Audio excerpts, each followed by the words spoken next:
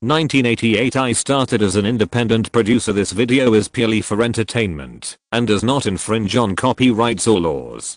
The rights to the novel and image belong to the original author. We do not claim ownership. Don't like waiting and want to listen to this fanfic in full now? Subscribe to our Patreon, where you'll find the best fanfics. Chapter 76. How come he is so skilled? In the cozy bedroom, warm yellow light sprinkled softly. The bright red new bedding was printed with beautiful peony flowers, and it smelled like it had been exposed to the sun.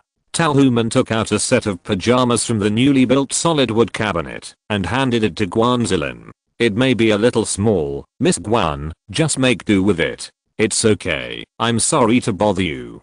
Guanzilin took the pajamas, hesitated for a moment, and took off his coat in front of Talhuman and put it on. Liu King, who was lying unconscious on the bed, suddenly sat up and mumbled in a daze for water. Talhuman sighed helplessly. She didn't have to take care of Chen Shiping tonight, but she had to take care of Liu King. Talhuman was busy for a long time before she stuffed Liu King into the quilt, drinking water, changing clothes, and wiping her body. It was almost 11 o'clock when the three of them washed up and went to bed.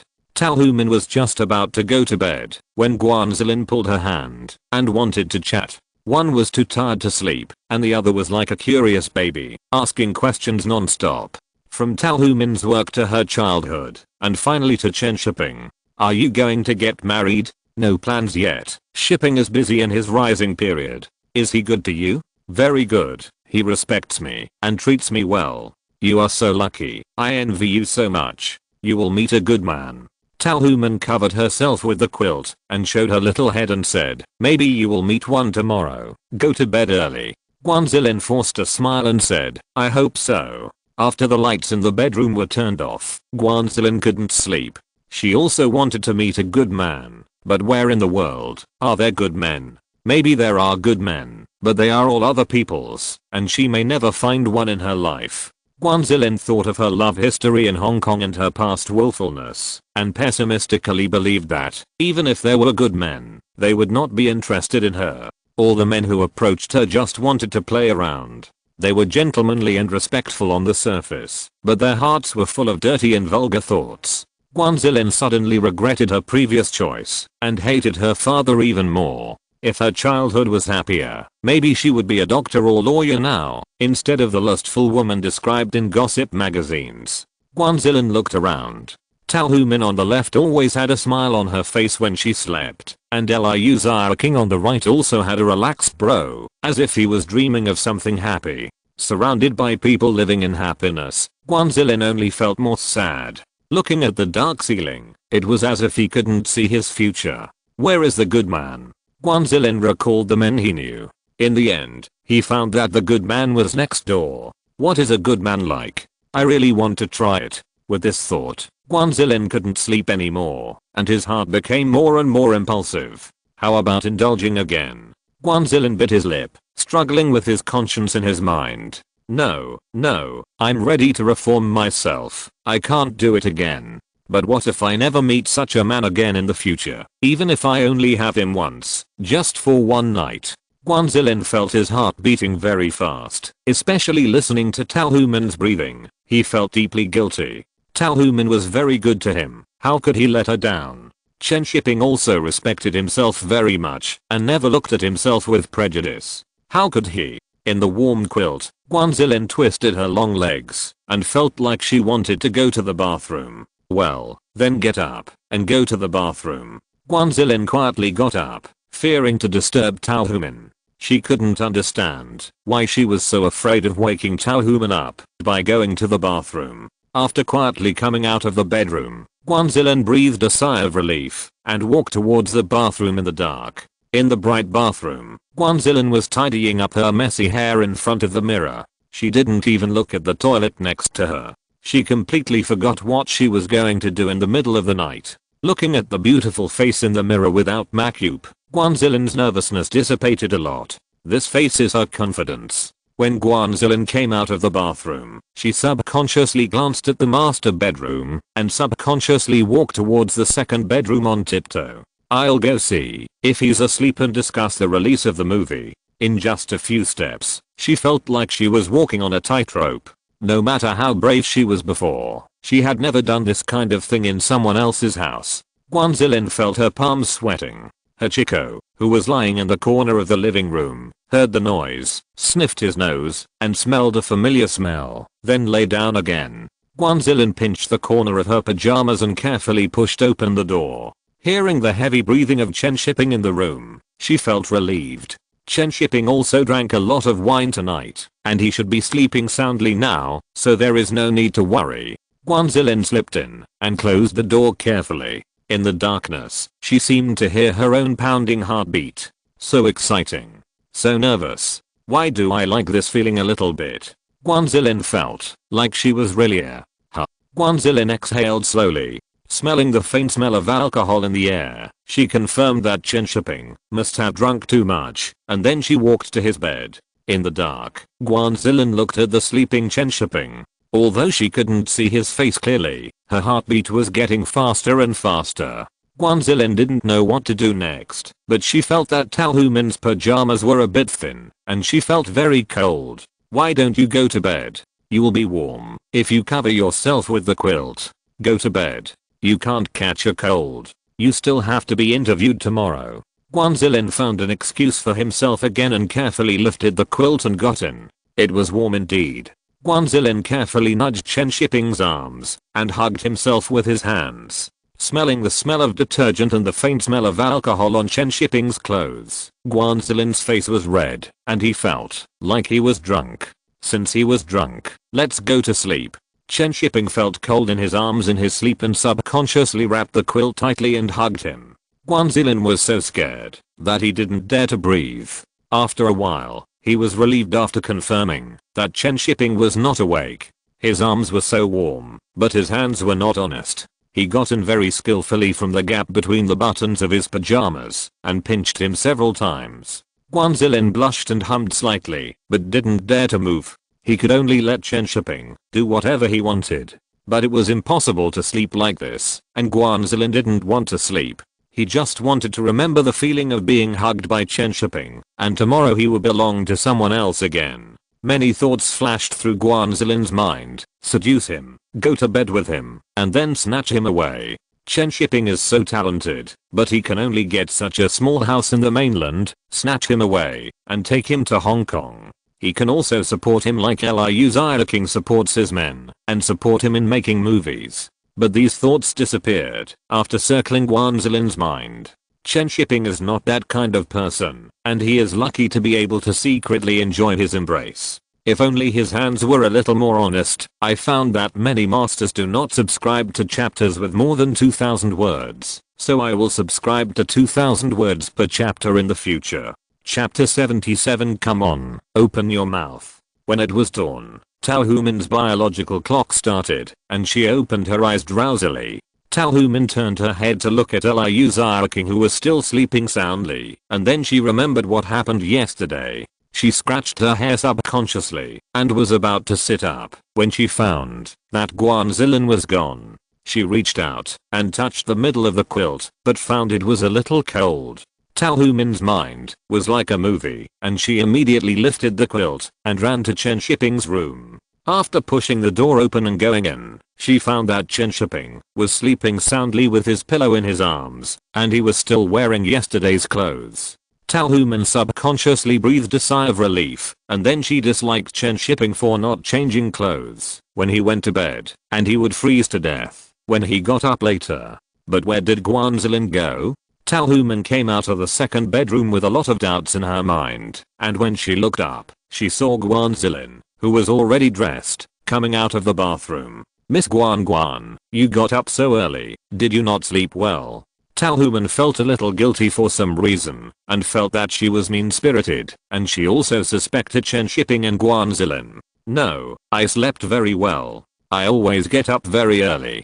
Guanzilin also felt a little guilty. Although only he knew what happened last night, he still felt ashamed. After all, this was Talhuman's house. If it was outside, he might not feel so guilty. Not long after, Chen Shiping also got up. Looking at Talhuman, who was talking happily with Guanzilin, He lowered his head to look at his palms, wondering if he had a dream last night. You really can't drink too much wine. You're having a wet dream.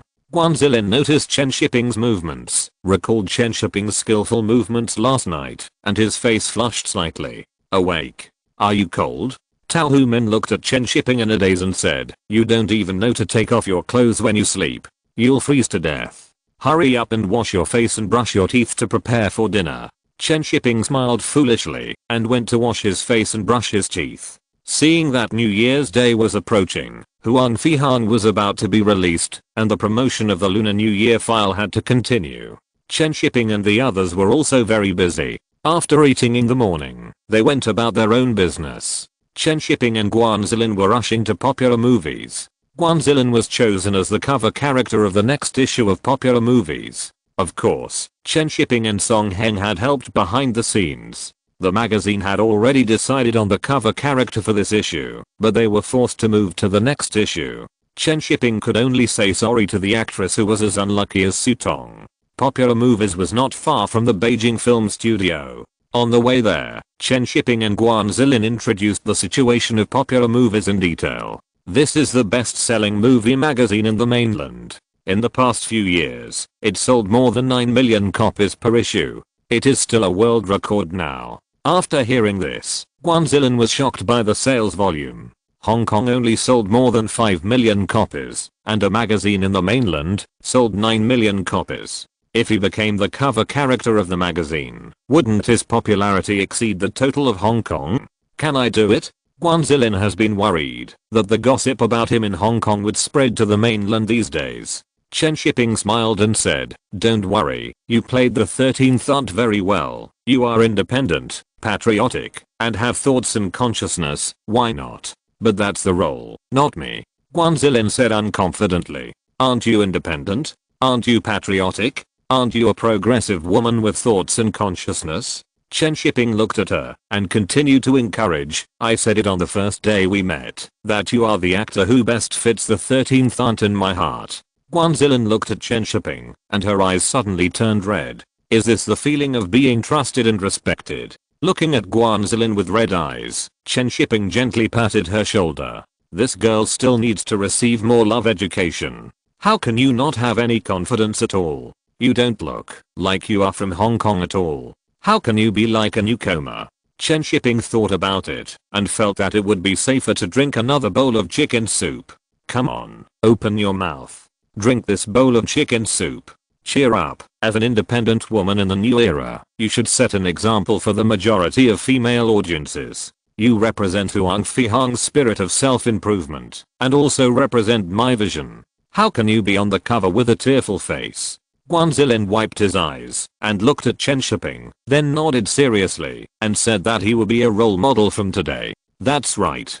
Chen Shiping nodded with satisfaction, thinking that before Guan Zilin returned to Hong Kong, he still had to teach her a lesson and consolidate his ideological education. Hong Kong's Z-style movies need more talents. Chen Shiping felt that her awareness had improved a lot, and who else could be the future director of the film studio? When Chen Shiping and Guan Zilin came to the popular film, the editors of the magazine warmly welcomed them. Not to mention that Chen Shiping was a Cannes winner, even Guan Zilin himself was enough for them to pay attention to. This was the first female star from Hong Kong to come to the magazine to shoot the cover in person. Guan Zilin had adjusted his state at this time and kept telling himself in his heart that I'm Aunt 13 and I'm an independent woman in the new era. After brainwashing herself, Guan Zilin performed very well. She even rejected the magazine's request to take bolder photos. How could Aunt 13 show off her beauty? The people watching outside the studio felt that she didn't look like she was from Hong Kong at all after hearing Guan Zilin's words. How could she have the temperament of someone who grew up in the embrace of socialism? Chen Shiping listened to their discussion with a slight smile on his face, hiding his merits and fame. After taking the cover and accepting the interview, Chen Shiping and Guan Zilin left the magazine. At the door of the hotel where Guan Zilin was staying, Chen Shiping was about to leave when he was stopped by Guan Zilin. Producer Chen, I'll buy you a cup of coffee. Thank you for your care during this time. Chen Shiping smiled and said yes, but after walking into the hotel lobby, he felt that the eyes of the people around him were a little strange. Looking down at his old Carter-like clothes, and then turning his head to look at the fashionable Guanzilin, he always had a sense of deja vu, that there was something wrong with his lifestyle. Chen Shiping felt that it would be better for him to dress casually when he went out in the future. He would ask Xiao Beike to buy some fashionable clothes. He couldn't dress like an old Carter all the time. Fortunately, he didn't have a thermos cup in his hand, otherwise he would look even more like one. In the coffee shop, Chen Shiping drank bitter coffee and suddenly thought of the first time he met Guanzilin. But Guanzilin at that time was boldly dressed and crossed her legs, a standard Hong Kong girl. But now she doesn't have that kind of impetuous temperament. She is introverted and calm, just like a lady from a noble family. Guanzilin also felt that she had changed a lot, but she kept thinking about what happened last night. She felt so sorry for Chen Shiping's trust and respect for her. Chen Shiping thought of her as the 13th aunt, but she almost turned herself into the 13th sister. The difference of one word makes a world of difference. Producer Chen, I'm sorry. Guanzilin apologized subconsciously. Chen Shiping frowned and said, what are you sorry for? Why are you saying this for no reason? Nothing, I just want to thank you.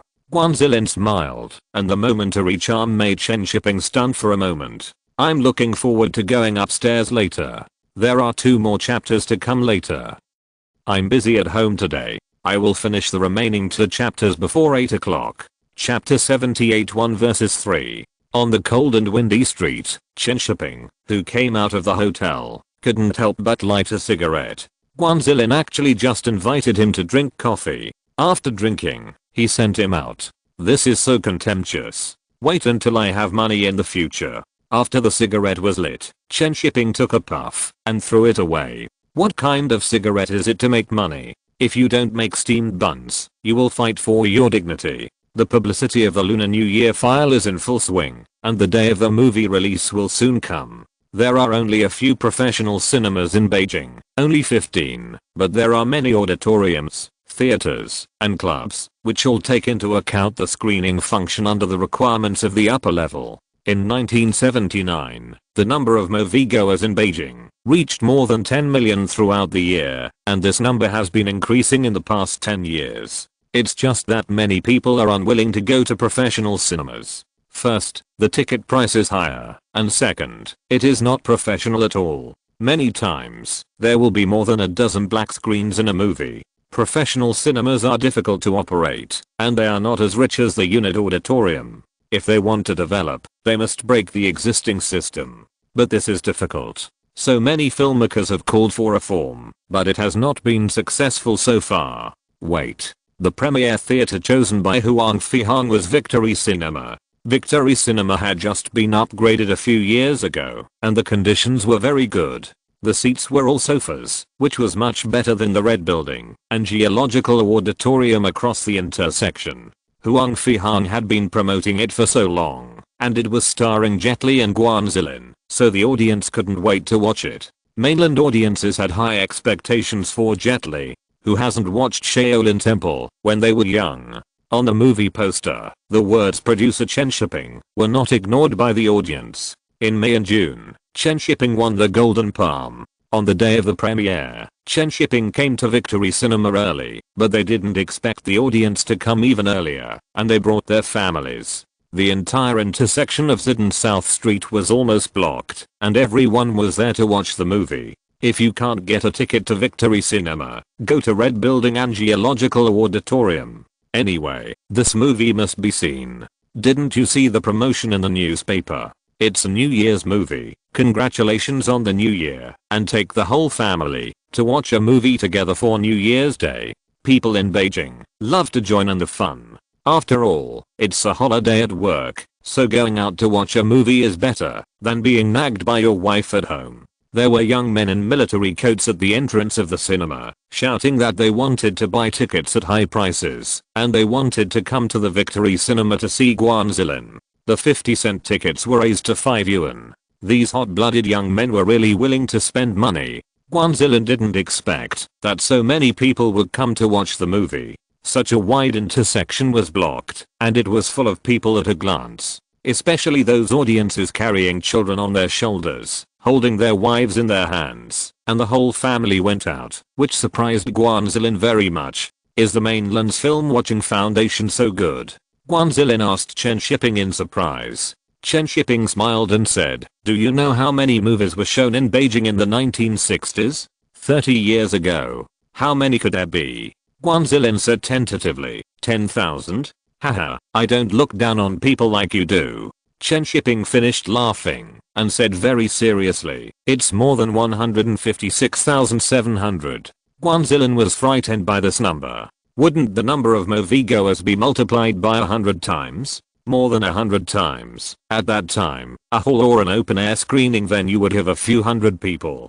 Chen Shiping and the crew squeezed into the Victory Cinema with difficulty. He felt that there was no need to organize any meet and greet activities today. With such a hot situation, what else is there to worry about? It's just that this is a necessary process and tradition. If Chen Shiping and his team don't come, China Film will force them to come. China Film rents copies to film companies in various provinces and cities, and film companies rent copies to cinemas. This involves the interests of several units. It's okay if the producer doesn't cooperate with the publicity?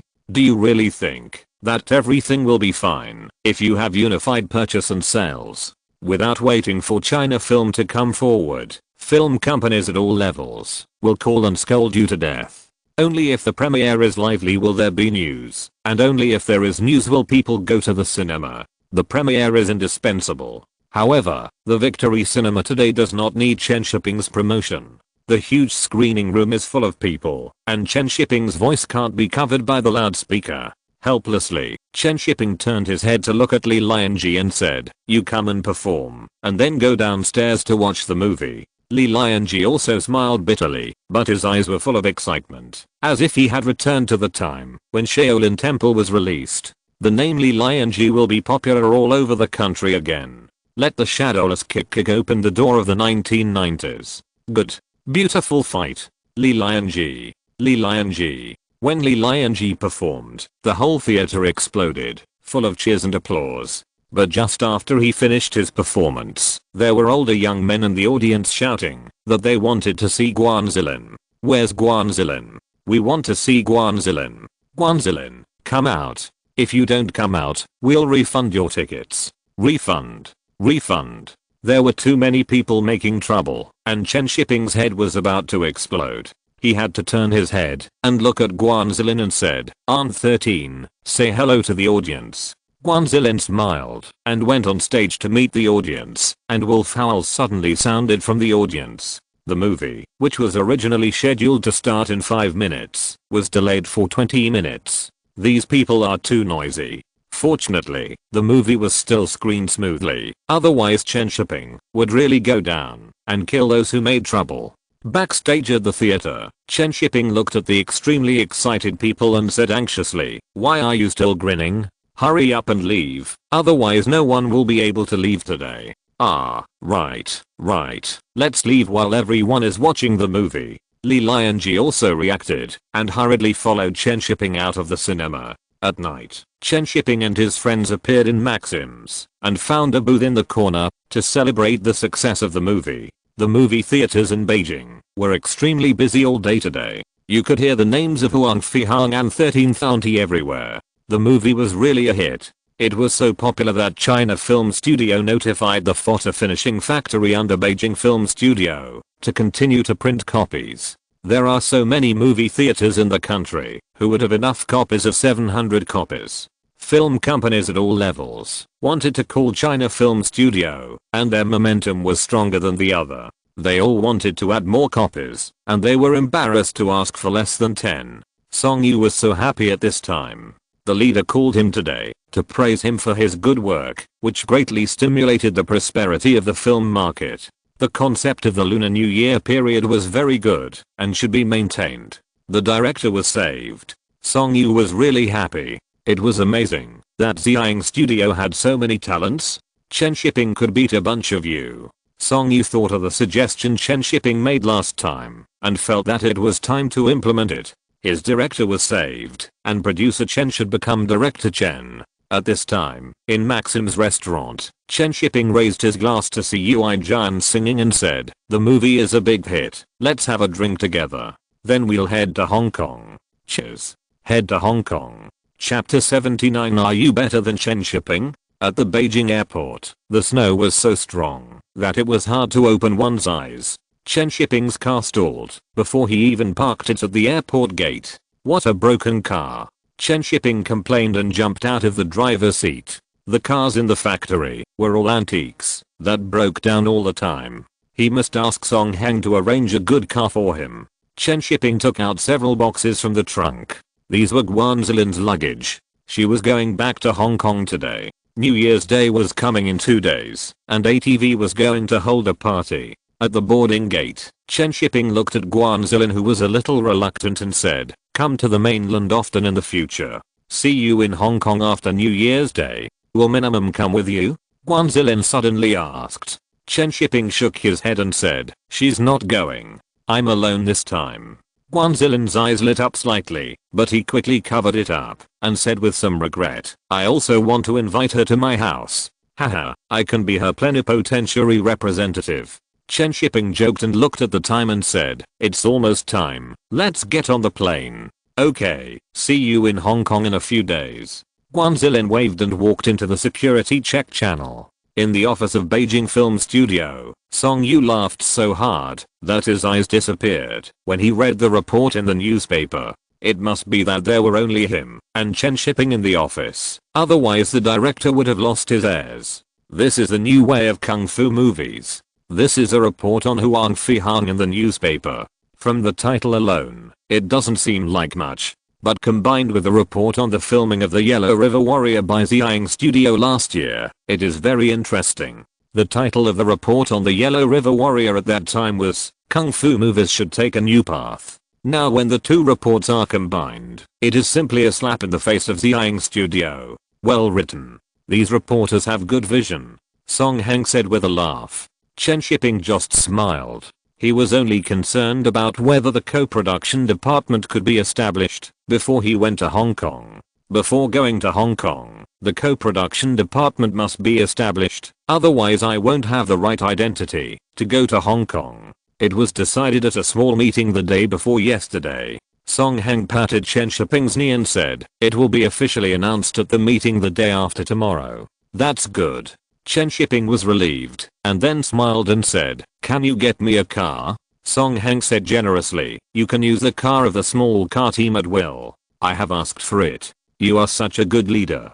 Haha, you are also a good producer." After New Year's Day, the first meeting of the factory announced the establishment of the co-production department, and Chen Shiping was in charge of the co-production department. Finally became Director Chen. It was not easy. But just after the appointment, Chen Shiping hurried to Hong Kong. This time in Hong Kong, he not only wanted to make Huang Fihang famous, but also to make achievements. The achievement is not how many films are co-produced, but to change the current cooperation mode of co-production. It can't be dominated by Hong Kong all the time. It's time to change. Otherwise, no matter how many films are co-produced, it's just to make wedding clothes for others, which is not an achievement. Change is the most important thing. Chen Shiping's eyes are not on the next few years. He is considering the long-term layout. If in another 10 years, Hong Kong filmmakers still come to the mainland with arrogance, Chen Shiping will not be Director Chen.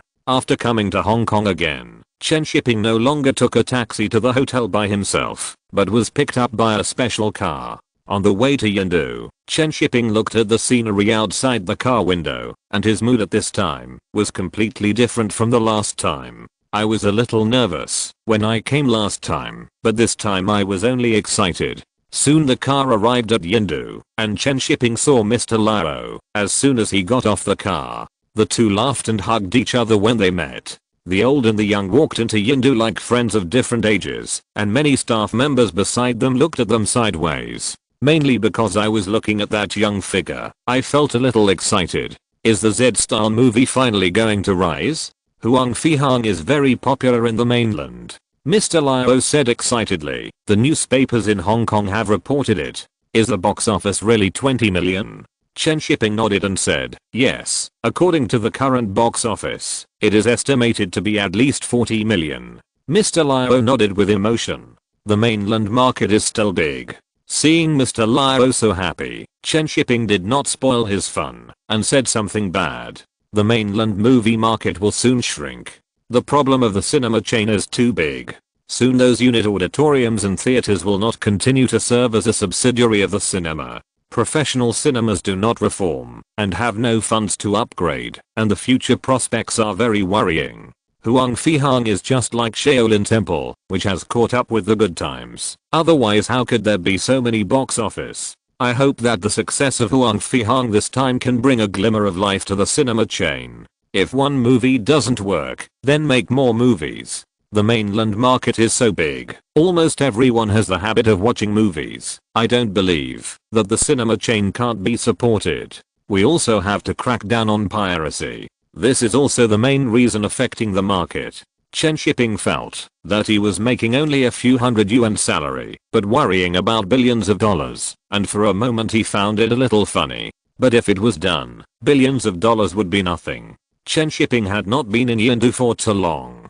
Yindu had already arranged for the release of Huang Fihang in Hong Kong and East Asia, so he did not need to worry about it. He just had to wait for the money to be divided. Chen Shiping stayed at the Regent Hotel again, and then sat back and waited for Yindu to release the news, waiting for the Hong Kong film company to come to him. But Chen Shiping never expected that the first company to come to him would be a Taiwanese film company. Chen Shiping looked at the woman in front of him and had a very strange feeling in his heart, as if history was playing a joke on him. Miss Zhu, why did you look for me? Chen Shiping looked at Zhu Feng puzzledly. Shouldn't she go to Chen Cage? Zhu Feng smiled and said, looking for you to cooperate. If I remember correctly, Miss Zhu is the producer herself. There is a difference between producers. I can't compare with Mr. Chen in this respect. Chen Shiping raised his eyebrows. He was right about this. At least his company would not be almost bankrupted by Chen Cage.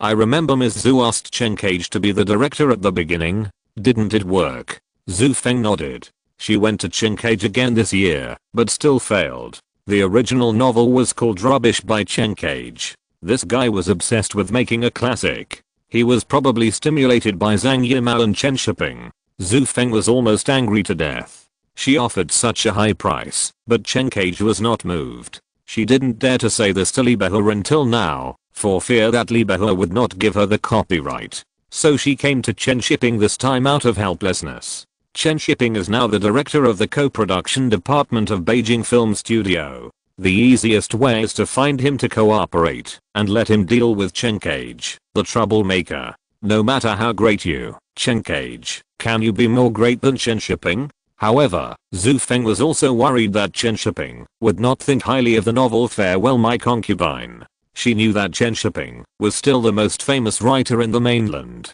His novel Red Wall was still the most talked about novel in the mainland. Zhu Feng watched Chen Shiping flipping through the novel carelessly, gritted her teeth and said directly, Mr. Chen, the investment amount I plan to invest in this movie is 40 million, but in fact it can be 38 million. Chen Shiping raised his eyebrows, closed the book and said, it's a really good novel. Originally, I could earn a little more coins by writing 20 words, but in order to prevent everyone from jumping orders, I deleted it. I'm like this now, so I'll just not jump orders. Chapter 80 I've got you covered. Mr. Chen also likes this novel? Zhu Feng said flatteringly, great writers have good taste. Chen Shiping didn't know whether the novel was good or not, and he hadn't finished reading it, but the one that cost 2 million was better. The novel is okay, but Mr. Zhu wants to cooperate, and I have another request. Zhu Feng's smile faded slightly and he asked, Mr. Chen, please feel free to ask for anything. I will definitely satisfy you, if I can do it. Chen Shiping smiled and said, it's just a small matter. My identity doesn't make it convenient for me to go to Taiwan, so I want to ask Mr. Zhu to help me buy the adaptation rights for a movie. Movie adaptation rights? Zhu Feng breathed a sigh of relief, thinking that Chen Shiping was going to ask for a lot of money. Which movie? Mr. Zhu should be familiar with it. Dragon Gate and directed by Hu Jinshun. Hu Jinshun is a famous martial arts film master. The Female Knight he shot was the first martial arts film to win an award at Cannes, and Zhu Feng was the leading actor. Chen Shiping turned the coffee cup in his hand, not worried that Zhu Feng would reject him. This was really just a small matter. Zhu Feng agreed without hesitation, which was not difficult for her, and she smiled and told Chen Shiping that he didn't need to pay and the adaptation rights were her gift. Chen Shiping naturally had no objection, and it was the best to get something for free. The two sat together and chatted for a while, and Zhu Feng said goodbye and left. Neither of them continued to talk in depth about the cooperation of Farewell My Concubine. They both knew that they had to wait until the copyright of Dragon Inn was in hand before they had any need to talk about it. After seeing Zhu Feng off, Chen Shiping went upstairs to write the script. The script for the new Dragon Inn had to be written, and Farewell My Concubine had to be written as well, so he had to be prepared in advance. When Chen Shiping was writing the script for Farewell My Concubine in his room, he always thought of Chen Cage. This movie was the highlight of his life. What would Chen Cage do without Farewell My Concubine? However, with the connections of Chen Cage's family in the film studio, he would not be too bad, and he could still be a well-known director. Chen Shiping felt that if Chen Cage didn't have Farewell My Concubine, he might still be able to make a good movie. The King of Children and Yellow Earth he shot a few years ago were both very good movies, and he became a little obsessed after winning the Palme d'Or. He thinks too highly of himself and doesn't think about how many Golden Palm Award winners there are in the world, but few of them are as successful as him. At this time, Chen Cage, who was far away in the United States, was already planning to return to China, and the news that Huang Fihang was very popular in the mainland also reached his ears. Although Chen Cage looked down on martial arts films, he was full of a sense of crisis. It seemed that there was no place for him in the Beijing film studio. Even his old classmates had finished their third film and were ready to enter Cannes. In contrast, he had not won a single award so far. Chen Shiping didn't think much of Chen Cage. Even if Farewell My Concubine was returned to him, he would have won only a few awards in his life. Strictly speaking, there was only one Farewell My Concubine, and now Chen Shiping had snatched it away by mistake. Comrade Cage should switch to poetry in the future, which is more suitable for him. Chen Shiping felt no guilt in his heart. It wasn't him who took the initiative to find Zhu Feng, so Cage's future had nothing to do with him. At around 6 o'clock in the evening, Chen Shiping and Mr. Liu from Yindu appeared in a very old restaurant. The decoration was shabby, but the aroma of food inside was very strong, and there were many group photos hanging on the wall. Chen Shiping looked at an old black and white group photo, turned his head to look at Mr. Liu and asked, "The one in the middle is Ms. Zimeng, right?" Mr. Liu nodded, looked at the hearty smiles of the people in the photo, and fell into memories. Chen Shiping looked at the photos on the wall silently, most of which were old photos from the 1950s and 1960s. The people in the photos were wearing Zhongshan suits, holding books in their hands, and raising their right hands. These are the history of Z school filmmakers. Chen Shiping can hardly imagine how they developed little by little in Hong Kong in the past years. This is Mr. Chen from the mainland, right? An old man in his 60s or 70s suddenly came out from the kitchen of the hotel, smiling and inviting Chen Shiping to sit down. "I'm the boss of this restaurant. It's been a long time since I saw Mr. Liu bring young people here." The restaurant owner poured a cup of tea for Chen Shiping, looked at Mr. Liu's back, and finally looked at the photos, and said with emotion, "Over the years, we have been gone and grown old, and we haven't gathered together for a long time." Chen Shiping was very interested in their past, so he took the initiative to ask. It was rare for the restaurant owner to see young people from the mainland, and he talked to him about the past with great interest. When Chen Shiping heard that in the late 1960s, they played Q War, A Kill, and B Break, he was completely dumbfounded. Chen Shiping didn't have so many tricks when playing games. No wonder Mr. Liu was so domineering and didn't give any face to the people of Jia. Damn, these people are really big guys. Chen Shiping found it hard to imagine that there were 400,000 people at that time, and now it's hard to even get 4,000. In a tea house in Kowloon, Hong Kong, 7 or 8 movie company bosses sat together and chatted. The topic of the chat was the Huang Fihang that Chen Shiping had tinkered with. This Chen Shiping came to Hong Kong with a bit of a rage this time. It seems that Silver City is going to be revived again. SB has closed down. The situation in the mainland has been so good in recent years. It's no wonder that it has risen up. The key is what to do with future co-productions. I heard from the people of the Yuan family that Chen Shiping is very strong and has all the control in his hands. Don't cooperate with him. Count me in. Just don't look for him. On the other side, Chen Shiping was eating hot pot at this time, listening to the old predecessors talking about the glorious past, and he didn't know that he was isolated invisibly. But even if he knew, it wouldn't matter. There are many film companies in Hong Kong, but few of them have a solid foundation. Maybe one day a movie will go bankrupt directly. Jaya will close down in 2 years, let alone those small companies. At the dinner table, Chen Shiping and Mr. Lio talked about the current situation of Hong Kong movies. Both of them were full of confidence in the future. He has taken the big cake of Hong Kong movies. Now he is waiting for the release of Huang Fi Hang to get a high box office and open the eyes of those people. Chen Shiping is very confident in Huang Fi Hang, and the box office will definitely be higher than the original Time and Space. The last round of Kung Fu movie craze has not yet passed, and Huang Fi Hang is released at the tail end. The box office will not be less than 30 million.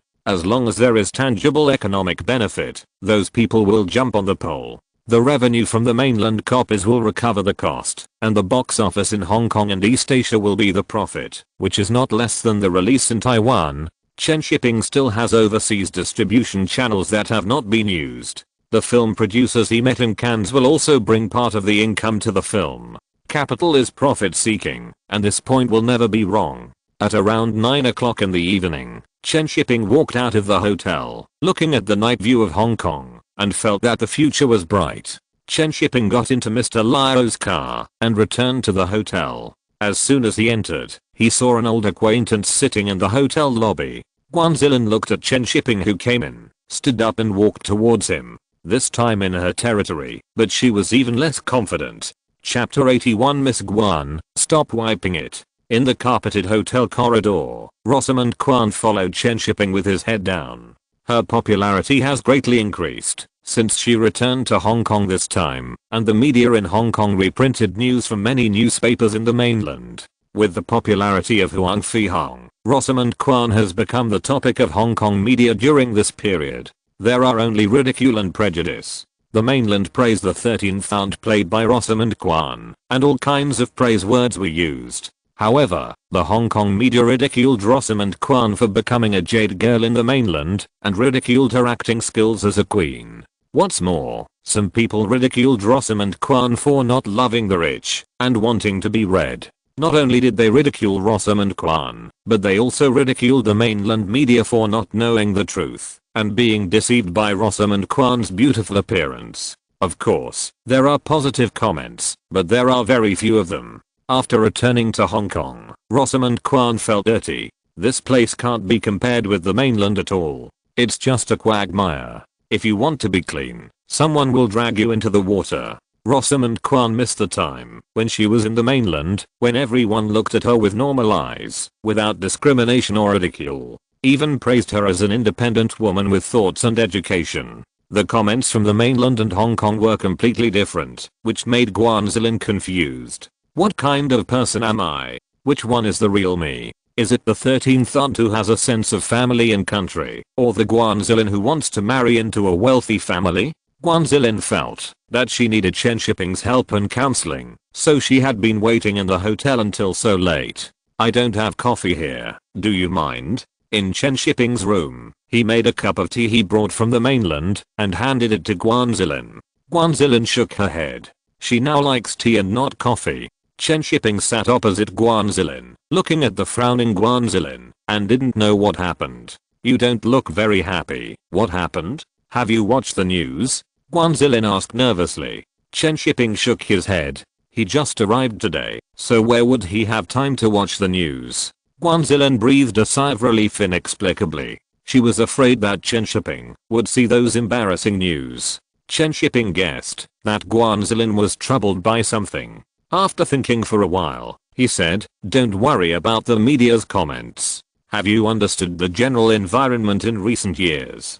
Guanzilin shook her head and didn't understand why Chen Shiping told her this. What did those international events have to do with a little star like her? The environment in recent years is very relaxed. Silver Metropolis films don't have to be strictly censored in Hong Kong. It's just that many people are very worried about the 1997 issue. You should have seen a lot of Hong Kong films in the past 2 years. There are some cousins who all came from the mainland to seek refuge with relatives. They are afraid, so they vilify everything and everyone related to us and use this childish way to pretend to be strong. Wait a few years and you will see a different situation. In recent years and the next few years, many villains in Hong Kong movies are from the mainland. This is a typical petty citizen mentality. Hong Kong is a good place, but some people haven't changed their minds yet.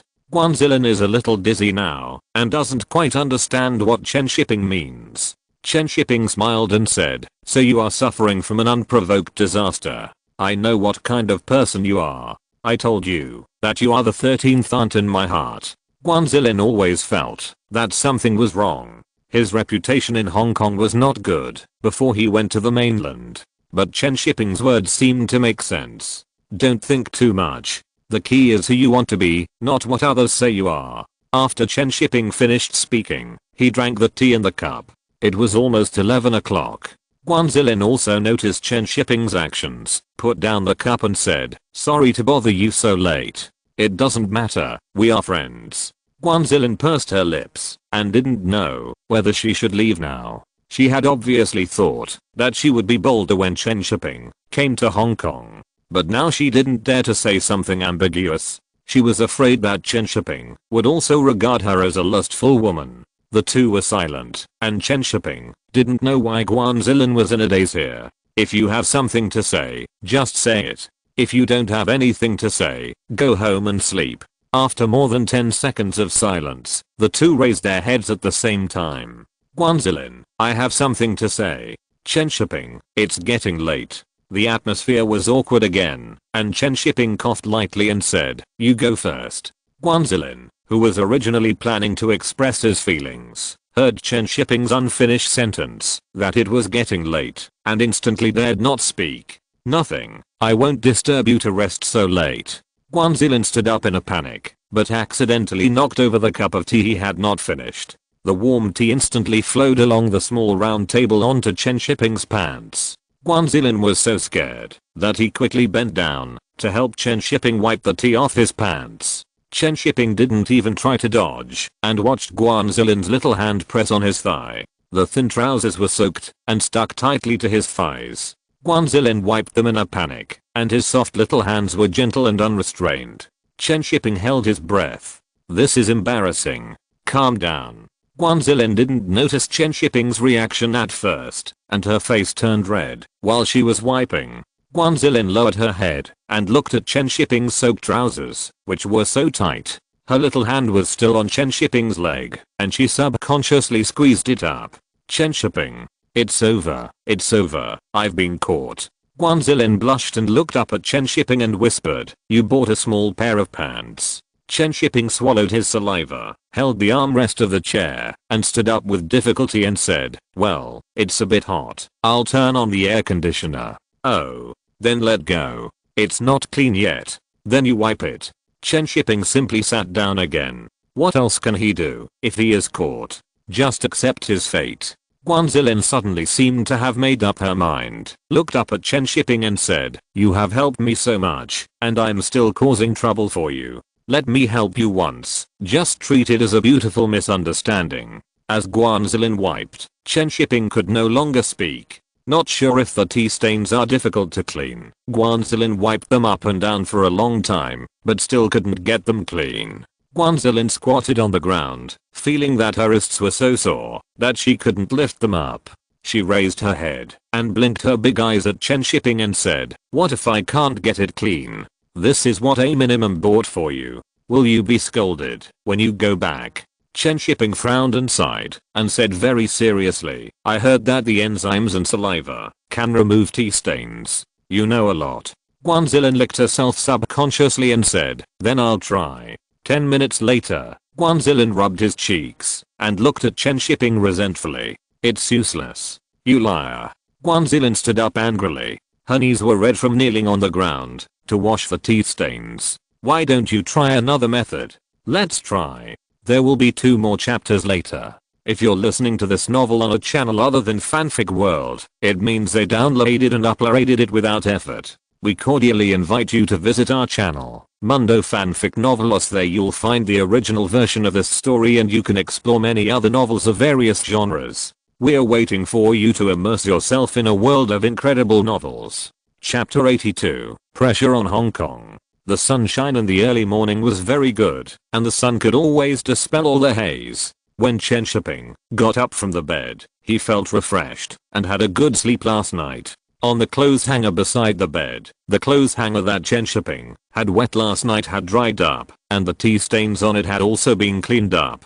Recalling what happened last night, Chen Shiping couldn't help shaking his head. The development of things was completely beyond his expectations. Fortunately, Guan Zilin left after cleaning up last night, otherwise he really didn't know what attitude to use to face her today. The serious director Chen's personality almost collapsed. Fortunately, he didn't take the initiative yesterday, otherwise he would be the one feeling guilty. Just like Guan Zilin said last night, everything was a beautiful misunderstanding. Chen Shiping got up, washed up, and continued to write the unfinished script. He had to attend the release of Huang Fihang tonight. On the other side, Guan Zilin, who had returned home a long time ago, slept until the afternoon before getting up. His mind was full of some scattered pictures from last night. Thinking about it, he couldn't help laughing. The wish was fulfilled, and it felt like the depression in his heart had disappeared. Although it was just a misunderstanding, it was enough to savor in the future. It would be nice if there could be such a misunderstanding again. Guan Zilin sat on the bed and muttered to himself, then fell down again, feeling that he was daydreaming. Someone like him was not worthy of Chen Shiping. Ring, ring, ring. The white landline made a noisy sound. Chen Shiping walked over and picked up the phone, and after listening to the person on the other end of the phone, he couldn't help but be surprised. Zhu Feng's efficiency was too high. As soon as she finished talking yesterday, she got the copyright of Dragon Gate in. It's different when you are rich and powerful. Chen Shiping and Zhu Feng made a new appointment and hung up the phone. Now that the copyright of Dragon Gate in is about to be acquired, we have to carefully consider the arrangements for the subsequent filming. This year, we have to shoot Wives and Concubines, which is what I promised Xiao Beike, and we also have to shoot Dragon Gate Flying Swords and Huang Fihang Part 2. As for Farewell My Concubine, we can only prepare it first and shoot it next year. All 3 of these films have to be co-produced, and this is the film plan of the co-production department next year. 2 films made money, 2 films made money and won awards. Director Chen will be busy this year. Time rushed to the evening, and the steps in front of the Nanhua Theater had been laid out with a red carpet. The popularity of Huang Fihang in Hong Kong is not as great as that in the mainland, and there is no possibility of a spectacular scene of blocking the intersection. However, there are still many audiences coming, and many audiences are queuing up at the entrance of the theater waiting to enter. The tickets for the premiere have been sold out long ago, so there is no need to worry about the attendance rate. Chen Shiping and Director Liao just arrived at the entrance of the theater by car. Director Liao looked at the audience queuing outside and said with a smile, Nanhua hasn't been so lively for a long time. It will always be lively in the future. Chen Shiping said with a smile and took the initiative to open the car door and get out. Director Liao looked at Chen Shiping's confident back and suddenly felt that he was old. It was a pity that Chen Shiping could not come to Hong Kong, otherwise he would not have to worry about the future of Silver City. Thinking of this, Director Liao had an idea. Maybe he could write a report and transfer Chen Shiping over. HU. In the Beijing film studio, Song Yu, who had just come out of the office and was about to get off work, sneezed, complained that the weather was too cold, and hurried home. At the entrance of Nanhua Theater, behind Chen Shiping's car, Jet Li and Guan Zilin got out of the car hand in hand. Under the flash of the reporters, Chen Shiping and Mr. Liao walked in front, and Jet Li and Guan Zilin followed behind, and walked step by step into the theater. The reporters looked at Chen Shiping standing with Mr. Liao, who made his first official appearance in Hong Kong, and the first feeling in their hearts was youth. Secondly, they felt that the spirit of Chen Shiping was very attractive, completely different from the mainland people they imagined. There is no such kind of moderate temperament in the system, nor the elegance and easygoing of the literati, and there is no exquisite decency of capital. Only a white shirt and a black Zhongshan suit, but people subconsciously ignore Jet Li and Guan Zilin, who should have been the protagonists. The protagonists of the movie are indeed Jet Li and Guan Zilin, but for today's Hong Kong film industry, Chen Shiping is the protagonist. The people from the north came. They didn't know if this was a signal, but no one dared to ignore Chen Shiping. Chen Shiping walked on the red carpet to the top of the stairs. He and Mr. Lyra stopped at the same time and looked back at the reporters, who were looking up at the stairs to take pictures. There were many filmmakers on the stairs who came to show their support. At this time, they were also looking at the two people standing at the top. The night sky was pitch black, but the red of the red carpet made the pupils of Chen Shiping and Mr. Lyra look red, like sparks. Chen Shiping and Mr. Lyra stood there without speaking or making any movements, just looking down at those people. Guan Zilin tilted his head and looked at Chen Shiping. He felt that his breathing became rapid. This man was so charming at this moment. At the bottom of the stairs, several Hong Kong filmmakers looked at Chen Shiping at this time. The relaxed expressions on their faces disappeared, and their bodies straightened slightly. The bosses of several film companies thought about the agreement made yesterday, and felt a little hasty. Is he indeed going to support Chen Shiping? There are more well-informed people who already know where Chen Shiping went to dinner with Mr. Lyra last night. Several movie company bosses were shaken at this time. Perhaps losing the initiative was not unacceptable. They would be a family in the future. Chen Shiping stood there. There was no expression on his calm face, but everyone could see a strong fighting spirit in his eyes. The left-right struggle on the Hong Kong screen has started again. When Chen Shiping and Mr. Lyra disappeared on the red carpet, the people under the steps suddenly breathed a sigh of relief. The old and the young just now were too oppressive. Especially Mr. Lyra's eyes full of vicissitudes, which reminded many people of 20 years ago. The smell of fighting, death, blood, and fire filled the whole city. Damn, it's scary. A movie company boss in his 40s couldn't help but curse, and then he thought he was so funny. It's just a movie premiere. How can you think of those memories? Making movies is just to make money. Why think so much? Money is the king. Soon everyone entered the theater and the movie officially started. 99% of the people in the theater had never seen Huang Fi Hong. Only a few people who had just returned from the mainland had seen it. When the song "A Man Should Be Self-Reliant" rang out in the theater, everyone felt their hearts being hit by drums. When they watched Huang Fi Hong on the screen kicking over a foreign lackey, they all pursed their lips and said nothing. Only Mr. Lyra couldn't help but applaud. This cheer was particularly appropriate amid the passionate music, and scattered applause gradually rang out in the theater. In the end, all the applause gathered together, like a thunderous explosion. The white light reflected from the screen shone on Chen Shiping's face, which was an indescribable perseverance and confidence. Here's one chapter first. I'm so excited to write it. There's another chapter later. I'm lazy on Sundays, so I can't update on time, but I'll definitely update on time tomorrow. Chapter 83, Secret of Guan Zilin. At night, after 10 o'clock, it began to drizzle. People who had just walked out of the cinema, looking at the gloomy sky, were particularly melancholy. Why is it raining out of nowhere? How can we go home? I want to go home. Can it not rain? When everyone was preparing to go home in the rain, many staff members in the theater pushed out boxes, which contained umbrellas printed with the Hindu logo. How much is an umbrella? Give me one. You also prepared an umbrella. So thoughtful. I will come to Nanhua Theater to watch movies in the future. The umbrellas were prepared in advance by Director Chen, and they are all free.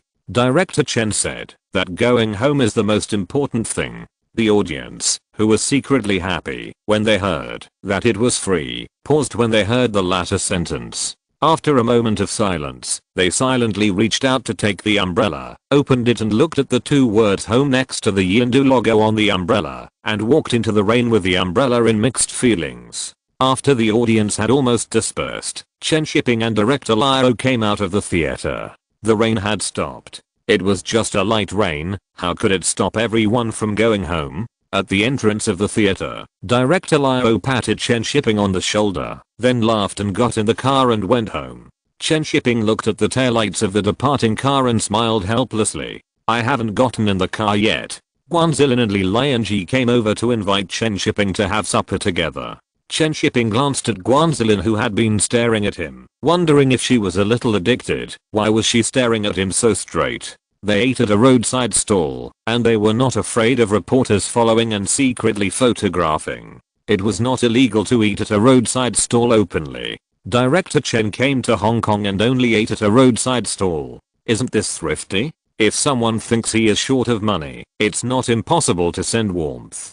Chen Shiping has a good appetite and can eat it all. The smell of beef offal was a bit fishy, and the spices were not enough, but the taste was still very good, and Chen Shiping was very happy eating it.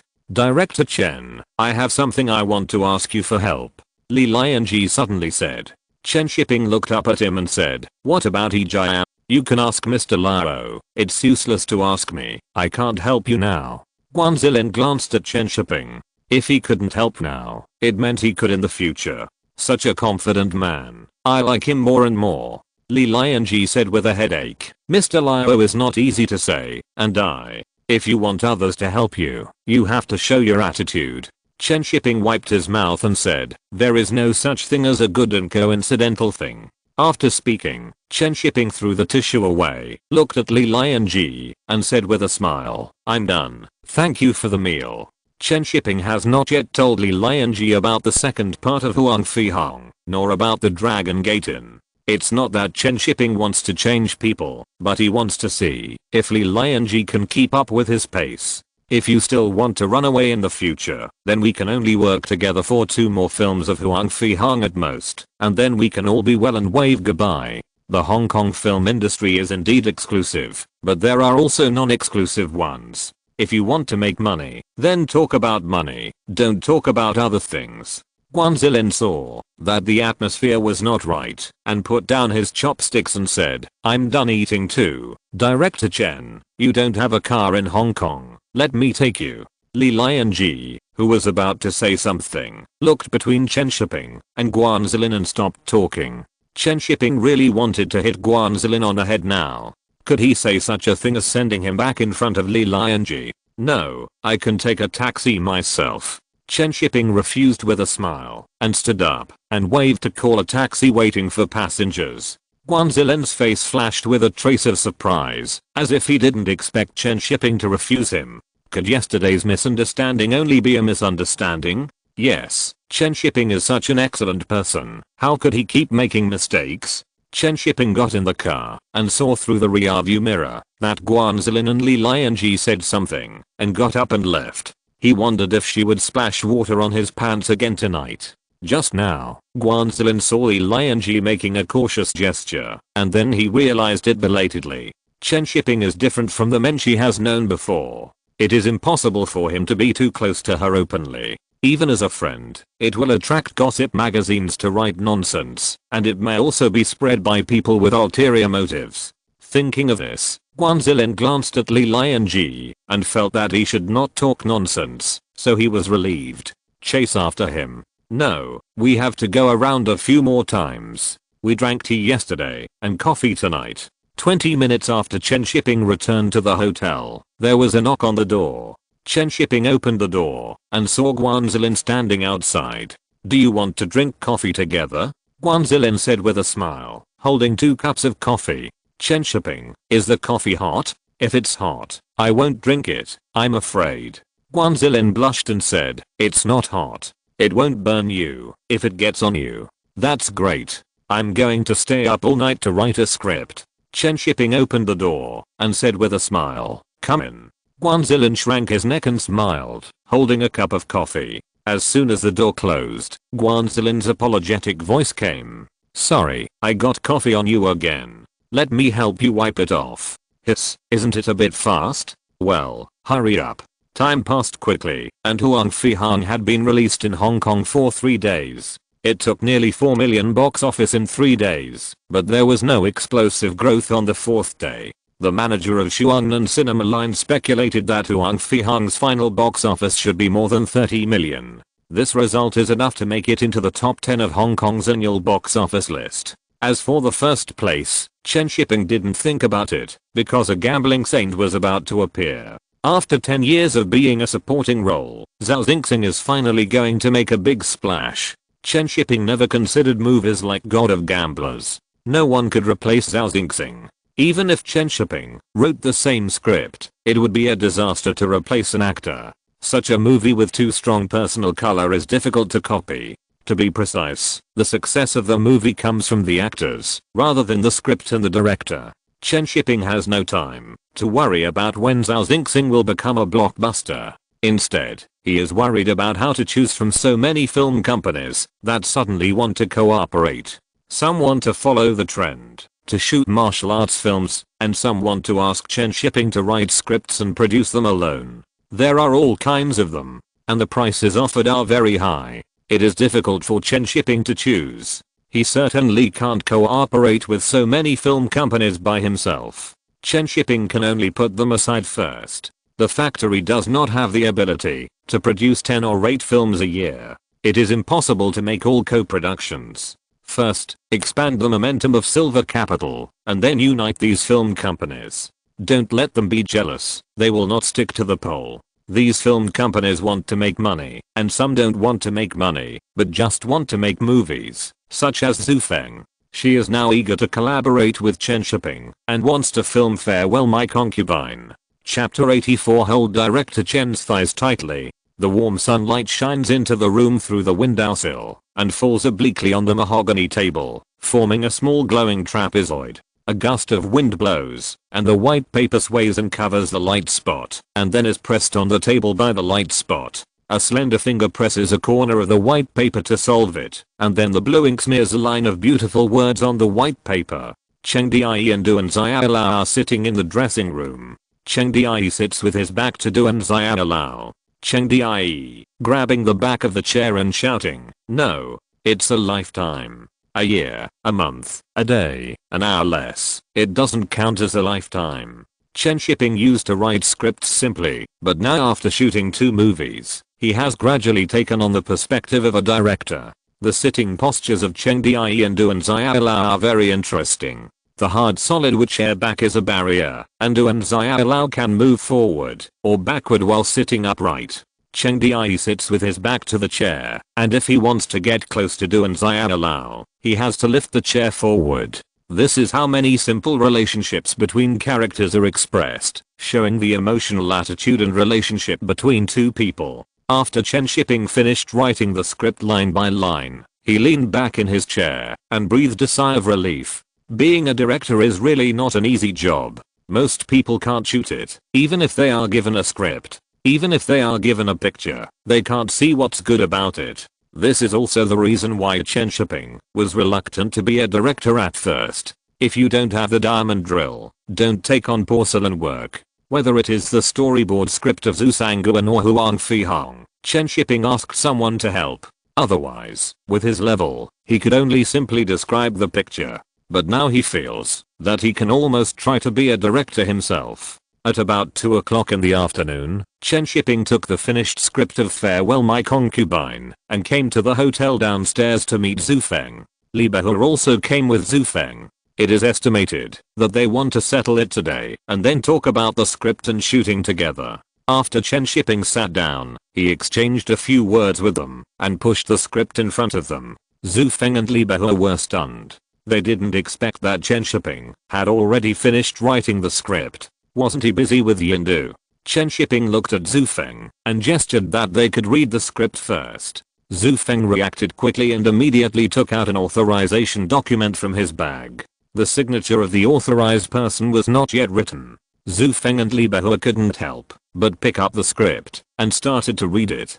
Chen Shiping also picked up the authorization document and started to check it.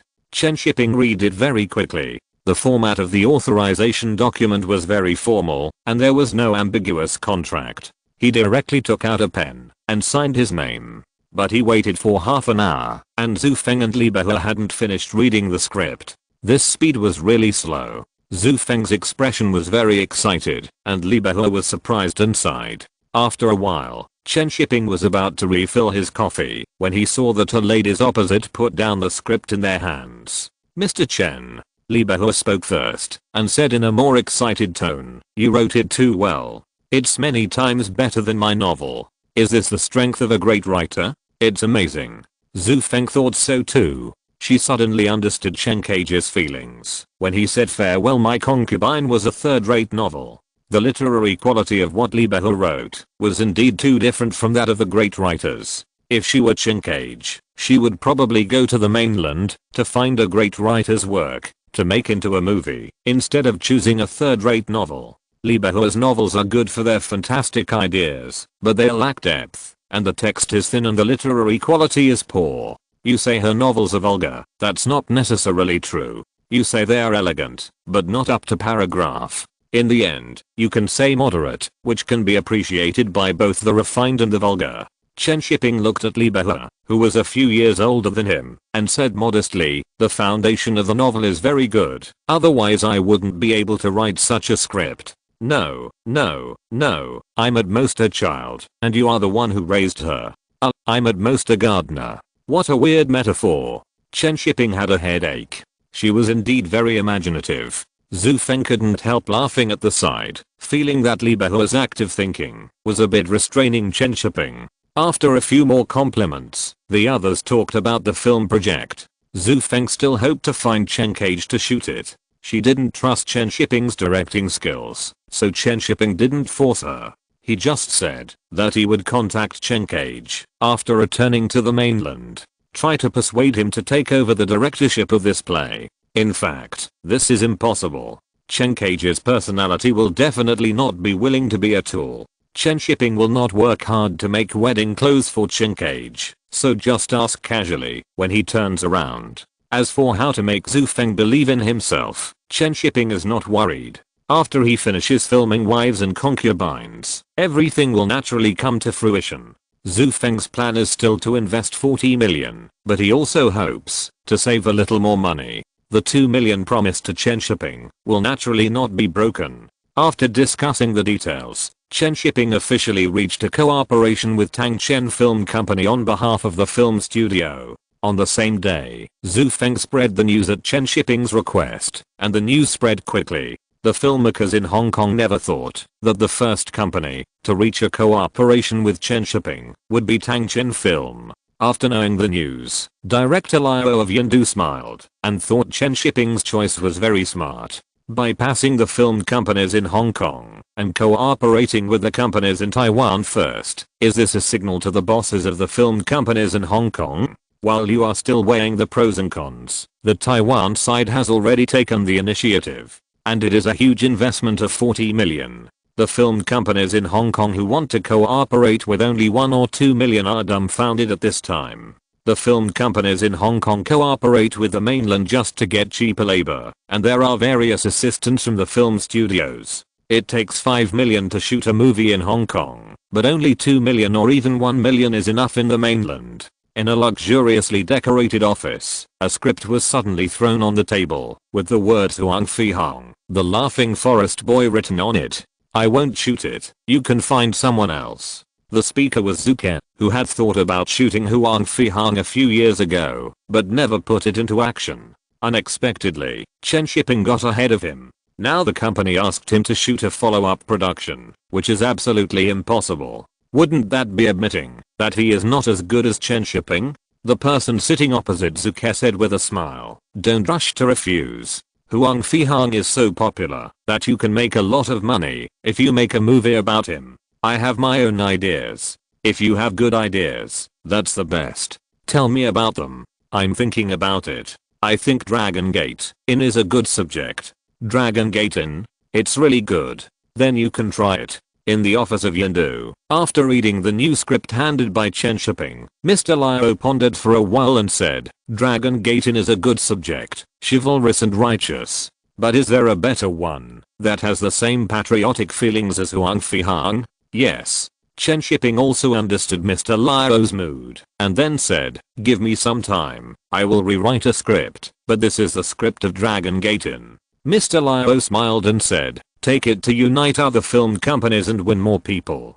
I also plan to find someone to cooperate with the new script. Mr. Liao and I think the same. Chen Shiping laughed. Chen Shiping came to Hong Kong not only to shoot 2 profitable movies, break the current vicious circle of Hong Kong movies. Mainland filmmakers have no say in Hong Kong and are suppressed. Even Yandu, which has been rooted for so many years and has trained many directors, has all left and joined several film companies such as SB or Jaya. The two of them then sat together to analyze which film companies can be won over for cooperation. At this time, in a tea house, the bosses of several film companies sat together, all of them frowning. The cooked beef balls in the steaming hot pot exuded fragrance. A boss picked up the beef, dipped it in the seasoning, and put it in his mouth and said, Chen Shiping is very successful now. You all looked for him, right? Who succeeded? I didn't look for him, and I don't want to cooperate. A middle-aged boss with a flat head and a face full of flesh, flipping the chopsticks in his hand in the hot pot. Cooperation is not bad. Chen Shiping has the support of mainland film studios in Hong Kong and Silver City. He is now cooperating with Tang Chen. Who of you is richer than that woman Zhu Feng? Rich people may not look down on us. They probably want to kill our prestige. The dragon is coming. You are not here to eat hot pot today. What do you think? The private room of the tea house fell into silence. Several bosses were waiting for others to speak first. Suddenly, a boss dropped the chopsticks in his hand, wiped his mouth and said, if cooperation doesn't work, then shoot it yourself. He is not the only one who can shoot Wang Fihang. The eyes of several other bosses also lit up and thought it was a good idea. If you, Chen Shiping, can shoot Wang Fihang, I can do it too. Not only can I shoot Wang Fihang, but also Chen Zhen or Huo Yuanjie. If it succeeds, it will make a lot of money. Okay. Then we will shoot it ourselves. I don't believe that we can't beat him, a mainlander. Then it's settled. Don't cooperate with him. The actors of the company are not allowed to cooperate with Chen Shiping. The big mobile phone placed on the table by the boss of Han's Hand Film Company suddenly rang. While listening to the subordinates' reports on the other end of the phone, he glanced at the bosses who were eating voraciously. After the report was finished, he put down the phone and said, bosses, something happened in the company. I have to leave first. The people at the table didn't care because they had already reached an alliance. After the people from Han's Hand Company left, another boss's mobile phone rang. He answered the phone expressionlessly, and when he heard the voice from the other end of the phone, he subconsciously put the chopsticks on the table. After the phone was hung up, he put away the mobile phone, wiped his mouth and said, I have something to do, and I have to leave first. Let's talk later. In an instant, 2 of the 7 people were missing, and the remaining few people also murmured in their hearts, always feeling that something was wrong.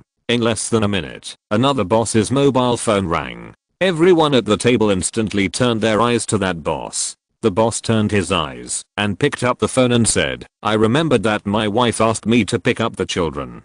She must have called to urge me. I'm leaving first. After that, he stood up, answered the phone, and turned to leave. The originally lively private room suddenly became deserted. The other people looked at each other and got up and found excuses to leave. 2 days later, Yandu announced the film shooting plan for next year, including 2 co-productions with the mainland and 3 independent productions. There is more than one partner for each film. The co-production partner of Chen Shiping's new Dragon Gate also changed from Yandu to Han's Hand Film. When Zuket saw that the copyright of Dragon Gate was taken by Chen Shiping, he was so angry that he smashed things at home. It feels like Chen Shiping is always one step faster than him. As soon as he thought of the subject to shoot, Chen Shiping got ahead of him. Huang Fihang had been thinking about it for several years, but Chen Shiping got ahead of him. Now Dragon Gate has been taken by Chen Shiping again. He wondered if Chen Shiping came here specifically to suppress him. The next day, he specially found a Feng Shui master to calculate whether he was suppressed. This name is in vain. At this time, the bosses of the film companies who were left behind in the dinner that day couldn't help cursing. Where is the alliance that was promised? Where is the non-cooperation that was promised? The key is why don't you choose me? I can do it too. Chen Shiping was discussing the details of the new Dragon Inn with the people from Hands Hand Film Company. The budget for the movie is 5.8 million, of which Hands Hand will contribute 1/3, and the remaining share will be funded by the mainland. Before coming to Hong Kong, Song Heng and Chen Shiping also explained that the factory can take out 3 million to the co-production department.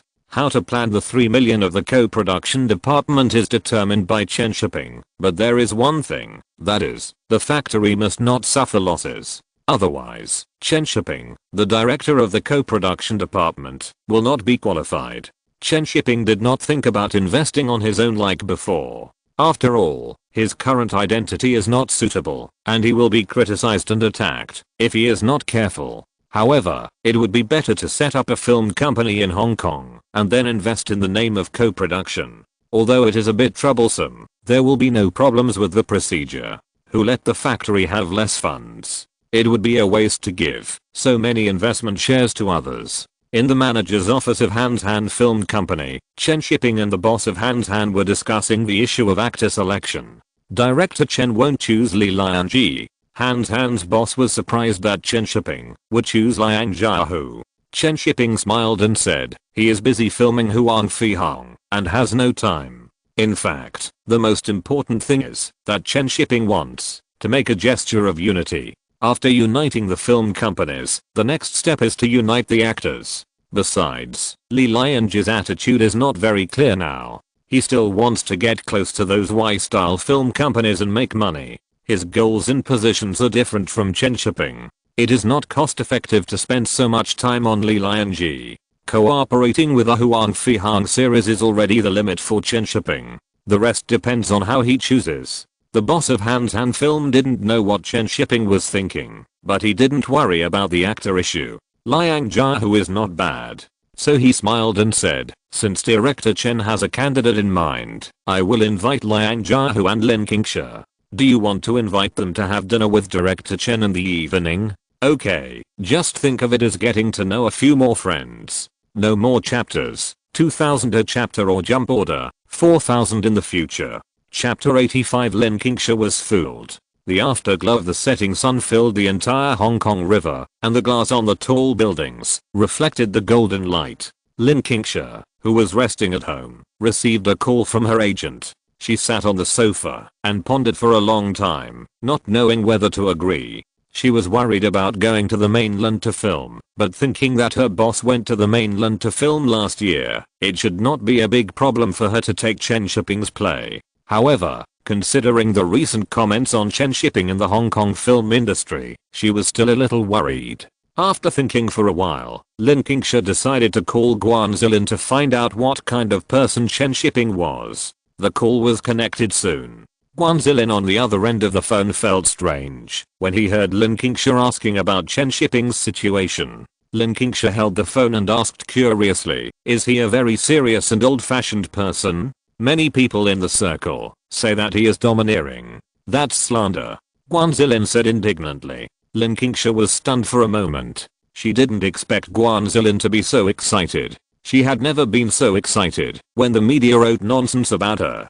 Guan Zilin didn't realize that he had lost his composure yet. He took the phone and brought out the theory that Chen Shiping had used to comfort her. He said that Hong Kong filmmakers were timid and afraid, so they discredited Chen Shiping. Lin Qingsha listened silently for a long time and felt that Guan Zilin's mind was not very clear. Now everyone knows how to analyze the social environment and the international situation. He must have drunk too much. But she also figured out what kind of person Chen Shiping was. He must be a good person, so there was nothing to worry about. After casually perfunctorily saying a few words to Guan Zilin, Lin Qingsha prepared to go out for the appointment. On the brightly lit street, a black Mercedes slowly stopped at the door of a hotel. As soon as the car stopped, the door of the back seat was pushed open. Chen Shiping pushed the door open, got out of the car, and looked up at the flashing sign in front of him. The name is really eye-catching, Central Hotel. Chen Shiping didn't know who the owner of this restaurant was, but the name was very appropriate. Director Chen, please come in. The boss of Hands Hand Cinema said with a smile. This restaurant has been open for many years. The dishes are very authentic and the dim sum is also very good. Thank you, Boss Lee, For your hospitality, Chen Shiping said with a smile. After the two went in, they found that Liang Jia, who had arrived early. When he saw Chen Shiping, he immediately stood up and politely extended his hand to greet him. Liang Jia, who was actually quite nervous. He had not been to the mainland to film for several years. The last time he went to the mainland to film, he was banned. Fortunately, the situation is different now, otherwise he really would not come. Among the male actors in Hong Kong, Chen Shiping doesn't like many of them. Liang Jia, who is one of them, just because he is the first actor who dared to go to the mainland to film. For such a person, Chen Shiping must be much closer. After a few polite words, the three of them all sat down. Lin Qingsha had not arrived yet, and the few people did not talk about the movie, but chatted together. The topic of conversation was that New One City was about to disband. This was one of the three giants of the Hong Kong Film Company. The other two were Jia and Ebao Films. Boss Lee of Hans Cinema smiled and said to Chen Shiping, New One City has closed down, and one of the three giants is missing. It seems that Yindu will have to make up for it.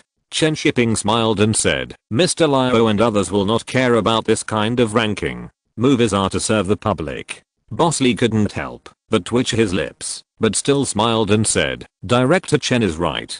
It's to entertain the public. Liang Jia, who has filmed 2 movies in the mainland and has come into contact with many mainland filmmakers. He has long been accustomed to Chen Shiping's way of speaking. The mainland and Hong Kong are completely different styles. The way of speaking and the way of thinking are completely different. Although Chen Shiping changed the topic, people in the Hong Kong film industry believe that Yindu will be the next big 3. Chen Shiping really doesn't care about this. The so-called 3 giants are now closed, and another one will go bankrupt in 2 years. After New One City goes bankrupt, Debao will also go bankrupt in 2 years. Jia will have its production studio taken away in a few years, and then it will fall from the altar after years of losses. But now Jia is indeed invincible. There is Bruce Lee in front, Zhu Guanwen in the back, and then there are 7 little fortunes, Maze, Kailan, Zheng Ziwei, and now it has contact with Zuke, and there are a lot of satellite companies under its command. After a few words of casual chat, Lin Qingsha finally arrived. When Lin Qingsha first met Chen Shiping, she felt that Chen Shiping was similar to what she imagined, full of vigor. Ms. Lin, hello, I'm Chen Shiping. Chen Shiping was also looking at Lin Qingsha and felt that Lin Qingsha at this time was the most dazzling. Lin Qingsha and Chen Shiping shook hands gently and said, hello. After the greetings, several people sat down.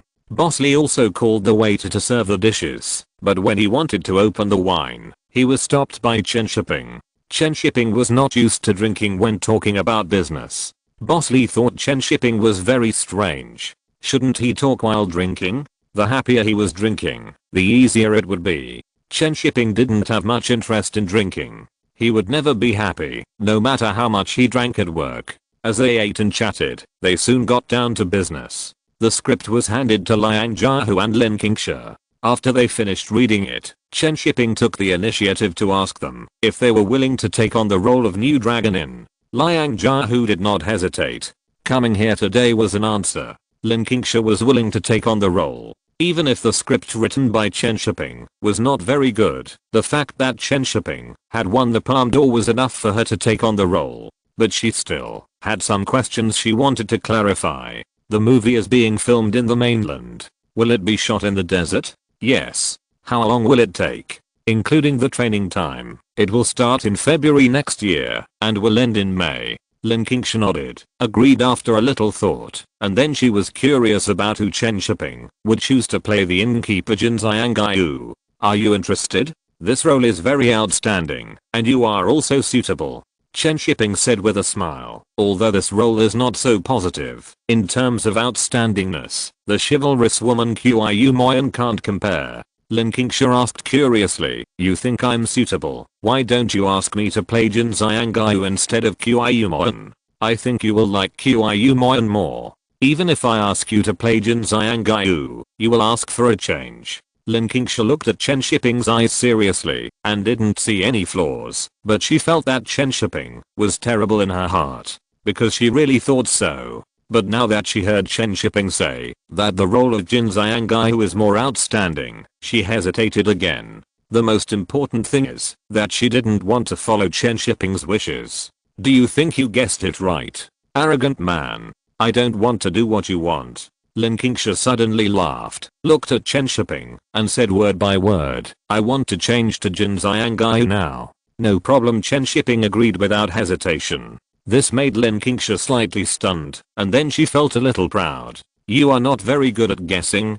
Didn't expect me to change the role? But Chen Shiping's straightforward agreement made her feel unfulfilled, and she even felt that Chen Shiping deliberately set a trap for her to choose Jin Zhangyu. I disrupted your plan, aren't you angry? Lin Qingsha asked tentatively. Chen Shiping laughed heartily, then pointed at the people in the room and said, didn't you notice that I only found you and Jiahu?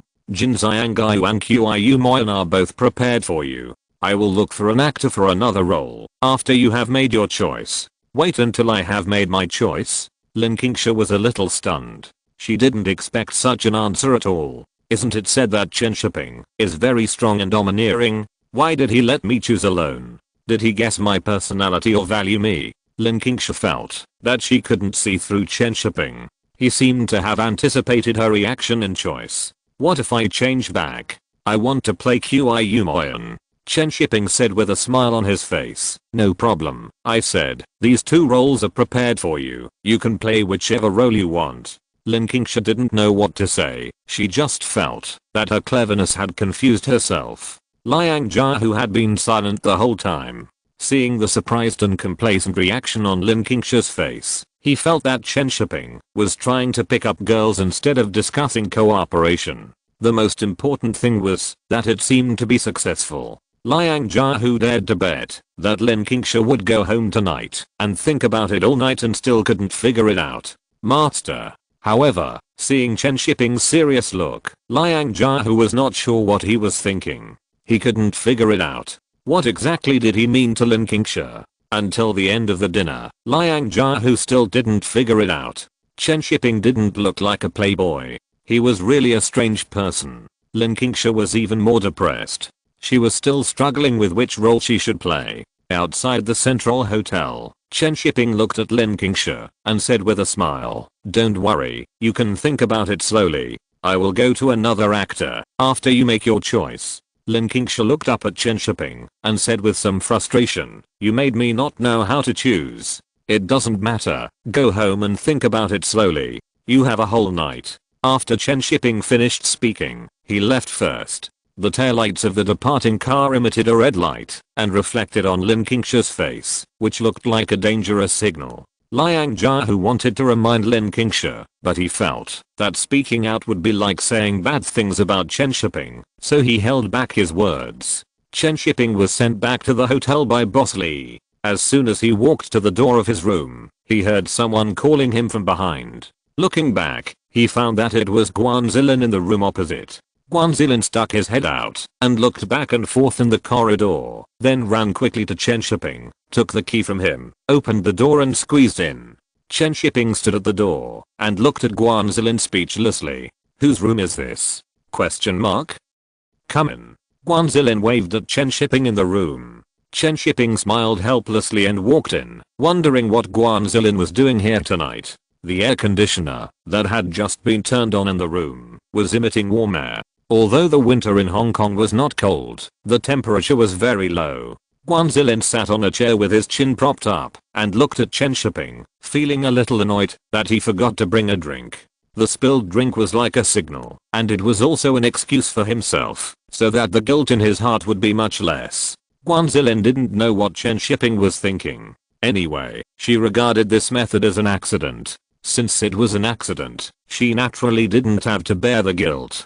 Chen Shiping hung up his coat, looked at Guan Zilin and asked, is there anything you want to do here tonight? Yeah, Guan Zilin didn't know why he came here, but he felt uncomfortable after receiving Lin Qingsha's call. Just tell me if you have anything to say. Chen Shiping saw that Guan Zilin didn't bring any drinks, so he thought she had something serious to talk to him about. Guan Zilin didn't know how to explain to Chen Shiping She didn't dare to say that she came here because she felt uncomfortable because of Lin Qingsha, because that would be like revealing her emotions. She was afraid that Chen Shiping would refuse, and then there might be no chance of surprises in the future. After thinking for a while, Guan Zilin said, "Aren't you going to shoot a new movie? I want to ask if there is a role suitable for me." "No, and your schedule is not suitable." Chen Shiping refused very straightforwardly, but still added, "The role of the new movie is too different from 13th Aunt. There will be a sense of disobedience." After hearing the second half of Chen Shiping's explanation, Guan Zilin felt a little better. The rejection just now was too direct. "You are right. The role of 13th Aunt is so good. If I play some negative roles, I will feel sorry for 13th Aunt." Guan Zilin made up for himself again, and the depression in his heart was finally untied, and a smile reappeared on his face. Chen Shiping coughed awkwardly, feeling that Guan Zilin is getting better and better at self-attack. Thinking of the previous accidents, Chen Shiping thought for a while, and said to Guan Zilin, "Are you in such a hurry to take the role? Are you short of money? Do you want me to help you?"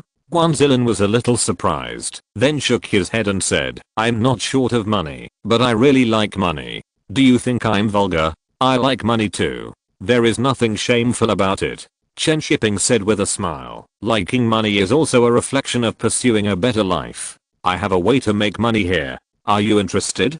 Guan Zilin asked curiously, "What method?" Chen Shiping explained, "I plan to set up a film company in Hong Kong to facilitate my future investment in movies. My identity is not suitable, so I need a partner." Guan Zilin said in surprise and surprise, "So you choose me?" Chen Shiping really needs a partner in public, and he also needs to stay in Hong Kong. Guan Zilin is a very suitable candidate. Then Chen Shiping told Guan Zilin in detail his plan to register a film company in Hong Kong, and he would not have any relationship with Chen Shiping in public. It would only be Tao Human who secretly held the shares for him, and Guan Zilin would be in charge of the Hong Kong side and become a figure in the open. After listening to what Chen Shiping said, Guan Zilin was very happy, and was very happy that Chen Shiping believed her. This was different from what Chen Shiping said verbally. This was a matter of real interests. The most important thing was that there were only himself and Tao Human in this company. Was Chen Shiping comparing himself with Tao Human? "Don't worry about the company's affairs. I will take care of it. I only want 3%. No, just 20% will do." Guan Zilin paused and said, "Don't you have money to invest in a new movie now? I'll pay for it all. It's yours." Chen Shiping looked at the happy Guan Zilin and felt quite embarrassed. He really didn't have enough money. The money he invested in Huang Fihang only returned less than 1 million. He really couldn't take out the investment in New Dragon Inn and Huang Fihang's second part. Guan Zilin didn't feel that he was at a disadvantage, but felt that he had made a profit.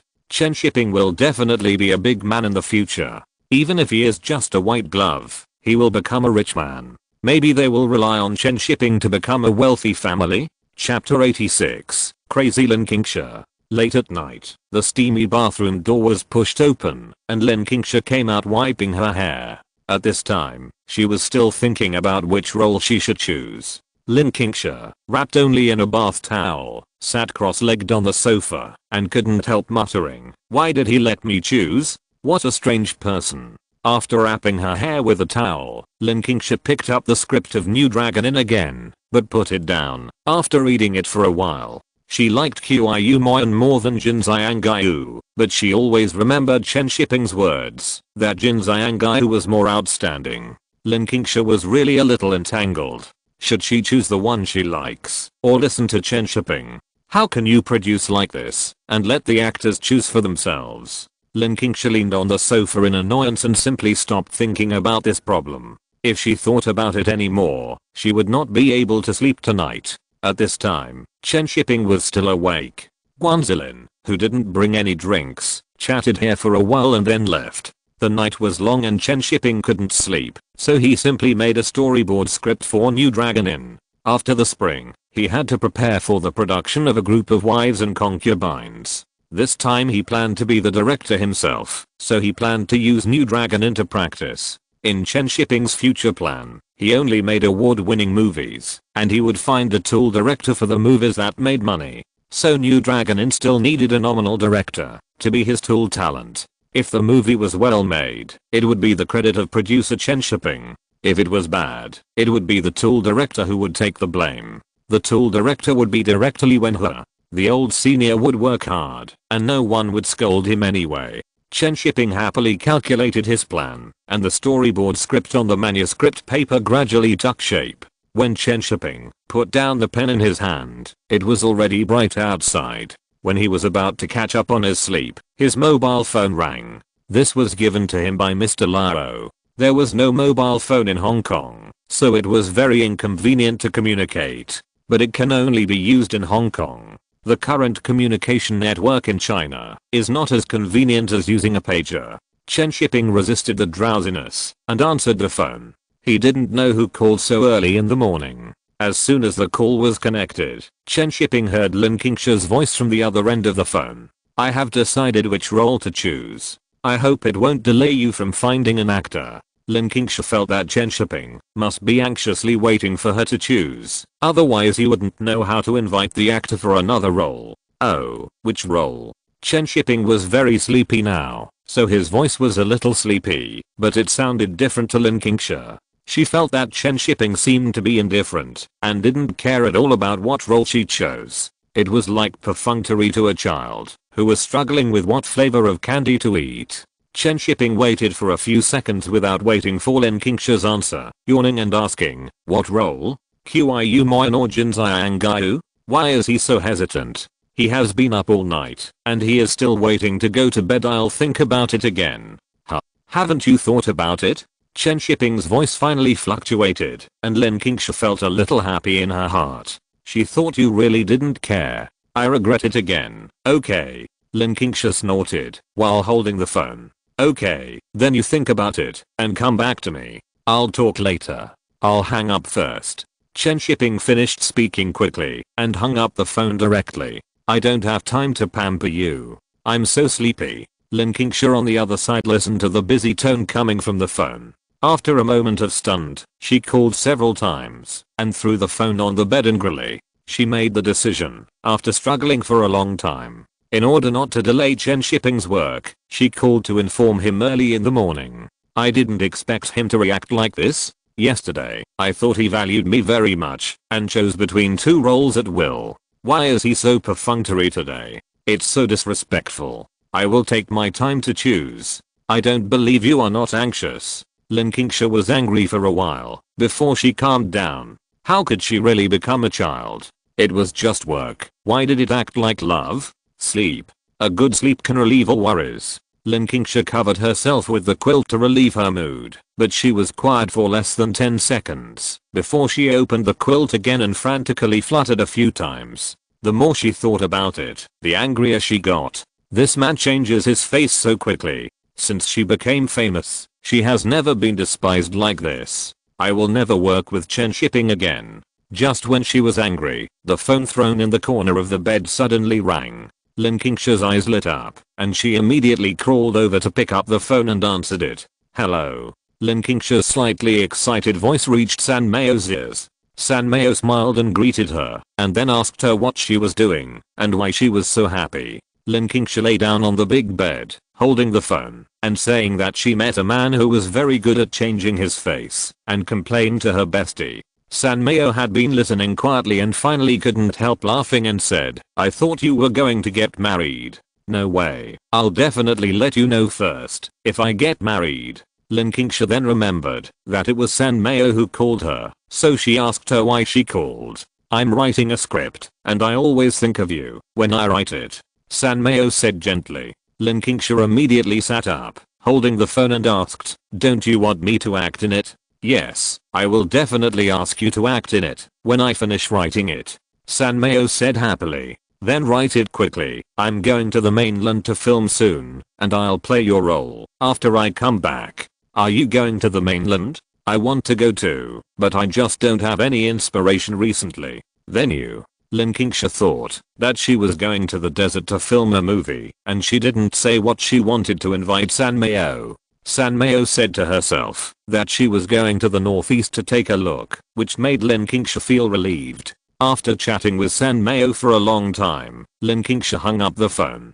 The original depression in her heart had disappeared, and she was a little worried about her best friend's health. Thinking of the name of the script that San Mayo just mentioned, Lin Qingsha always felt a little strange. Rolling Red Dust. Why does it feel more sad than her previous works? Lin Qingsha's thoughts were involved, and she lay on the bed in a daze, and soon fell asleep. Boss, give me a bowl of barbecued pork rice. At the roadside stall, Chen Shiping sat on a folding stool, looking at the old street full of fireworks, and felt that there was no difference between the lower class of Hong Kong and the mainland. It's just that the upper class is a little different. Many people in Hong Kong now came from the mainland 40 years ago, and they still have obvious characteristics, but the younger generation is basically all Hong Kong style. Chen Shiping turned the barbecued pork on the egg liquid before putting it into his mouth. He liked this smooth and slightly sweet taste. After eating the barbecued pork rice, Chen Shiping went back to the hotel, but he was stopped by someone as soon as he arrived at the hotel lobby.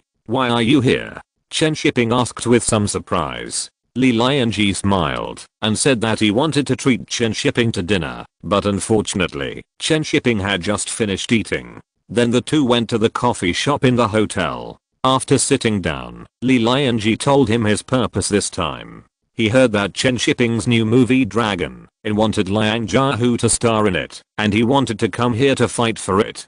Director Chen, are you worried about the issue of salary increase? I can talk to Jia, and there will be no salary increase. It's not a salary issue, he is just more suitable. Chen Shiping explained with a smile. Last time, I made it very clear to Li Lianji that you have to have an attitude, and you can't think about it well, and think about it cleverly. Z-style filmmakers now need more talents to join. Li Lianji's attitude is too vague, and Chen Shiping doesn't want to waste so much time on him. Originally, Chen Shiping thought that Li Lianji would change after filming Huang Fi Hong, but now it seems that he is still hesitant. Li Lianji himself is a mainlander, and it is a good choice for him to ask Mr. Liao to leave Jia and join Yandu. Li Lianji also considered this option in his heart. But after Huang Fi Hong was released, Jia came to him again and offered him more relaxed conditions. Jia didn't want to let go of Li Lianji, this cash cow. In the past, when Li Lianji came to Hong Kong alone to fight, he was naturally at the mercy of others. Now, because Huang Fi Hong is close to Yandu, the people of Jia are also nervous. This is why Li Lianji hesitated. Jia is indeed much stronger than Yandu now. He came to Hong Kong to become famous and make money, and Jia is obviously a better choice. Whether in terms of production or theaters, Jia is far superior to Yandu. Chen Shiping saw Li Lianji's attitude and understood his thoughts. It's not shameful to want to make money.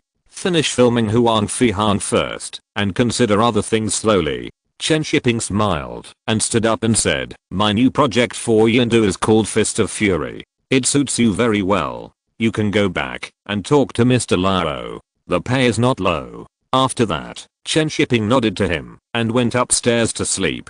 He gave Li Lianji enough hints. Yandu is in urgent need of a storefront. New Dragon Inn did not choose Li Lianji just to knock him, but still gave him a chance. Yandu's Fist of Fury is still waiting for him. When Chen Shiping went upstairs, he called director Liao and told him about Li Lianji coming to see him. The old man and the young man did this on purpose, in order to let Li Lianji see the situation clearly and make a choice. The current situation in Yandu cannot be opened by Chen Shiping alone. After all, Chen Shiping will not stay in Hong Kong forever. After Chen Shiping hung up the phone and went upstairs, he found that Guan Zilin had opened the room opposite again at some point. When he opened the door, she immediately appeared and ran into his room. As soon as he entered the room, Guan Zilin asked curiously, I saw Li Lianji when I came just now. Why did he come to see you? About the new movie. Chen Shiping explained casually. Guan Zilin said, oh, and then raised the bottle of red wine in his hand and said, do you want to have a drink to celebrate? Celebrate what? Chen Shiping asked in confusion. Guan Zilin smiled and said, I'm going to apply for company registration today. Shouldn't I celebrate? Chen Shiping pulled the corner of his mouth and looked down at his white pants. If he was splashed with red wine, he couldn't wash it off. Guanzilin's handshaking problem when drinking is really annoying. But since you are here, just drink. At most, you can buy a few more pants later. After 3 rounds of drinking, Guanzilin was a little tipsy and recalled the time when he was filming in the mainland. I like the mainland a little now, and I don't know how Sister King is doing now. Guanzilin envied Liu King in his heart and felt that she was much better than himself and could make money and support men. Although the pay of mainland actors is very low, she can still make so much money and support 2 men. She is simply the representative of strong women. Think about yourself again. You get hundreds of thousands of dollars for a play, but you always want to rely on men. Materially, she is richer than Liu King, but spiritually poor like a beggar. She wants to be the 13th aunt, but her past experience is destined to be impossible, so she can only take the rich sister as her goal. Guanzilin looked at Chen Shiping, who was drinking in small sips, thinking about whether he had the opportunity to support him. Just thinking about it makes it impossible, and the speed at which he makes money cannot match Chen Shiping. What a pity, Guanzilin said to himself. Chen Shiping turned his head and looked at her and asked, "What's a pity? Do you think I didn't bring Sister King with me when I set up the film company? She has her own ideas. Didn't she invite Li Hangxiang to film The Queen of Demons? She can't always cooperate with me because she's a strong woman." After listening to Chen Shiping's words, Guanzilin couldn't help but nodded. This was where she admired Liu King. Obviously, as long as she cooperated with Chen Shiping, she could make money all the time, but she wanted to rely on her own efforts. In the future, I have to work hard to make more money, preferably enough to support Chen Shiping. Guanzilin felt that he had drunk too much. His face was a little red, and he looked at Chen Shiping and subconsciously wanted to reach out and hook his chin. It was as if he was keeping him at home and saying nice things to himself every day. Chen Shiping stepped back slightly. The wine hadn't been spilled yet, so why did he start fighting? This is not in accordance with the procedure. Director Chen is a man of principle. Seeing Chen Shiping stepping back, Guanzilin puffed up his lips slightly, glanced at the wine glass in his hand, and splashed Chen Shiping with a shake of his hand. "Director Chen, I'm sorry that I got your clothes wet. Let me wipe them for you. You're too careless. Wipe them carefully." "Okay, Director Chen, I'll wipe them carefully." Guanzilin licked her red lips, walked to Chen Shiping, slowly squatted down, and slowly wiped the pants stained with red wine with her slender hands. Chen Shiping looked down at Guanzilin's white hands and the stockings on her legs, coughed and said, "Take something absorbent to wipe it." "What?" Guanzilin looked at Chen Shiping in confusion, and when she noticed that his eyes were on her stockings, she immediately understood. Although Director Chen has principles, he is also very playful when he is lustful. Guanzilin can't figure out whether he is a good man or a bad man, but she likes such principled bad men the most. Guanzilin stood up, sat at the table, raised her feet, and kicked off her high heels. The toes wrapped in black silk slowly raised, and finally touched Chen Shiping's chest, and the black stockings were immediately soaked by the remaining red wine. What a waste. Guanzilin's toes wiggled, looking particularly attractive under the light. Chen Shiping felt that it was not a waste at all, otherwise how could he enjoy such a sexy scene? "Your socks are wet, let me help you wipe them." Chen Shiping stretched out his hand and held Guanzilin's toes and said. Guanzilin looked at him seductively and said softly, "Other places are also wet, please help wipe them too, Director Chen. We are all friends, there is no need to ask for favors. I'm happy to help." Chapter 87. You have to be responsible. Time is like water in a sponge, it will disappear after you squeeze it.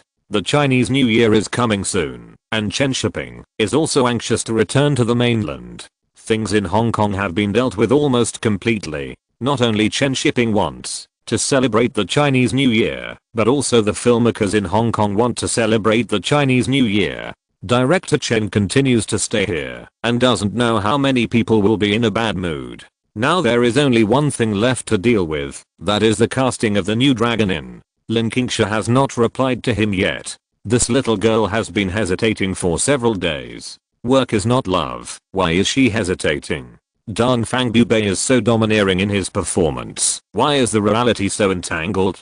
No wonder he has been entangled with Erkin for so many years. She has played the tangled love triangle very well. She is not decisive and courageous at all. She has wasted half her life for love. Chen Shiping feels that he was a bit hasty to let Lin Qingsha choose by herself before. The Lin Qingsha on the screen is too different from the real one. Are you free today? Come out and meet and talk about the role, Chen Shiping said while holding the phone. Lin Qingsha was playing dirty at home. When she heard what Chen Shiping said, she immediately sat up and said, yes, where are we going to meet? The peninsula. Is 1 hour enough for you? No problem. See you in an hour. Lin Qingsha hung up the phone with a hint of pride in her eyes. You don't care, but you took the initiative to ask me. But after opening the closet and looking at the densely packed clothes inside, she suddenly didn't want to go out. It's so troublesome to choose clothes and put on makeup.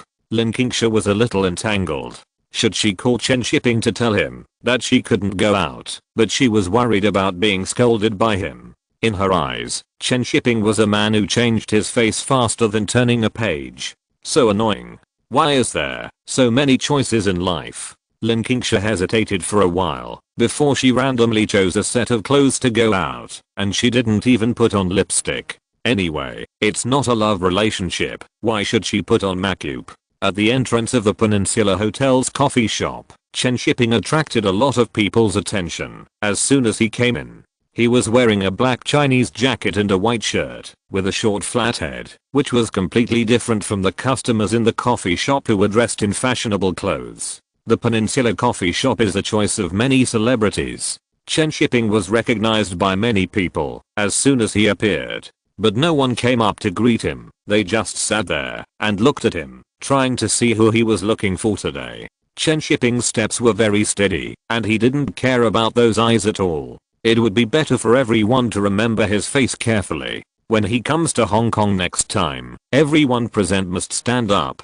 Chen Shiping chose a seat by the window and sat down, looking at the time on his watch. There were still 20 minutes before the agreed time, and he didn't know if Lin Qingsha would be late. The main thing was that he didn't know where Lin Qingsha lived. If she crossed the sea, he would probably have to wait for a while. At the entrance of the Peninsula Hotel, Lin Qingsha got out of the car, threw the key to the parking boy, and went upstairs. When she came to the coffee shop, Lin Qingsha saw many friends. After greeting them one by one, she saw Chen Shiping sitting alone in the corner. This guy looks quite pitiful.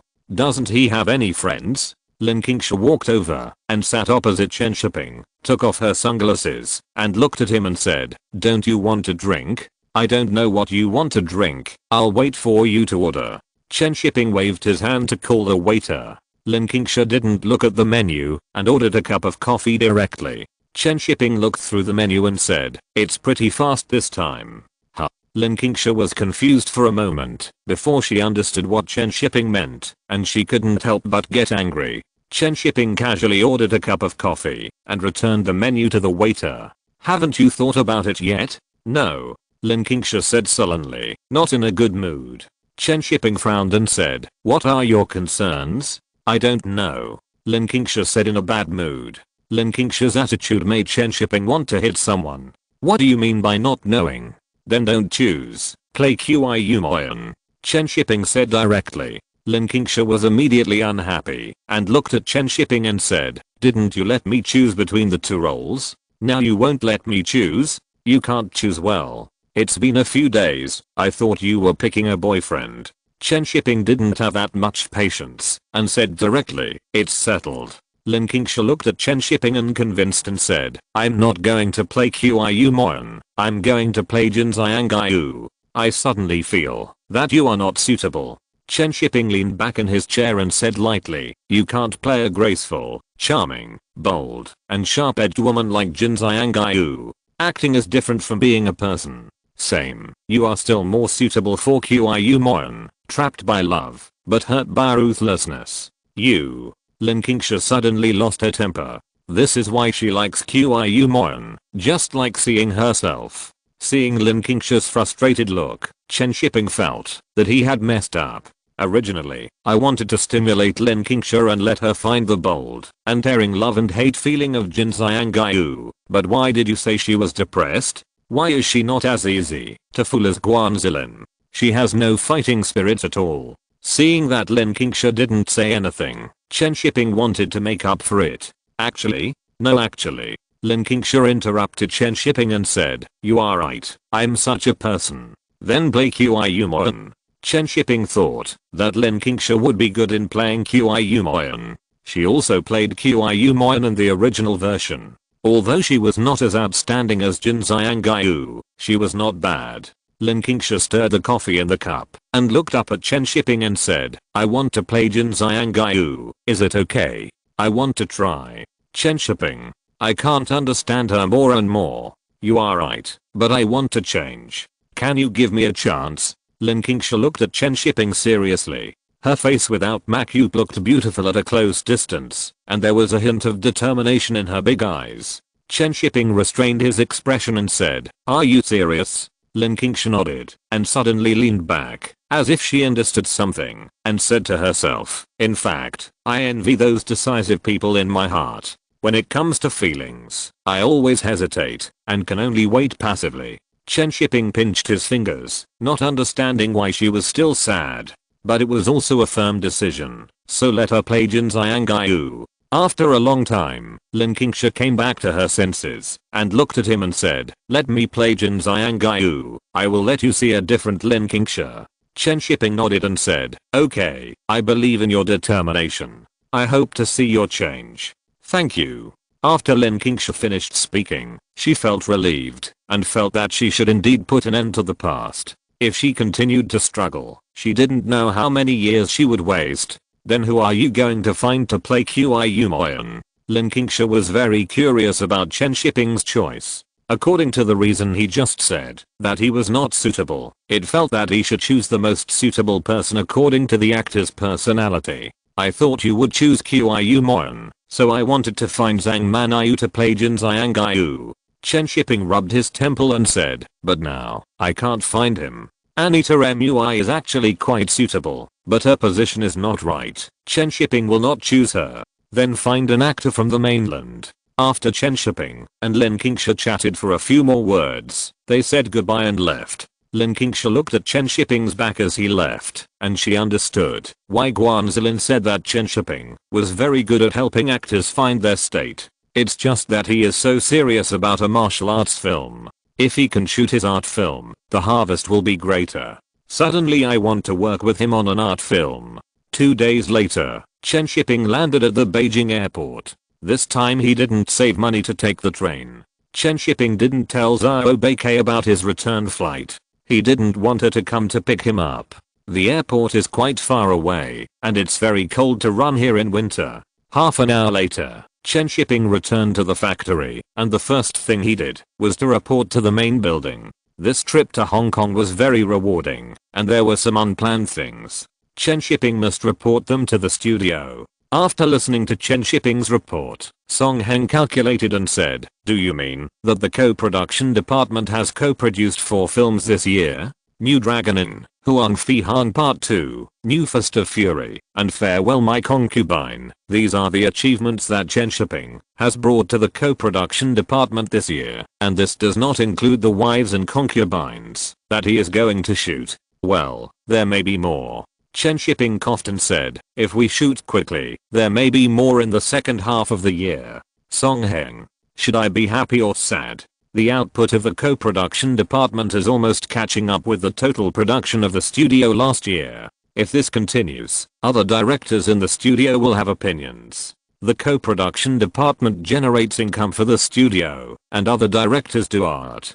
Chen Shiping said with a smile. Doesn't Xiang Studio also rely on this type of film to generate income and let Zhang Yimou do art? Song Heng nodded while smoking, then looked at Chen Shiping and said, "What about you? Just keep being a producer?" Chen Shiping said with a smile, "I will direct New Dragon Inn and ask directly when Hua to be the title director. It will take a long time to prepare for Farewell My Concubine. I will make another art film. Practice with martial arts first." "That's not bad," Song Heng said with a smile. "You are worried that you can't shoot well, so you want Director Lee to cover for you, right?" Chen Shiping laughed and said, "Director Lee is an old senior. This is called promoting the younger generation. You are just cunning." Song Heng smiled and shook his head, then said, then I will help you talk to Director Lee. Then I'll trouble the director. It's good to have a leader to protect you, and you don't have to be a bad person yourself. After chatting with Song Heng for a few more words, Chen Shiping hurried home. In the middle of winter, Xiaobei can't even keep warm in the quilt at home alone. Women awaken their ice attributes in winter. When Chen Shiping went upstairs to go home, he bumped into Jiang Shan and Jiang Huoyan, who lived in the same building. In the narrow stairwell, Jiang Huoyan and Jiang Shan looked at Chen Shiping, who hurried up, and they felt complicated. One was an old leader, and the other had a secret crush on him, but now they are all a thing of the past. Jiang Shan looked at Chen Shiping and greeted him with a smile. Just came back from Hong Kong? Chen Shiping nodded, smiled, and greeted Jiang Huoyan, and was about to go upstairs. Jiang Huoyan pulled Chen Shiping to talk to him. Shanshan, go down first, I'll talk to Shiping. Jiang Huoyan looked at Jiang Shan and said. Jiang Shan hesitated and nodded obediently to go downstairs. She probably guessed why her father was looking for Chen Shiping. It was nothing more than wanting to find a way for her. She was already a junior this year. After Jiang Shan went downstairs, Jiang Huoyan suddenly looked at Chen Shiping with a stern face and said, did you hook up with Shanshan to go out dancing before? You wanted to date her? Old leader, you are slandering me. Chen Shiping said without admitting it. Jiang Huoyan didn't care about that. He looked at Chen Shiping and said, don't explain. I heard it from Shanshan. Look at what you have done. Shanshan is still in school. Chen Shiping. Why is this old man still settling scores after the event? It has been a long time. Old leader, I didn't look for Jiang Shan. Before you didn't let me get close to her. You can't now. Don't call me leader. You are the director of the co-production department now. I can't accept it. Jiang Huoyan snorted, then his face softened, and he looked at Chen Shiping and asked, how many projects are you going to Hong Kong this time? Chen Shiping's heart moved, and he probably guessed what Jiang Huoyan was thinking. He was deliberately looking for trouble, and paving the way for Jiang Shan, right? He thought he was responsible. After figuring it out, Chen Shiping immediately said, Teacher Jiang, I was just about to tell Jiang Shan that I have a role that I think is very suitable for her. Jiang Huoyan looked at Chen Shiping in surprise, feeling that this guy was now more insightful, and asked, what movie? Chen Shiping smiled and said, it's an art film, definitely a good one, but it's just a supporting role. I wonder if Jiang Shan will like it. There is no big or small role. Jiang Huoyan said seriously, and couldn't help asking, where is the script? Let me see it. The script hasn't been finished yet, but it's an adaptation of Su Tong's novel Wives and Concubines, which has been published in Harvest. Jiang Huoyan nodded, and he had a rough idea in his mind. A novel that can be published in Harvest should not be bad. Chen Shiping himself is a writer, and his vision is not bad. It seems to be a really good novel. I'll ask Shanshan about this later. She may not be willing to take your role. Jiang Huoyan said and sighed deeply, as if Chen Shiping was a heartless person. Chen Shiping curled his lips, too lazy to argue with him. The old fox got the advantage and still acts cute. Go upstairs and go home to eat cabbage. After Chen Shiping went upstairs, Jiang Shan stuck her head out from the corner of the stairs downstairs, and looked at Jiang Huoyan, who was standing upstairs. It was the first time she knew that Chen Shiping had been cold to her before, and it turned out that he had been warned by Jiang Huoyan. Jiang Huoyan also saw Jiang Shan downstairs, and secretly said in his heart, oh no, he accidentally became a feudal patriarch. Shanshan, why don't you go down? Jiang Huoyan went downstairs with a smile on his face. Jiang Shan looked at Jiang Huoyan with a complicated expression and said, if you go downstairs, you won't hear you worrying about me so much, right? Jiang Huoyan. This girl is also sarcastic. In fact, he also regretted it in his heart. Now it seems that Chen Shiping is really a good son-in-law. What a pity, what a pity. I should have known not to guard against Chen Shiping. On the other side, Chen Shiping returned home and quietly opened the door and went in. As soon as the door was opened, the aroma of the kitchen floated over, and Chen Shiping suddenly felt hungry. Home is still the best. Chen Shiping walked to the kitchen door, looked at Xiaobei who was cooking inside, walked in and hugged her from behind. Tao Human was startled and only breathed a sigh of relief after finding out that it was Chen Shiping. Tao Human patted his hand in a reproachful manner and said, "You didn't even tell me you were back. If my colleagues hadn't seen you coming back, I wouldn't have known. I wanted to give you a surprise. It's more like a surprise." Tao Human felt sweet in her heart, turned around and pushed Chen Shiping and said, "You go out and wait first. There's smoke inside." Chen Shiping didn't let go and said shamelessly, "No, I want to hold you. Why are you like a child?" Tao Human's face was full of sweetness and burden, and she said helplessly, "Hold me, as long as it doesn't delay cooking." Chapter 88. The Frustrated Poet Cheng.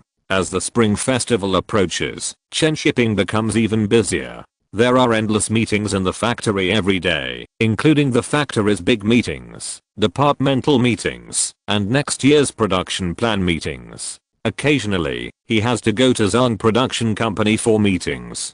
Zhang is in charge of film co-productions, and Chen Shiping can't refuse them. At around 7 o'clock in the evening, every household in the family building has lights on, and you can see the happy family through the windows. In front of a window on the 3rd floor, Tao Human was sitting by the radiator, reading a book in a daze. There was still steam coming out of the pot in the kitchen, and the cooked dishes were all hot in the pot. Suddenly, the sound of a car engine came from downstairs. Tao Human stretched her head to look down, then put down the book, and went to the kitchen to cook.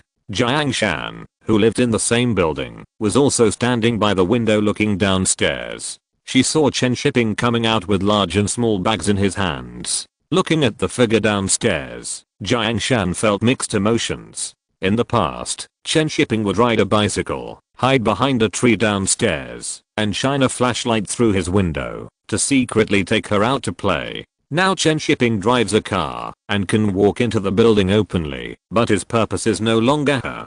"Shanshan, it's time to eat." Jiang Huoyan's voice came from outside. Not long after, Jiang Shan sat at the table, and the family began to eat. Jiang Huoyan suddenly took the initiative to bring up the topic while eating. "Have you read that novel?" Jiang Shan chewed the rice and hummed with her nose as an answer. Seeing her like this, Jiang Huoyan had to say, "If you don't want to act, I will reject Chen Shiping." Jiang Shan suddenly put down her bowl and chopsticks, looked at Jiang Huoyan and said, "You took the initiative to ask for the role, and now you regret it. Is this how you do things? I just saw that you are unhappy." Jiang Huoyan said helplessly, "Then when you went to see Chen Shiping, you didn't ask me if I was happy." Jiang Shan snorted and said, "I'm full, you guys can eat slowly." Jiang Huoyan immediately said unhappily, "Hey, you kid. I'm not doing this for your own good." Unfortunately, the only response he got was the sound of Jiang Shan closing the door. At this time, Chen Shiping on the other side had just returned home, washed his hands, and was about to sit at the table for dinner. Tao Human looked at the things Chen Shiping brought back and complained, "Why did you buy so many things?" Chen Shiping pinched a piece of braised beef and put it in his mouth and said, "These are gifts from others. See which ones you can use and give away the ones you don't need." Tao Human squatted down to take a look and found that they were all tea, wine, and specialties. There was nothing particularly valuable in the pile of things. Basically, they were all available at home. It would be nice to give them to people during the new year. After dinner, Chen Shiping sat at the desk to write something. Tao Human poured a cup of tea and brought it over, taking a curious look at what he was writing. Chen Shiping put down his pen and said with a smile, "Write a letter to Mr. Bay to wish him a happy new year and send something over by the way." "What to send?" "I'll go get it ready." Tao Human asked proactively. Chen Shiping took Tao Human's hand and said, "I'm ready, you can take a rest." Tao Human sat down next to Chen Shiping to watch him write letters, chatting from time to time. "By the way, I met teacher Jiang today, and he asked me when you are going to shoot wives and concubines." Tao Human said in confusion, "Did you ask the literature department to get you a script?" "No." Chen Shiping turned around and told Tao Human about Jiang Huoyan's request for a role. Tao Human nodded and smiled and said that it was embarrassing to let Jiang Shan play her maid. Chen Shiping smiled and didn't say anything. "This maid is not ordinary. In the movie, she wants to replace you as a wife." But Jiang Shan should not have any thoughts about him now, and will not stab the master in the back like Chen Hong's maid. As soon as Chen Shiping thought of Chen Hong, his pager outside rang. Before he could get it, Tao Human took the initiative to get it for him. "Who is this Hong? I left a message for you to call back." Tao Human handed the pager to Chen Shiping and said, "Why are you looking for you in the middle of the night?" Chen Shiping took the pager naturally and said, "Chen Hong, there is a role that suits her very well, so I called to ask her. I guess she has considered it." Hearing the name Chen Hong, Tao Human's expression was a little unnatural. She snorted and said, "You take good care of her. Go and call her back, so that she won't be anxious waiting." Chen Shiping. Why is he jealous for no reason? Has he been discovered? It shouldn't be. Chen Hong has been studying drama during this period, and he hasn't gone to Shanghai. How can I have time to call her back? Chen Shiping took Tao Human's hand and said with a playful smile, "It's getting late. It's time to go to bed." Tao Human patted Chen Shiping's hand and told him to wash his face and feet, otherwise don't come to bed. Chen Shiping obediently went to wash his face and feet. Xiao Beikei was upset today, so he didn't dare to go against her. It wasn't until the next day, when he went to work at the factory, that Chen Shiping called Chen Hong back. Chen Hong didn't get angry after waiting for a whole night before receiving a call back, as if Chen Shiping had just called back after seeing her pager. The new year is coming soon. Is it very busy? Chen Shiping looked at the densely packed documents on the table and said helplessly, "You are right. I'm so busy." "Then don't work too hard and pay attention to rest." Chen Hong took the opportunity to show concern for Chen Shiping for a few words before saying, "When will the filming of Fist of Fury start?" "Probably in April. You won't mind being a small role, right?" The role that Chen Shiping gave Chen Hong was the second female lead in the movie, Huo Tenjin's girlfriend. It's just that this is a man's play, except for the female lead who has more roles. The roles of other female characters are pitifully small. Chen Hong naturally felt that the role was too small, but she couldn't say it on the surface. After chatting for a while, Chen Shiping said to Chen Hong, "This play will be shown first, and I will arrange a good role for you next time." "You said it. I will remember it." Chen Hong said happily. "Yeah, don't worry." Chen Shiping looked at the time and said to Chen Hong, "I will hang up first. There is still a lot of work to do." After hanging up the phone, Chen Shiping began to get busy. There are so many movies to be filmed next year, and the shooting plan has not been arranged yet. Time flies, and the factory is on holiday in a blink of an eye, and the spring festival is coming as scheduled. The dark night sky is inlaid with apex stars, but such a night view is not very suitable for the spring festival. Countless fireworks are strung up in the night sky with red light, and finally exploded suddenly, to bloom with gorgeous fireworks, illuminating the earth with colorful colors. The air is filled with the smell of gunpowder, and Chen Shiping can't help sniffing. He likes this smell too much. This is the smell of the new year. Chen Shiping stood downstairs and looked at the fireworks in the sky. He hugged the excited Xiao Beikei and said, "Do you want to set off another big one?" "Okay. I'll set it off this time." Tao Human said excitedly, holding Chen Shiping's lighter, and stopped far away from the fireworks. She squatted on the ground and stretched out her hand carefully, as if the fireworks would explode in the next second. The weak flame of the lighter went out when the wind blew. Tao Human tried to light it several times but failed. She looked at Chen Shiping for help. Chen Shiping couldn't help laughing and nodded at her to signal her to borrow the incense from the child next to her. Tao Human's eyes lit up, and she immediately ran over to exchange a box of firecrackers for a stick of incense. With incense that would not go out, it was much easier to light these. When the dry fuse touched the burning incense head, sparks flew out and burned. Tao Human was so scared that she immediately stood up and ran behind Chen Shiping, leaning her head to look at the burning fuse, waiting for it to bloom beautiful fireworks in the night sky. Bang! Fireworks suddenly burst out, creating beautiful flowers in the sky. The new year passed quickly, eating, drinking, greeting people and handing out red envelopes. After waiting for the new year, Chen Shiping got on the car and left Beijing, went to Shanghai to sign the copyright contract with Sutong, met with Chen Hong by the way, and then hurried to Gansu to scout the location. The yellow sand was flying in the desert, and the temperature was so low that it could freeze people to death.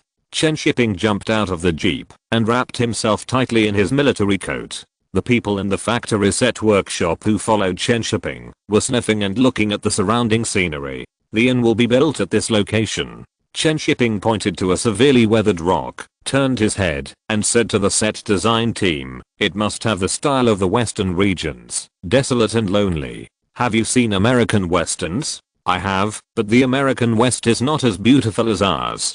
"Haha, that's right. The long river sets in the round sun, and the desert smoke rises alone. Foreigners can't experience this kind of artistic conception." After Chen Shiping and the set design team carefully surveyed the surrounding area, they decided to build the inn at this place. This location is a good camping site in the leeward direction. The most important thing is that it is not far from the county town, and it is also very convenient to come here to film later. You can't live in a tent in the desert every day. Chen Shiping didn't stay in the desert for too long. After choosing a place, he hurried back to Beijing. After returning to Beijing, Chen Shiping found Liu Xiaoqing and prepared to ask her to play Qiu Moyan, which was what he promised to the rich sister. The rich sister had just finished filming A Generation of Demons and was in a free period, so she immediately agreed. She wanted to play Huang Fihang in the last movie, but it was a pity that Chen Shiping didn't choose her. Chen Shiping didn't know whether choosing Liu Xiaoqing was a good choice, but it didn't matter, even if it was a wrong choice. The focus of the whole play is on Zhao Huayan and Jin Xiangyu. Qiu Moyan seems to be the female lead, but in fact she is the second female lead. From the perspective of the characters in the movie, Qiu Moyan's role overlaps with most of the characters, and the labels on her body are highly overlapped with those chivalrous men and Zhao Huayan. Only the image of Jin Xiangyu and the butcher in the inn is extremely contrasting, which will leave a deep enough impression on the audience. Even when Chen Shiping himself recalled the whole movie, the most impressive thing was the coquettish and hot-tempered Jin Xiangyu and the butcher with terrifying knife skills. In the original Time and Space, when Zuke found Lin Qingsha, he asked her to play Jin Xiangyu. It's just that Lin Qingsha insisted on playing Qiu Moyan, and in the end, Zhang Manyu took away all the limelight. Lin Qingsha was still upset about this for many years. Every time someone mentioned the new Dragon Gate Inn, she was reluctant to say more. Why did Lin Qingsha choose Qiu Moyan? It can only be said that she was trapped in love at the time, and she liked Qiu Moyan's tragedy of being unable to love.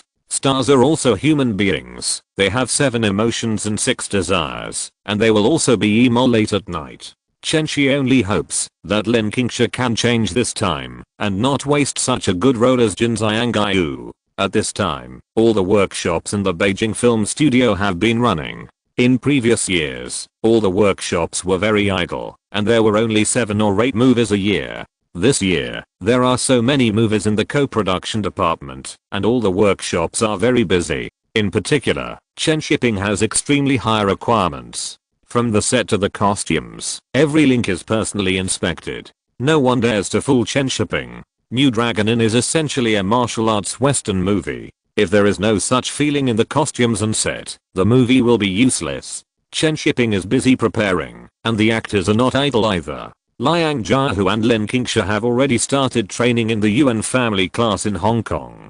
Liu Xiaoqing was also forced by Chen Shiping to practice basic skills at the Shichihei Martial Arts School. When the new Dragon Inn was being prepared, Chen Cage, who had returned from the United States, also walked into the gate of the film studio. When Chen Shiping saw him in the office of the Creative Arts Center, he was a little surprised. How could the great poet Chen return home early? In the office, Chen Cage saw Chen Shiping coming in, narrowed his eyes slightly, and inexplicably disliked this person in his heart. Chen Shiping saw that he did not move and did not take the initiative to greet him. What is the great poet Chen now? If his father appeared in the office, would Chen Shiping take the initiative to call him Director Cheng, Little Director Cheng? Forget it. Now Chen Shiping is not qualified to take the initiative to greet. However, other people in the Creative Arts Center took the initiative to introduce Chen Shiping, which was not easy to ignore. Chen Shiping took the initiative to nod to Chen Cage as a greeting, but Chen Cage was dissatisfied with Chen Shiping's perfunctory attitude. He used to be the most respected young director in the factory. He was invited back by the factory. You, Chen Shiping, a newcomer who has just been here for a few years, are too arrogant. Feeling uncomfortable, Chen Cage looked at Chen Shiping and said, "You are Chen Shiping, right?" Chen Shiping raised his eyebrows and interrupted him directly, saying, "Please call me by my title in the factory. Call me Director Chen." Chen Cage.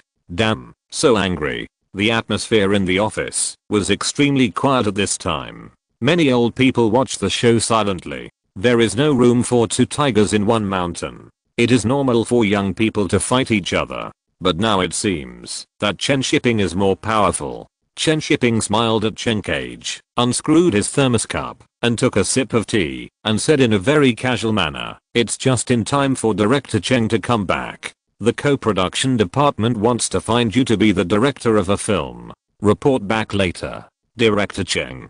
Chen Cage was holding back his blood. He was much older than Chen Shiping, but now he was called Director Chen. But there was nothing wrong with being called that, because his father was Director Chen. And what's the matter with the tone of this command? "If you find me, I have to shoot." Chen Cage was about to open his mouth to retort when he heard someone interrupt and ask Chen Shiping what good project the co-production department was working on. Chen Shiping did not hide it and simply told him the story of Farewell My Concubine in brief. Chen Cage next to him was also listening, but the more he listened, the more familiar it seemed to him. Isn't this a third-rate novel by a female writer from Hong Kong? When Chen Shiping finished speaking, Chen Cage couldn't help but retort, "I thought it was some kind of movie. It's just a third-rate novel. Your taste is not that good." Chen Shiping turned his head to look at Chen Cage and said, "Third-rate novel? My taste is not good.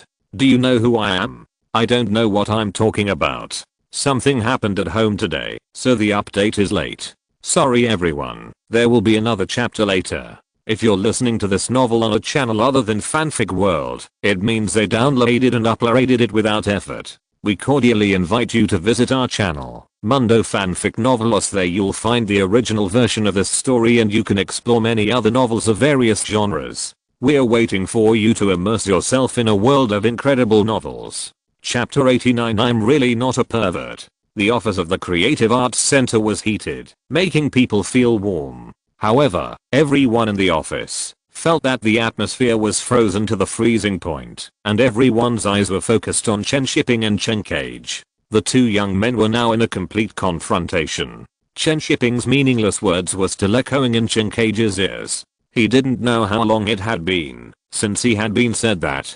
He couldn't believe that Chen Shiping would say that to him. Chen Shiping glanced at him, slowly closed the cup lid, and said lightly, "Will you take this movie?" Chen Cage said very toughly, "No. This kind of novel has no connotation and no depth, and the movie made is also rubbish." Chen Shiping sighed in his heart. The opportunity was given to you, but you couldn't use it. Li Xiaohan was also in the office at this time, looking at the two people who were on the verge of a fight, and didn't know whether to speak up to help. One was his old classmate, whose parents were still old people in the factory. The other was the big celebrity in the factory, Director Chen, who had an unlimited future. It's not good to help anyone, so it's safer to pretend to be dead. At least I won't be hated by the two. Chen Shiping didn't care about Chen Cage's attitude. Without Farewell My Concubine, how long could he go on relying on his father's relationship? Unless he could win the Palme d'Or without Farewell My Concubine, Chen Shiping still hoped that Chen Cage could make a good movie with this spirit. Director Chen still had some vision. How could he be on the same level as Director Chen? Since Director Chen doesn't like it, forget it. I hope you can find a first-class novel to make a first-class movie. Chen Shiping paused and said with a smile, "If you can't find a first-class novel, you can wait for me to write one." After that, Chen Shiping looked at a young man in the corner of the office and shouted, "Xiaoli, come with me to the desert. You will be my deputy producer." "Thank you, Director Chen." Xiaoli stood up excitedly and ran after Chen Shiping. He didn't have a father like Director Chen. How could he be ungrateful? Chen Cage's forehead was throbbing with veins, and he couldn't help cursing in his heart. Chen Shiping is a mean man.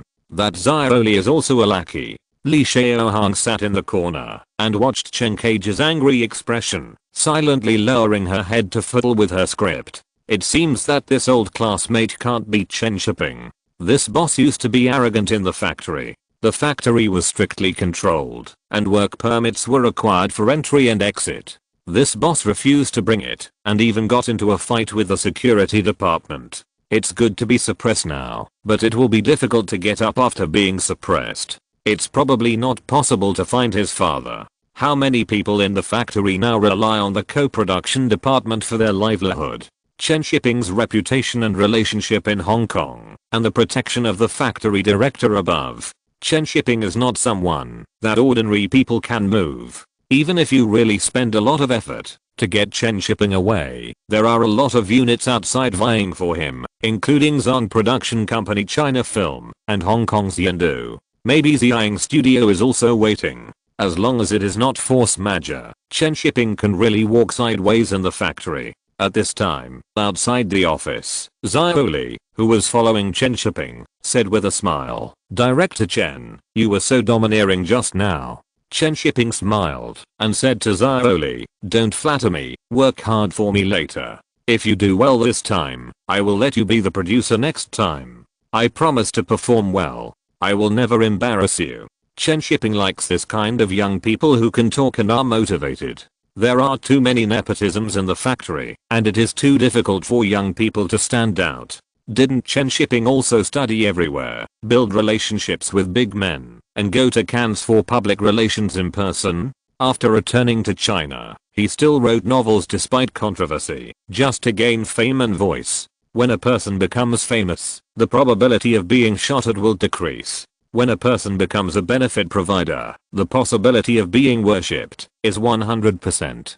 Chen Shiping has both now, and he is really not afraid of director Chen's behind the scenes tricks. His father is recuperating at home, so how could he use his previous favors to deal with Chen Shiping? Chen Shiping envied Chen Cage quite a bit. He had a good background, and when he was filming Farewell My Concubine, a rich woman came to him to invest. He could easily make money with tens of millions of dollars, and he didn't even have to worry about marketing when he went to Cannes. When he was filming Yellow Earth, he met a noble person who helped him halfway. How did he meet him halfway? In such a remote place, he just happened to meet the director of Xiang Studio? I would never believe that his father didn't help behind the scenes. In the evening, when Chen Shiping returned home, before he even entered the door, Tao Human came over and asked with concern, "I heard that you had a quarrel with someone." The news spread very quickly. Chen Shiping took off his shoes and asked curiously, "How did it spread?"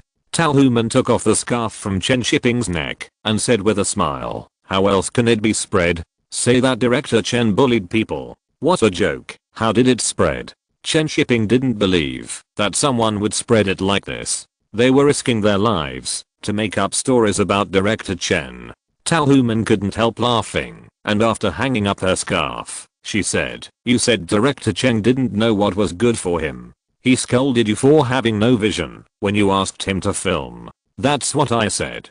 Chen Shiping happily hugged Tao Human's little face and smacked her. "Oh, it's so dirty." Tao Human wiped her face and slapped Chen Shiping in disgust. "I kissed my own wife. What's so dirty about it? You despise me. Who is your wife? Do you have a certificate? Go get it after you're done with this." "I don't believe you. You're not done with your work. Come over for dinner." Chen Shiping smiled foolishly, but he was not joking. In 2 years, he really had to get married, otherwise he wouldn't be able to get promoted. Ordinary people who want to climb up have to pay attention to too many things. Time passed quickly, and it was the end of March in a blink of an eye. The weather gradually warmed up, and the preparations for the new Dragon Gate Inn were officially completed. Now we just have to wait for the arrival of those people from Xiangjiang before we can start filming. The progress of the new Dragon Gate Inn is relatively slow, and Huang Fihang has started filming in studio number 1. But this time Chen Shiping didn't watch over it.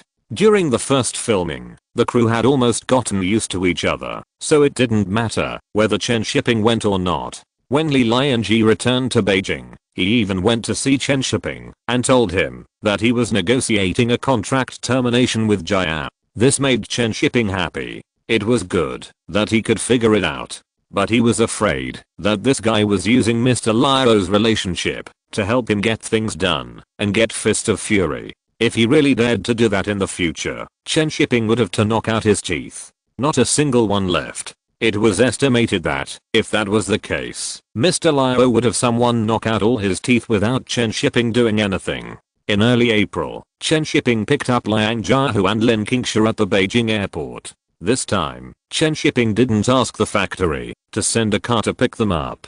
There was no need to be so extravagant. There will be many Hong Kong actors coming to the mainland to film in the future. The factory has enough funds to waste. This is not the first time Liang Jiahu has come to the mainland. He came to Beijing 7 or 8 years ago and is quite familiar with it. Lin Qingsha came here for the first time and was full of curiosity about Beijing. On the way back to the factory from the airport, Chen Shiping drove slowly and took a long detour in the city, mainly to take them to walk along Chang'an Avenue. Feel the majesty of the motherland. When they were about to arrive at the factory, Lin Qingsha suddenly asked for a few days off. Chen Shiping tilted his head and looked at Lin Qingsha and asked, "Why are you asking for leave? Are you not feeling well?" "No, I want to see my sister," Lin Qingsha explained. "Sister? Your sister is in the mainland?" Chen Shiping looked at Lin Qingsha in confusion. Lin Qingsha explained, "Yes, I have a sister who has been in the mainland. My father couldn't take her away, so he gave her to my uncle to raise." After listening to Lin Qingsha's explanation, Chen Shiping understood what was going on. She really had a sister in the mainland, but her sister was in the northeast. Chen Shiping couldn't let Lin Qingsha go to the northeast alone, so he had to ask her about the details of his sister and her work unit, and planned to send someone to pick her up. Lin Qingsha looked at Chen Shiping with gratitude and said, "Thank you so much. You're welcome, we are all family." Chen Shiping didn't care about this little thing. After returning to the studio, Chen Shiping immediately organized a meeting for the crew. Now that everyone is here, they can start filming tomorrow. After the brief meeting, Chen Shiping didn't even give Lin Qingsha and Liang Jiahu a chance to catch their breath, and dragged them to try on makeup. Chen Shiping had been waiting outside the dressing room, and half an hour later, the two came out one after the other. Liang Jiahu's image is impeccable. With this height, standing there, he looks more like a hero than Jet Li just from the momentum. Lin Qingsha is a little bit less flavorful, and Chen Shiping feels that something is wrong, no matter how he looks at her. Why doesn't she have the feeling of being charming and bold? Chen Shiping circled around Lin Qingsha for several times under Lin Qingsha's nervous eyes, and finally stood in front of her and said, "Be more charming and flirtatious." Ah. Lin Qingsha didn't expect Chen Shiping to say it so directly and let her be more flirtatious right away. However, as an actress, she still reacted quickly, raised her chin slightly, and threw a coquettish look at Chen Shiping. Chen Shiping shook his head and pouted, "Not flirtatious enough, charming, but not enough flavor." When Chen Shiping's eyes moved slightly downward, he said to Lin Qingsha, "Unbutton your collar and show more." Lin Qingsha looked around and felt that there were too many people around. "Hurry up, what are you waiting for?" Chen Shiping frowned and urged. Lin Qingsha couldn't help biting her teeth, but still obediently loosened her collar. All the staff around didn't dare to say a word, just thinking that Chen Shiping was too awesome and let people be more flirtatious right away and even show their pussies. After Lin Qingsha unbuttoned her collar a little, she looked up at Chen Shiping and asked, "Is it enough?" Chen Shiping glanced at her white chest and said, "Not enough, it's still not right." Lin Qingsha was so angry that her teeth itched. Should she take off all the clothes? Before she could say anything, she heard Chen Shiping say, "Tear off 1/3 of the skirt, let the calves show, roll up the sleeves, and wear the shoes as slippers with the heels showing." The costume designer hurried up to help, worried that Lin Qingsha would damage her skirt herself. At this time, Liu Xiaoqing, who had just changed her clothes, also came over and whispered to Chen Shiping, "You are amazing. You make people look more coquettish when you come up. For art. Then you are too direct. Sister, you don't understand. I'm helping her. I believe it if you say it." The two chatted casually, and soon the costume designer helped Lin Qingsha fix her skirt, and the hem of the skirt was cut off a lot. When she walked, she could vaguely see her calves flashing by, and the sleeves on her hands were also rolled up, which had a spicy taste. Chen Shiping dragged a chair over and placed it in front of Lin Qingsha and said, "Step on it with one foot, put your hands on your hips and curse." Lin Qingsha adjusted herself a little, then stepped on the chair with one foot, exposing her slender ankles and round heels to the air. Chen Shiping's eyes naturally fell on it and stayed on her ankles for several seconds. Lin Qingsha snorted in her heart, put one hand on her hips, and pointed at Chen Shiping's nose and cursed, "What are you looking at, a bunch of perverts? Have you ever seen a woman as beautiful as me?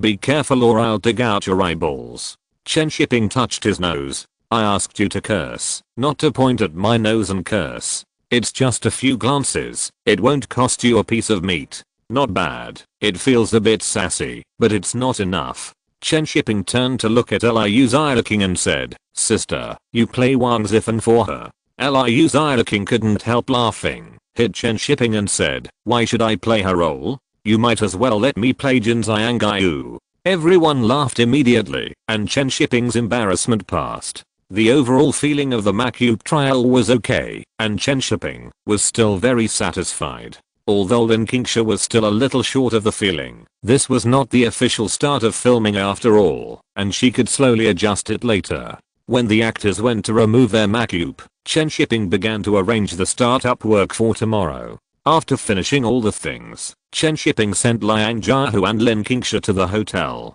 After helping Lin Qingsha and Liang Jiahu arrange the room, Chen Shiping left. After Chen Shiping left, Liang Jiahu took the initiative to say, "Director Chen is quite good at training actors. Just now, he deliberately let you tear your clothes in front of so many people and looked at you with lustful eyes, just to make you angry. Is that so?" After thinking about it carefully, Lin Qingsha found that it seemed to be true. She was really angry at that time. When she pointed at his nose and scolded him, her emotions were particularly appropriate. Did she blame him wrongly? Lin Qingsha suddenly felt a little embarrassed. Liang Jiahu smiled and said, "The directors in the mainland are all from the academic school. They are very good at training actors. I will go back to my room first. You should recall the feeling just now." Lin Qingsha nodded. Chen Shiping's way is indeed different from the directors she has met before.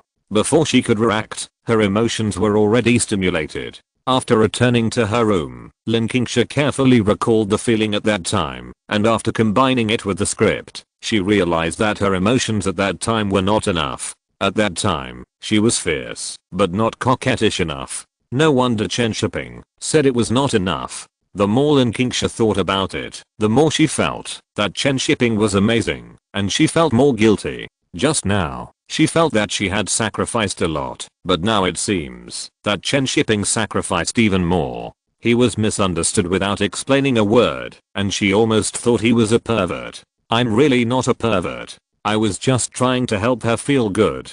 Chen Shiping looked at Tao Human speechlessly when he got home that night. I don't know who was the big mouth who ran to Tao Human and said that he had been staring at Lin Qingsha with lustful eyes in the afternoon and forced her to take off her clothes. Can director Chen do such a thing openly? He must have done it behind her back. Chapter 90. Stretch your feet out. In the huge photography studio, a simple wooden house was surrounded by many people. The structure inside the wooden house was the interior of Longman Inn. Chen Shiping was standing on the wooden table of the inn, directing the crew to prepare. From the lighting and scenery to the position and posture of the extras, Chen Shiping had to pay attention to almost all the work. After everything was arranged, Chen Shiping walked in from the door of the inn with the viewfinder in his hand. All the extras sat in their seats and dared not move, for fear that they would be scolded by Chen Shiping if they did not perform well.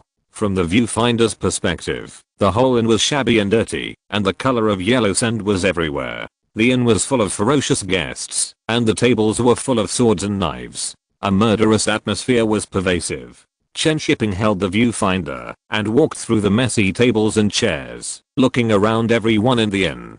Finally, the view stopped at the stairs leading to the second floor. Lin Qingsha was standing at the corner of the stairs and looking down at Chen Shiping. Chen Shiping held up the viewfinder, followed Lin Qingsha's feet all the way up, and finally stopped at her face. This set of shots felt good. Chen Shiping put down the viewfinder in his hand with satisfaction, then turned around and went to the photographer to discuss the details. Lin Qingsha, who was standing on the second floor, looked at Chen Shiping's departing back, leaning on the railing boredly, with a lazy and charming look on her face, already feeling like golden jade.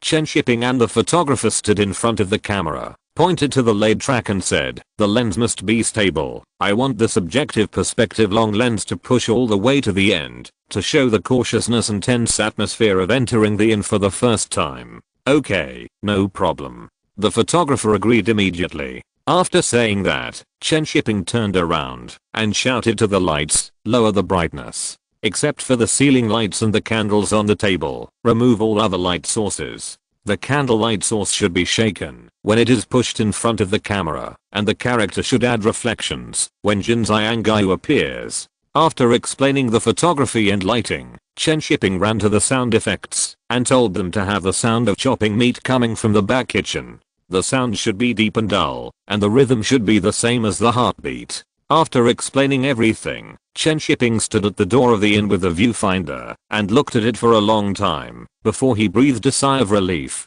It was the first time for Chen Shiping to go on stage himself, and he was still a little nervous, but the crew members were all veterans and gave him a lot of help. "Let's go through it once and try it out."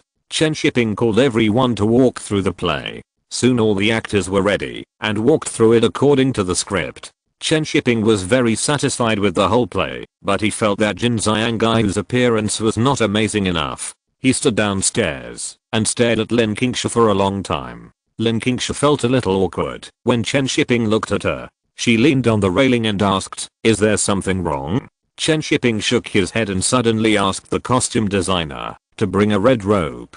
After the red rope was brought, Chen Shiping pulled off a piece and gestured on Lin Qingsha's ankle. Then he laughed. "Just say something is missing."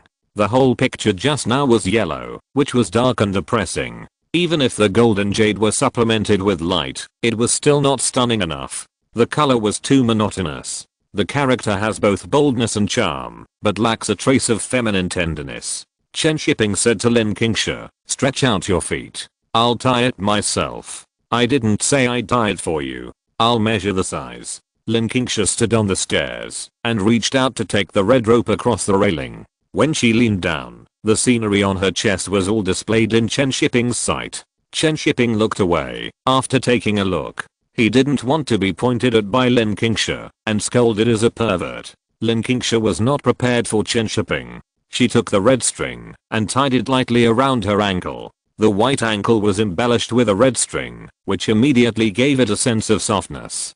Jin Zhangyu's bold and coquettish appearance became a disguise for her soft heart at this moment, and the character image became more three-dimensional. Lin Qingsha looked at the red string on her ankle and understood Chen Shiping's intention. She admired Chen Shiping's delicacy and his ability to accurately grasp the psychology of women. She admired Chen Shiping's directing skills more. Directors in Hong Kong don't think about so many details, and the image of characters is often labeled. Either let the actors be more coquettish, or simply take off more clothes and show more flesh. As long as the audience can form a fixed impression, they will not be idle to dig into the character's heart and make the character more delicate and three-dimensional. This may be the difference between directors. Good works are often determined by these details. Soon all the work was done. After Chen Shiping shouted to start, the curtain suddenly became noisy. Creaking, the door of the inn was pushed open, and Qiu Moyan and several righteous men stepped into the inn. The wind and sand behind them whistled, blowing the oil lamp in the inn constantly. The inn instantly became quiet again, and everyone's eyes were focused on them. As the two people walked forward, the camera at this time had replaced them and turned the lens into a subjective perspective. The camera slowly moved forward, and the lens was slow but very stable, just like Zhao Huaiyan and Qiu Moyan were cautious, but not afraid at all. When the main lens pushed forward, several other camera positions also shot other perspectives from the side. As Qiu Moyan moved forward, the cold swords and swaying candles on the table and the dull sound of chopping meat from the kitchen made the atmosphere extremely tense, as if a war was about to break out. Suddenly, a sharp voice sounded on the second floor of the inn, and the proprietress Jin Zhangyu suddenly appeared. Looking up from downstairs, Jin Xianggai's hair was casually tied behind her head with only a wooden hairpin, and a few strands of hair were scattered beside her fair cheeks, making her look particularly wanton and charming. Jin Xianggaiu twisted her waist and walked down the creaking stairs step by step, finally stopping at the corner of the stairs and looking down at the stinky men below who were attracted by her. Jin Xianggaiu smiled charmingly and turned over to sit on the railing, with her slender legs hidden under the hem of her skirt resting on the railing. A red rope swayed slowly around her ankle, as if teasing everyone's heartbeat.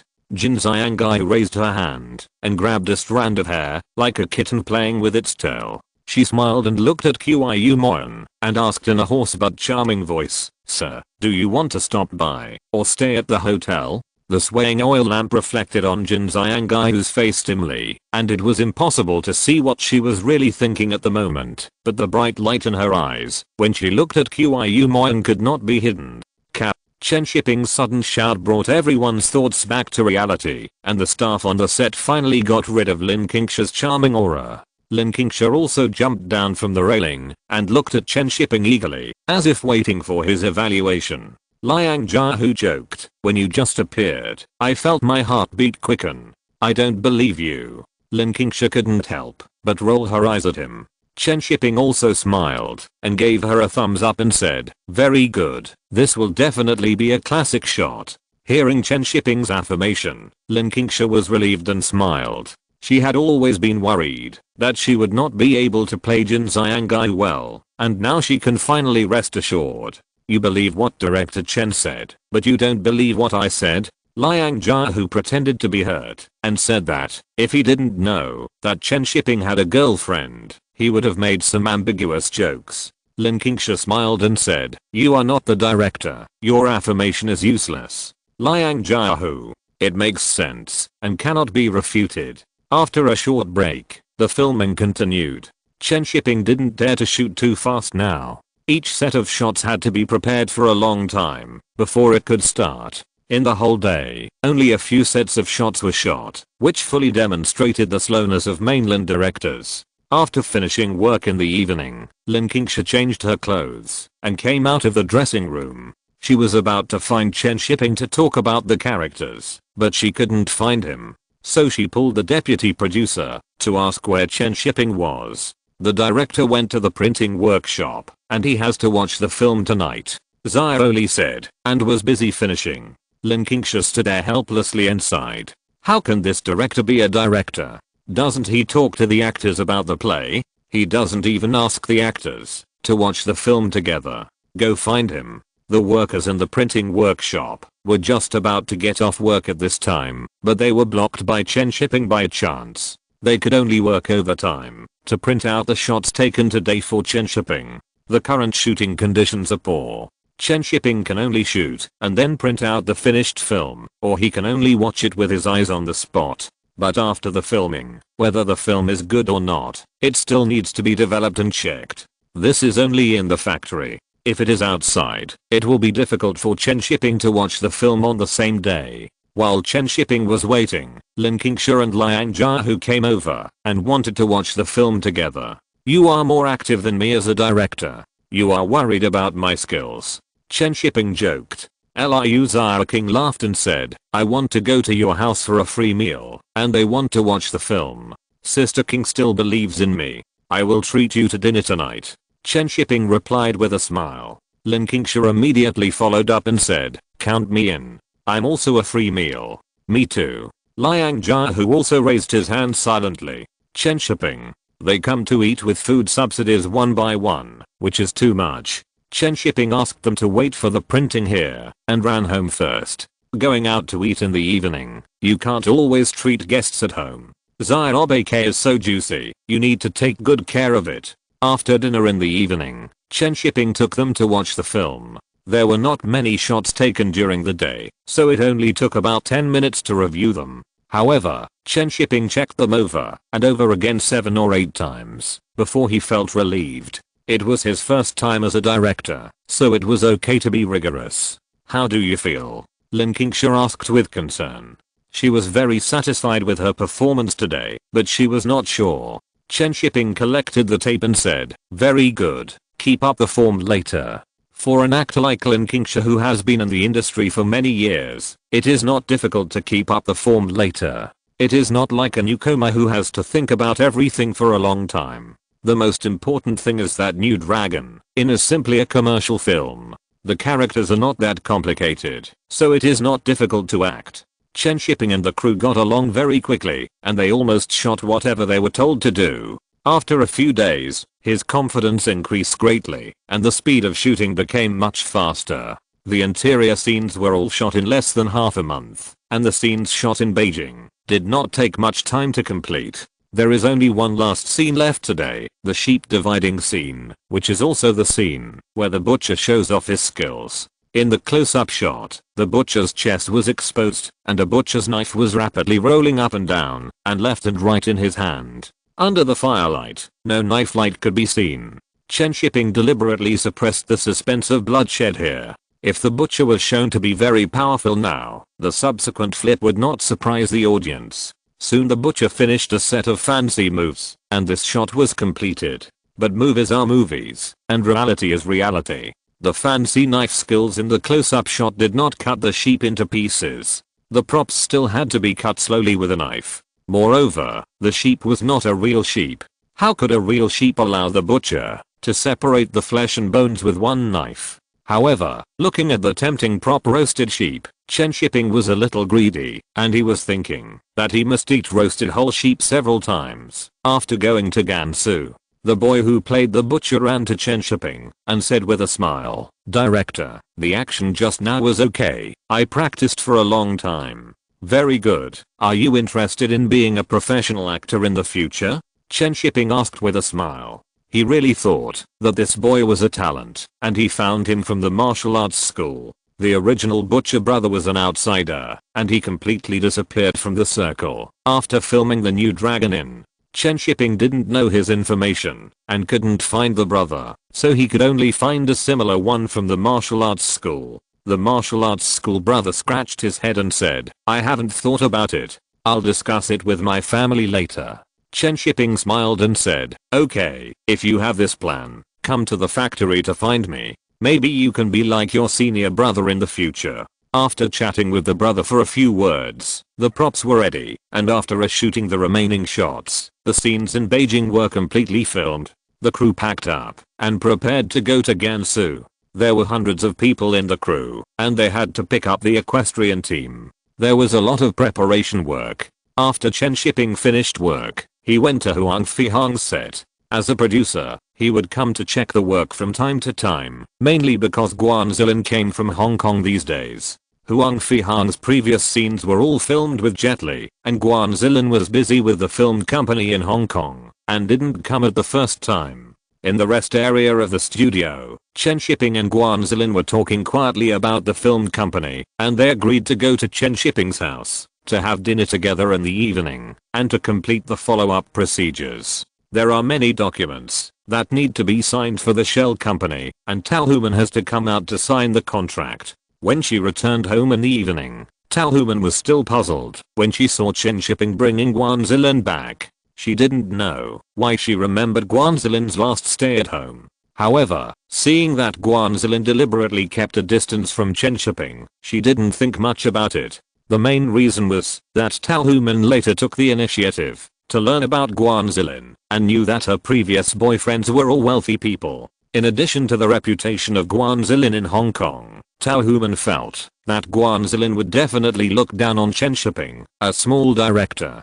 How could a woman who wanted to be a phoenix accompany a man to suffer together? When Chen Shiping handed the documents to Tal Human, she signed her name without even looking at them. Chen Shiping smiled and said, "Aren't you afraid that I will sell you out? Can you bear to do it?" Tal Human said a little proudly. Chen Shiping laughed, hugged Tal Human and kissed her, saying, "I'm sure you won't let me go." Guan Zilin watched jealously, feeling that Chen Shiping was doing this on purpose for him to see. Chapter 91 Deliberately creating an accident. As spring days get warmer, the heating in Beijing has stopped. However, the stove in Chen Shiping's house has not been turned off, and the house is still a little cold when the heating stops. The kettle on the stove hums, and Chen Shiping always feels that the sound of the kettle boiling is very similar to the whistle of a train. After Chen Shiping makes himself a cup of tea, he goes to his desk to work. He often misses classes in the literature class. Although the school doesn't say anything, it still requires him to write some short stories and hand them in from time to time. In the bedroom next door, Guan Zilin is telling Tao Human about the film company. There are some things that Chen Shiping can't handle, and Tao Human will have to handle them in the future. These things must be understood. Guan Zilin envied Tao Human very much, and looked at her and said, he trusts you so much. Many wealthy people in Hong Kong will be wary of their wives. Tao Human thought so in her heart, but she felt that two people should trust and support each other when they are together. It's okay, isn't that what it's like when two people are together? Tao Human looked at Guan Zilin and suddenly asked, Miss Guan, why did you start a company with shipping? Guan Zilin's expression remained unchanged, and he said calmly, to make money. Men are unreliable. I can only rely on myself to make money to support the family. Miss Guan is also very capable. Guan Zilin looked at Tao Human's face full of happiness and felt sour and guilty in his heart, so he stood up and said, it's getting late, I'll leave first, and I'll come to you shopping another day. Tao Human came back to her senses and said, it's so late, do you want to sleep at home? I'll just clean up the guest room. I won't disturb you. I still have to film tomorrow. I'll go back and rest early. Then I'll ask Shiping to take you. There are no cars so late. Then thank you for your help. No trouble, I'll go call him. On the way to the Beijing hotel, Chen Shiping drove very seriously without saying a word. Guan Zilin, who was sitting in the passenger seat, suddenly asked, why don't you say a word? Don't you want to see me off? No, I was just writing a novel and thinking about the plot. Chen Shiping replied absent-mindedly. When he was writing the novel just now, he always thought of the whistle of the kettle in his mind, and then he thought of the train, and when he thought of the train, he thought of the platform, and then his thoughts were out of control. Guan Zilin said, oh, picked up the water cup that Chen Shiping had placed in the car, unscrewed it and took a sip. Chen Shiping noticed that she was drinking water from the corner of his eye, so he slowed down the car to prevent her from finding an excuse to spill the water. This was in Beijing, and Zhao Beike was still waiting for him at home. He didn't want to have any accidents. Guan Zilin waited for a long time with the water cup in his hand, but Chen Shiping didn't step on the brakes, so he had to make an accident himself. He tilted his body to the side in an exaggerated manner, and the water spilled on Chen Shiping. Chen Shiping. It seems that Guan Zilin has not had anyone to do ideological work for her in Hong Kong during this period, and she has returned to her nature. 13th Aunt Chen Shiping suddenly spoke. Guan Zilin wanted to reach out his hand, but he immediately retracted his hand after hearing the three words 13th Aunt. Seeing Guan Zilin retract his hand, Chen Shiping coughed lightly and said, film well, the second part should not be worse than the first part. The most important thing in filming is to maintain the state. Guan Zilin hummed sullenly, lowered her head, and did not speak. She felt that Chen Shiping seemed to dislike her, so he deliberately said 13th Aunt. Sure enough, accidents can only be accidents. When the car arrived at the entrance of the hotel, Guan Zilin was about to get off the car, and Chen Shiping suddenly said, it's too late today, go back and have a good rest, and come to see you tomorrow. If you want to drink something, I will bring it to you tomorrow. Guan Zilin paused. When he opened the door, his eyes lit up, and he looked back at Chen Shiping and said, anything is fine. Okay, I know, go back and rest early. Chen Shiping said with a smile. Guan Zilin hummed happily and said goodnight, then pushed open the car door and got out. When lying on the big bed in the hotel at night, Guan Zilin felt that 13th Aunt was almost his switch. When Chen Shiping returned home, Tao Human was still awake and reading in the bedroom. Hearing the sound of the door opening and closing, Tao Human subconsciously glanced at the time. It was less than 40 minutes. The car was driving quite fast. When Chen Shiping came in, Tao Human said, be careful when driving next time.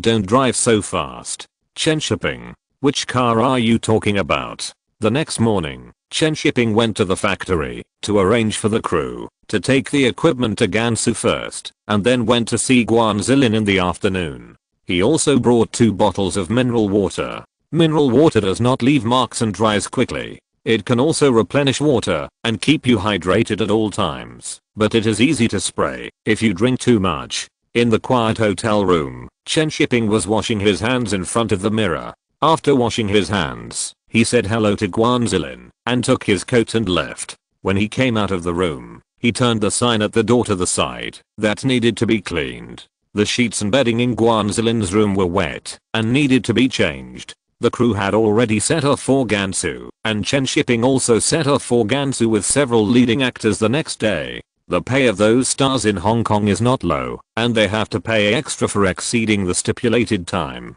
Chen Shiping does not have so much time to waste. The most important thing is that, after filming the new Dragon Gate Inn, he has to go to film Wives and Concubines. During this period, every time he met Jiang Huoyan, he would be asked when Wives and Concubines would start filming, which made Chen Shiping's brains big. I don't know if he is anxious or Jiang Shan is anxious. Gansu is very big. In Chen Shiping's concept, everything in Gansu is big. The territory is very big, the desert is very big, and the wind and sand are also very big. In the endless desert, Chen Shiping looked at the completed new Dragon Gate Inn, and a sense of desolation and loneliness instantly hit him. In the yellow sand, there was a lonely inn. The shop sign on the flagpole at the door was blown and clanged, and the words Dragon Gate Inn on it were not clear due to the invasion of wind and sand. In the jeep behind Chen Shiping, Lin Qingsha wrapped her veil and jumped out of the car. Looking at the Dragon Gate Inn, she felt a strange feeling in her heart.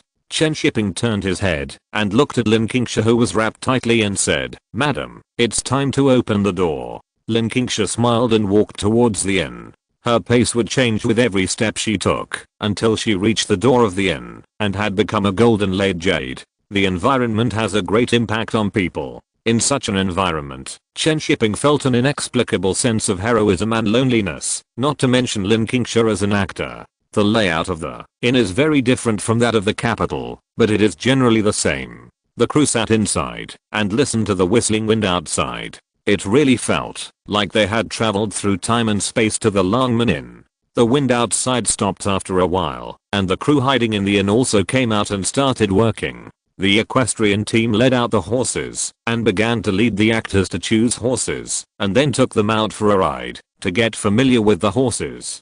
Chen Shiping was sitting in the inn at this time, sorting out his shooting plan.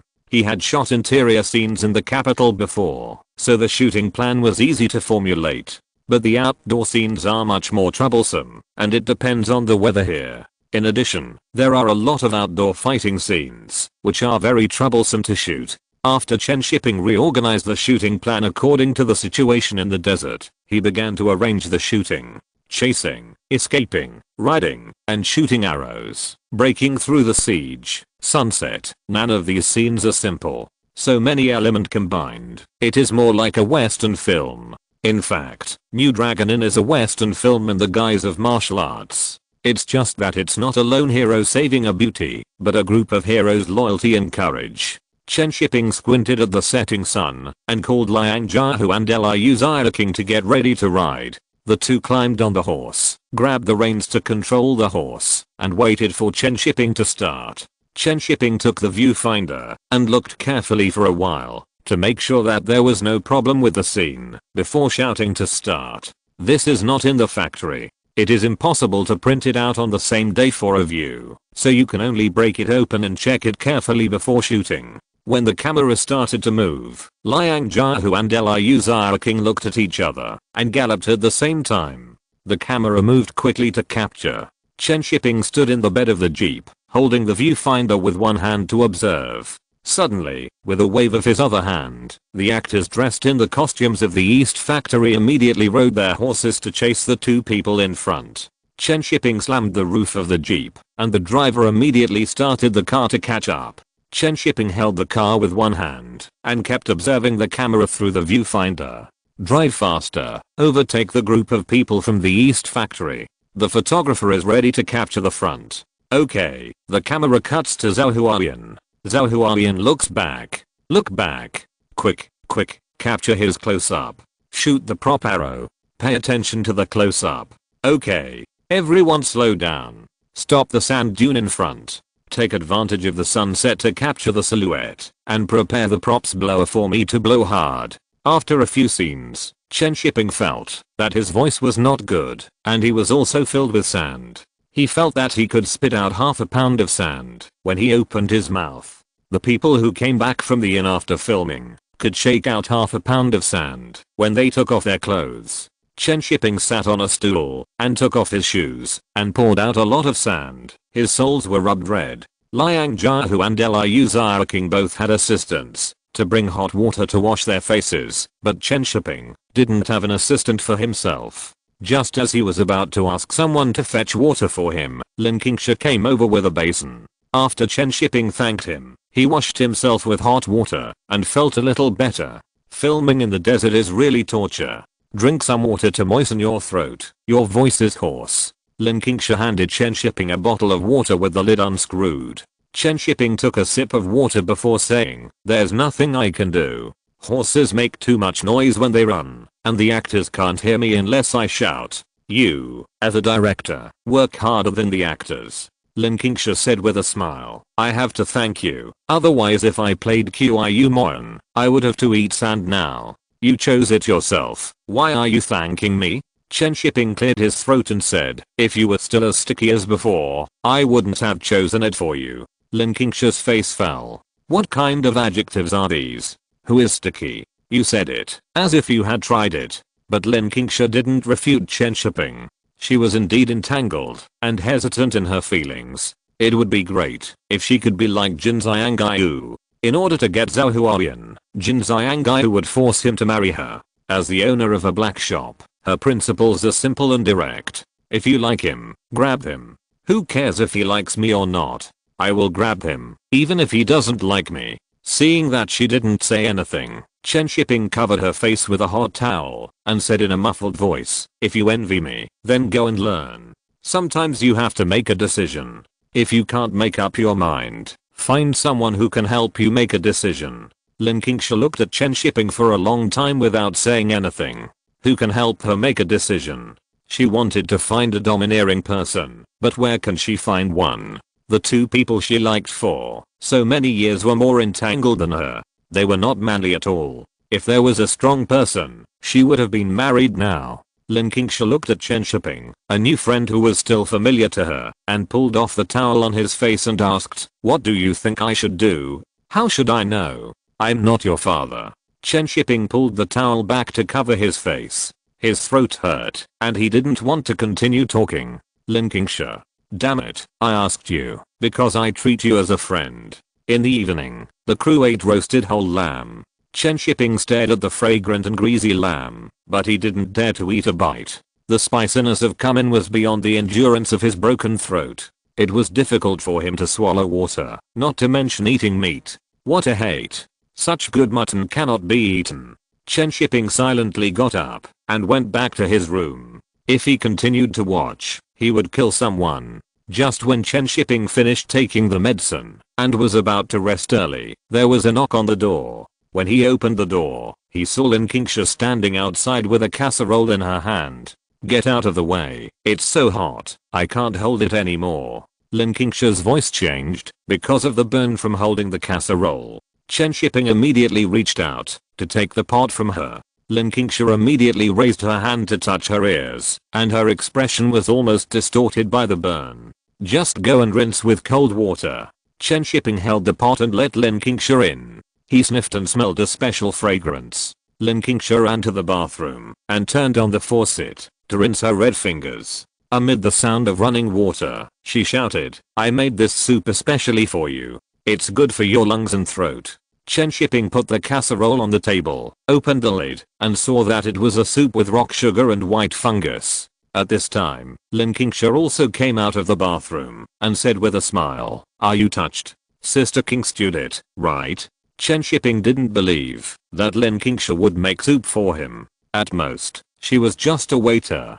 Lin Qingsha said in surprise, "You know all this? Can't I make soup for you? We are not that close yet, but thank you for bringing it to me." Chen Shiping sat down and smelled the sweetness of the rock sugar. He stirred the white fungus with a spoon and said, "Are you being nice to me for no reason? Do you have something to ask of me?" Lin Qingsha smiled and said, "Indeed, I have a little thing to ask for your help." Chen Shiping sipped the soup and ignored her. Lin Qingsha had to sit on Chen Shiping's bed and slowly tell him the whole story. San Meo had told Lin Qingsha before that she had written a script and now she wanted to film it, but most of the scripts were stories about the mainland, so they had to be co-produced. San Meo talked about this with Lin Qingsha on the phone that night, and she thought of Chen Shiping. Chen Shiping put down the spoon in his hand and asked, "Is San Meo in the mainland?" Lin Qingsha nodded and said, "Yes, she is in Changchun. Do you want to meet her?" Chen Shiping scratched his eyebrows. San Meo was one of his favorite female writers. Now that he had a chance to meet her, he really wanted to meet her. But now the filming was so tight, he could only think about it. Chen Shiping sighed and said, "Forget about the meeting. Tell her that, if she trusts me, I can be her producer." Chapter 92 I Can't Hold My Little Sister. In the gloomy sky, the dark clouds piled lower and lower, as if the whole sky was about to fall down. The yellow sand in the sky was swept by the strong wind, and the fine gravel kept falling like raindrops. In the wind and sand, several jeeps were moving slowly forward, and the sand hit the windshield, making a fluttering sound. The wipers could not stop the yellow sand. At this time, a car in the middle of the convoy suddenly stopped, and Chen Shiping, who was sitting in the front car, immediately picked up the walkie-talkie to ask about the situation. Then there was a crackling sound from the walkie-talkie. The car broke down. Chen Shiping couldn't help cursing after hearing it. The dog weather was really torturous. The wind suddenly started to blow in the middle of the filming. Chen Shiping asked the driver to turn back, and the other cars in the convoy continued to move forward with the walkie-talkie. The car soon drove to the side of the broken down car. Chen Shiping wrapped his military coat tightly and jumped out of the car, walking over against the wind and sand. The flying sand hit his face and left a tiny red mark. Chen Shiping raised his arm to cover his face and walked to the broken car. The driver was checking the condition of the car. Seeing Chen Shiping coming over, the driver said loudly, "The gearbox is broken." Chen Shiping did not hesitate and immediately said, "Tow it back first. Get the towing rope." In the broken car, Lin Qingsha looked at Chen Shiping, whose face was not clearly visible due to the wind and sand, and immediately knocked on the car window. Chen Shiping turned his head and shouted at her not to worry, just sit in the car. Lin Qingsha in the car did not hear clearly what Chen Shiping said, but only heard "don't worry." Lin Qingsha looked at Chen Shiping's blurred back in the wind and sand, and her originally nervous mood was relieved a lot. She is not Jin Xiangai who sighs in the box and the gold hairpin is buried in the soil, nor is she Qiu Moyan who floating duckweed has no roots, so don't ask the wanderer. She is just an ordinary woman. When Chen Shiping walked to the front of the car, Lin Qingsha immediately leaned on the car window to look out, but she couldn't see clearly the yellow sand in the sky, as if the whole world was only sand. In such terrible weather, the sand falling on the car window like raindrops was like knocking on her heart, which made her depressed and panic. Chen Shiping quickly fixed the towing rope with the driver, but he didn't go to the original car, but opened the back seat of the broken down car and got in. The moment the car door opened, the wind and sand got in. Lin Qingsha immediately made way for Chen Shiping when she saw him, with a trace of panic on her face. When Chen Shiping sat in and closed the door to isolate himself from the wind and sand, she breathed a sigh of relief. Chen Shiping lowered his head and fiddled with the sand in his hair. He spat a few times to get rid of the sand in his mouth, then smiled and said to Lin Qingsha, "Don't worry, there's a little problem with the car." Chen Shiping patted the driver in front and said, "Let the car in front start and go back early. This damn weather is so annoying." After the driver used the intercom to notify the car in front, the car in front started soon. The towing rope instantly straightened, and the car trembled violently. The nervous Lin Qingsha subconsciously grabbed Chen Shiping's hand.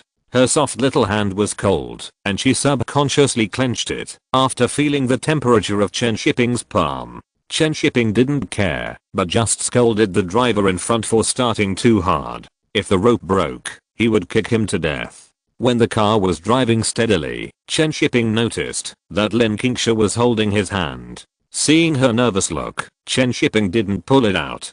Taking care of the emotions of the actors is also the producer's job, so he just suffers a little loss. Lin Qingsha is also a soft-hearted person. She doesn't have the sassiness of Jin Xiangai or the domineering of Dan Fang Bubei, and she doesn't even have the chivalry and courage of Qiu Moyan. After the car drove for a distance, Lin Qingsha came to her senses and let go of Chen Shiping's hand. She secretly glanced at Chen Shiping and found that he didn't seem to notice it before she breathed a sigh of relief. How embarrassing. She said she wanted to be Jin Xiangyu, but she was scared by a sandstorm. The temperature in the car was very low. In the desert, the temperature drops rapidly as soon as the wind blows. When it is almost sunset, Lin Qingsha rubbed her hands and her eyes fell on Chen Shiping's hands. She suddenly missed the temperature just now. Chen Shiping tilted his head to look at her, handed over a section of his military coat and said, "Put your hands in your pockets to keep warm. Why don't you wear the military coat if you don't have it?"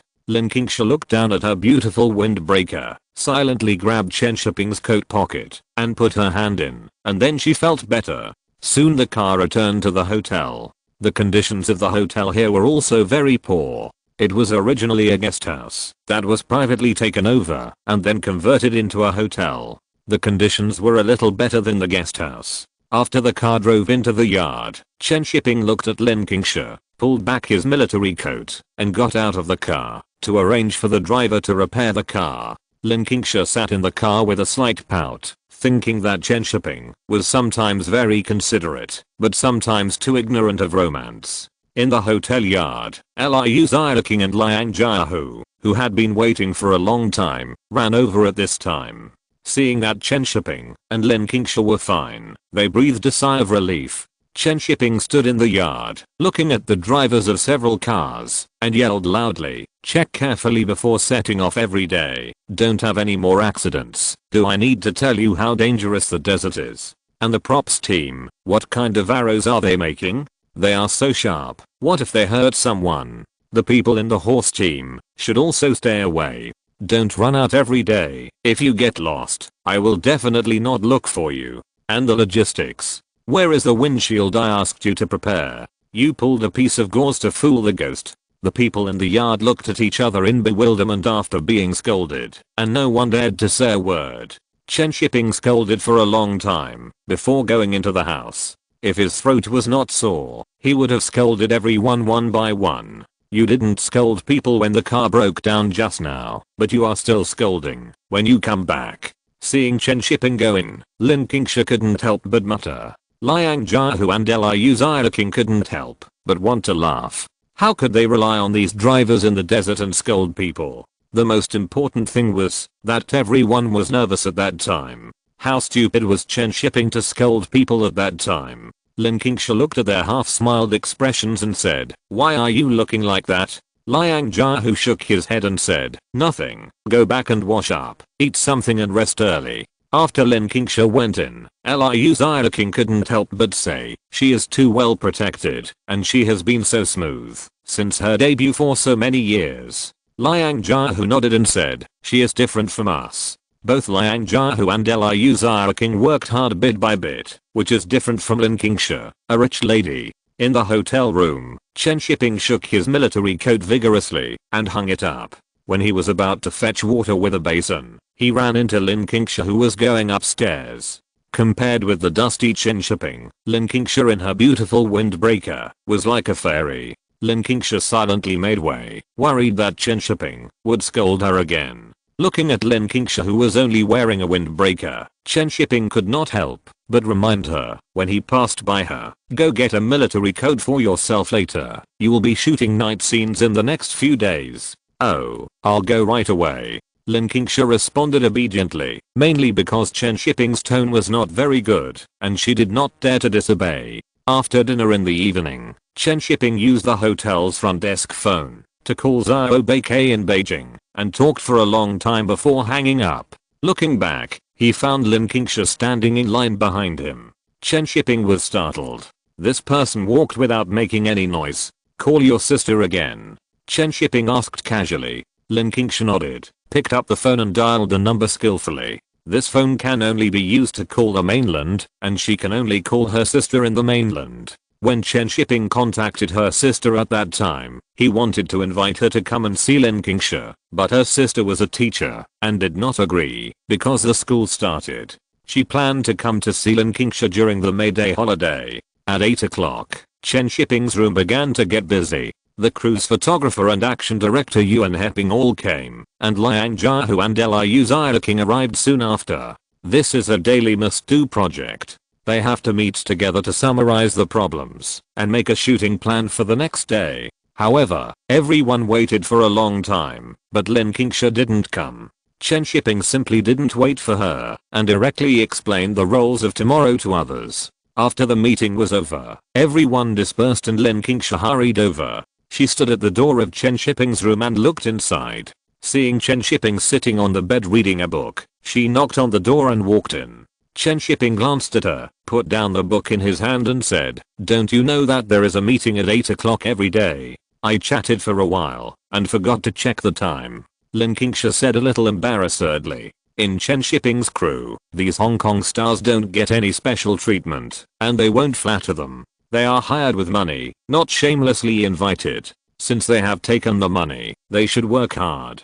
Chen Shiping picked out Lin Qingsha's part for tomorrow from the schedule and threw it to her, saying, "This is your part for tomorrow." Lin Qingsha took it and saw that it was the part where Jin Xiangai failed to flirt with Qiu Moyan, but instead sang naked on the roof in the wind. Lin Qingsha thought of those folk songs, looked at Chen Shiping and said, "Does it have to be the original version? I can't sing it well. Sing it once for me to hear." Chen Shiping looked at her and said, "Lin Qingsha, I already said I can't sing it well, but you still asked her to sing." Looking at Chen Shiping's eyes, Lin Qingsha hesitated for a moment and opened her mouth to sing. On the 15th day of August, the temple gate opens and all kinds of candles are placed. Red candles are red, white candles are white, I can't hold them all. When she sang the last sentence, Lin Qingsha's voice was barely audible. What kind of lyrics are these? What about the candles? That can't be held all at once. Bah. Lin Qingsha's singing was indeed unpleasant, and her Taiwanese accent couldn't express the boldness and heroism of the Northwest.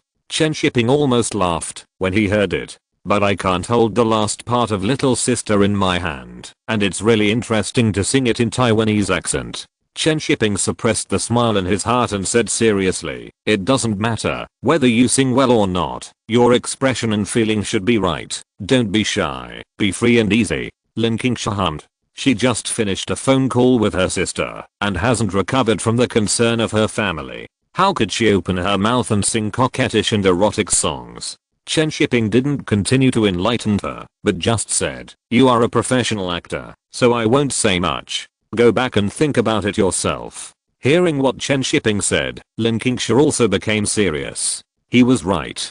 She was a professional actor, and it was just a little song. What was there to be shy about? Seeing Lin Qingsha getting serious, Chen Shiping said again, "This scene also requires taking off clothes. I didn't shoot it for you in Beijing before, because I was afraid that you couldn't let go. You should be able to adapt now, right? If not, I will find a substitute." Lin Qingsha couldn't stand Chen Shiping's provocation. He said he was a professional actor in the first sentence, and in the second sentence he said he would find a substitute for himself. Wasn't he mocking me? No problem, it's just showing your legs and back. What's the big deal? Professional. Yes, you are a professional, I believe you. What's your expression? I'm talking about professional acting. I'm talking about acting too. So angry, so angry. Lin Qingsha came out of Chen Shiping's room angrily, thinking that she must let Chen Shiping see her acting skills tomorrow.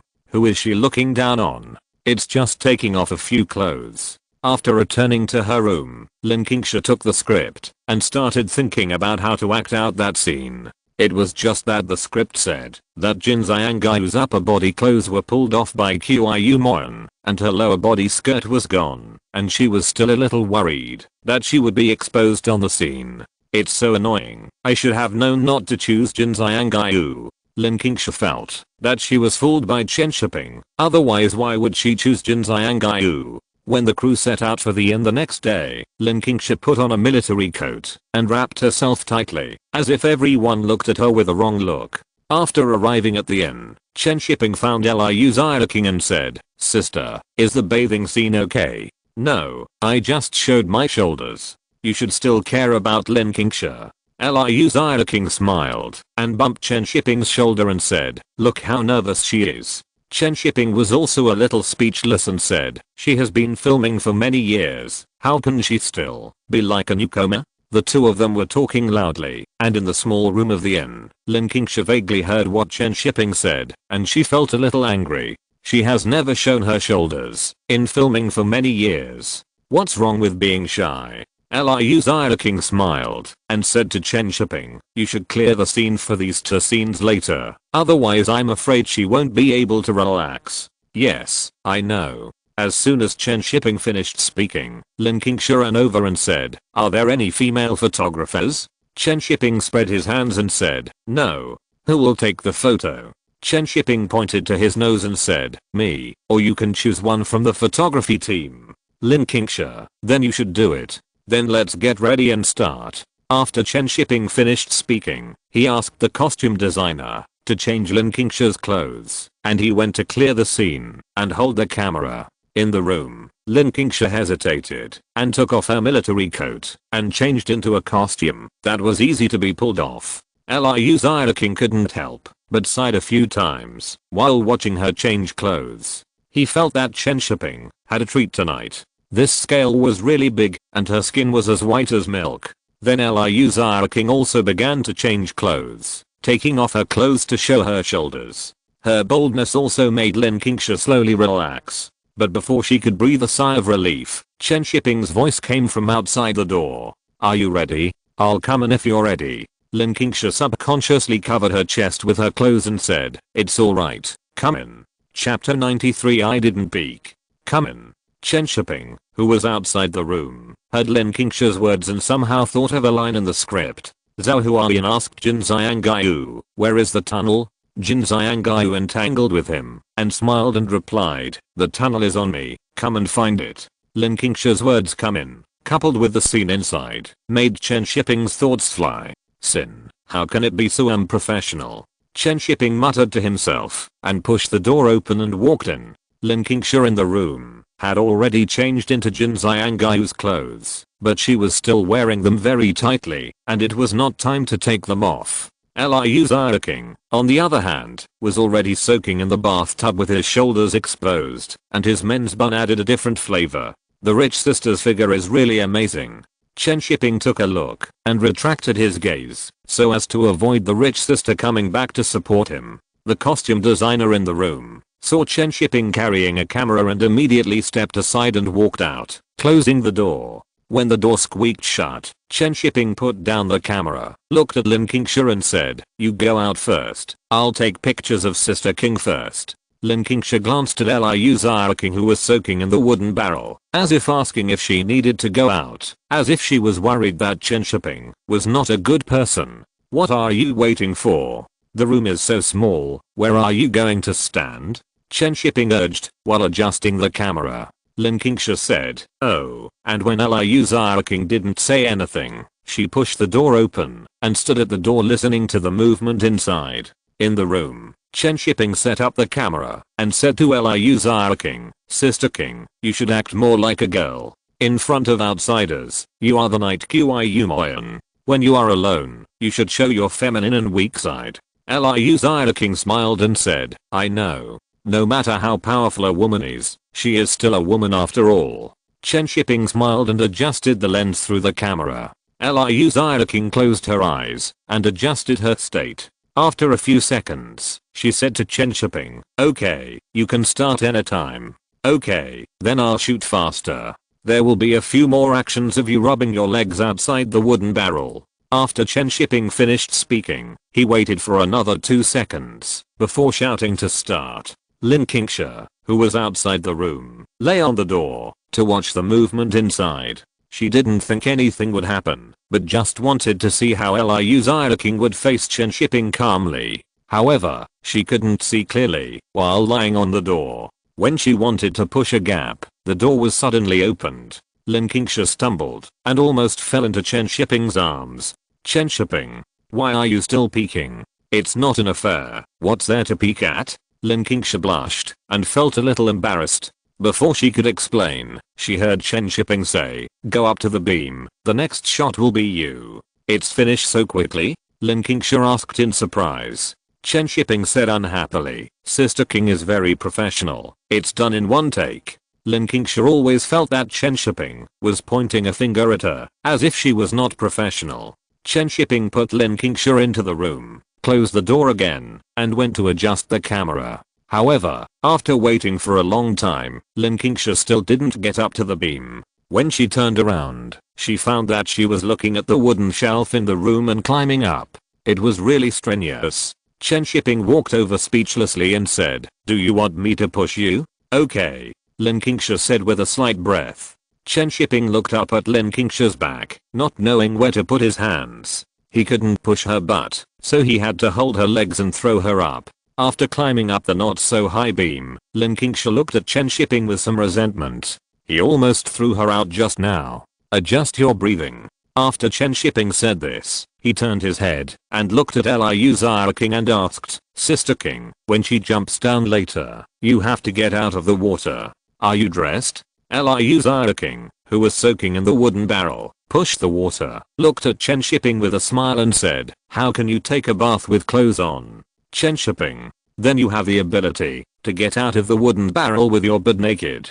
Do you think my long and thick lens is just a decoration? Hey, stop chatting. I'm tired sitting here." "Okay." Lin Qingsha, who was sitting on the wooden shelf, said with some dissatisfaction while holding the wall. Chen Shiping was also convinced by Liu King and said to her, "When she jumps down later, you pull off the belt on the wall and throw it at the camera." After saying that, he asked worriedly, "No, you really don't wear anything?" "I'm wearing it. If you don't want me to wear it, I can take it off. I'm devoting myself to art," Liu King said, and winked at Chen Shiping.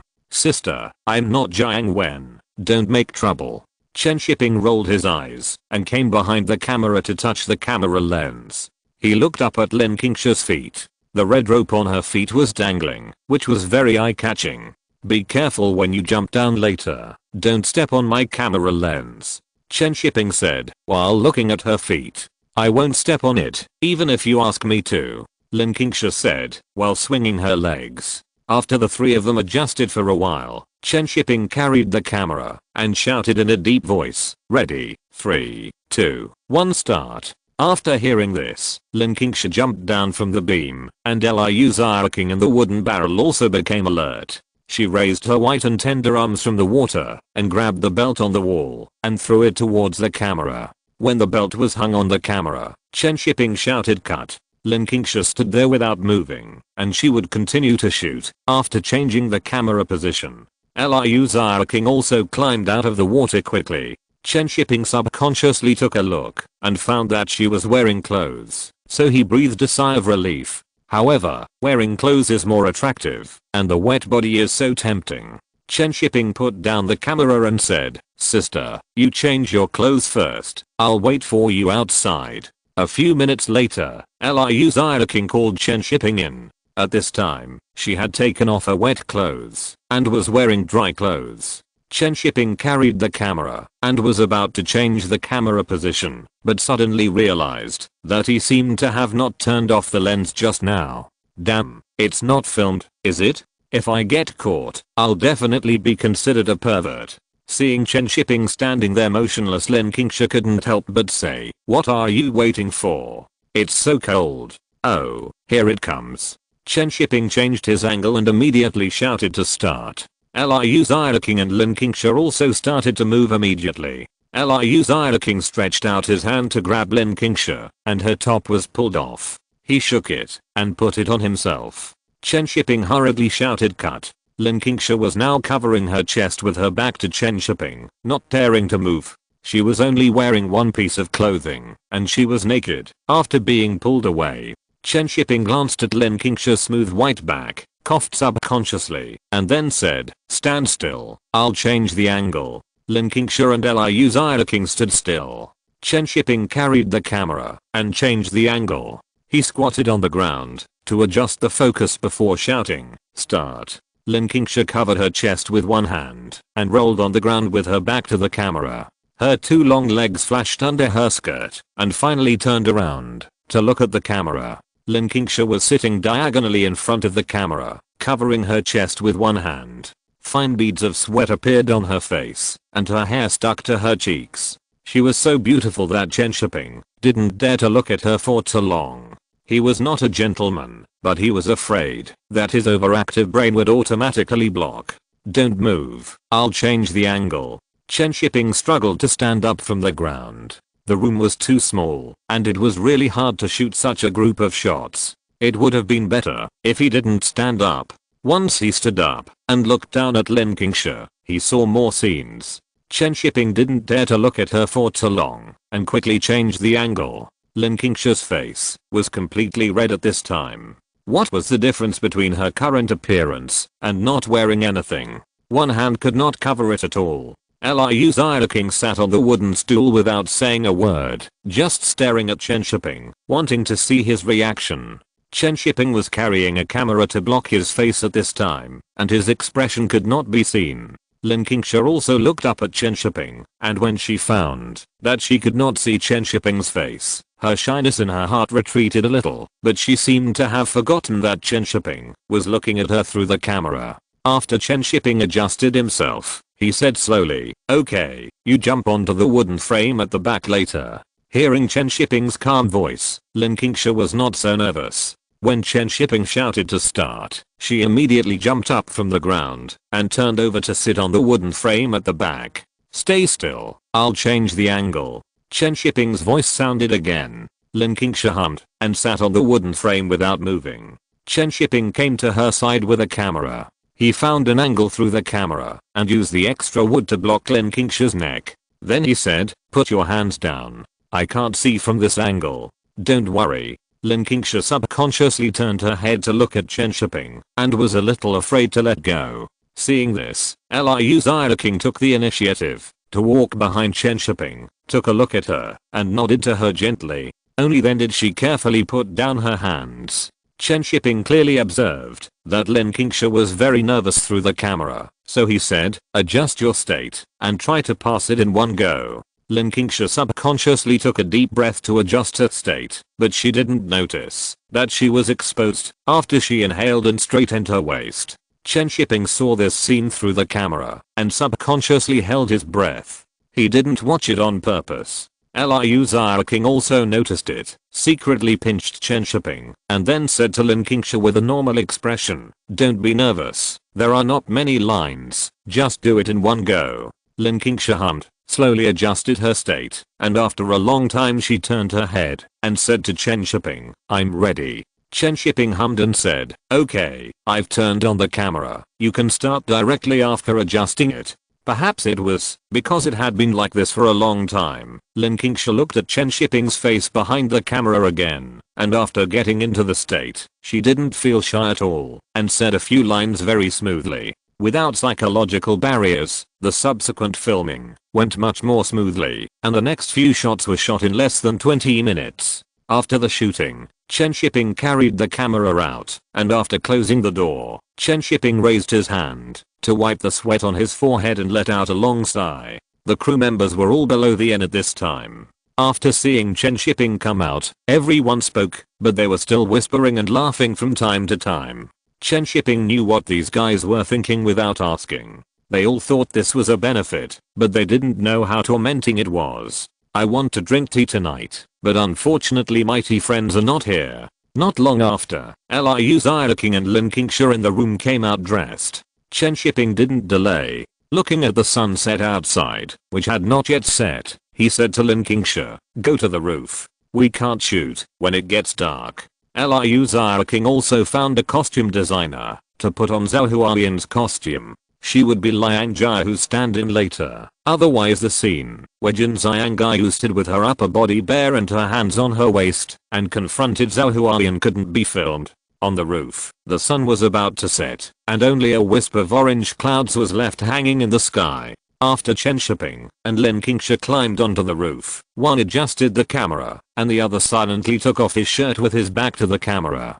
Before Chen Shiping could adjust it, Lin Qingsha took off her shirt, and her smooth and white back was faintly visible in the dim light. When watching the original film, Chen Shiping always felt that this scene was not beautiful enough. Now that he was shooting it himself, he naturally wanted to capture the wild beauty of the Northwest on Lin Qingsha. Use the muscles of your back a little bit, come a little to the west, and let the afterglow shine on your back. Lin Qingsha heard what Chen Shiping said, turned west silently, supported herself on the ground with one hand, and exerted a little force on the muscles of her back. The S-shaped waistline was immediately revealed, forming beautiful light and shadow in the afterglow of the setting sun, just like the undulating sand dunes in the distance. Chen Shiping looked at this scene through the camera, and suddenly understood what the beauty of the human body was. If I had known earlier, I would have gone into art, and become a producer and writer. Is this okay? Lin Qingsha suddenly asked softly, her voice trembling slightly, because the temperature outside was too low.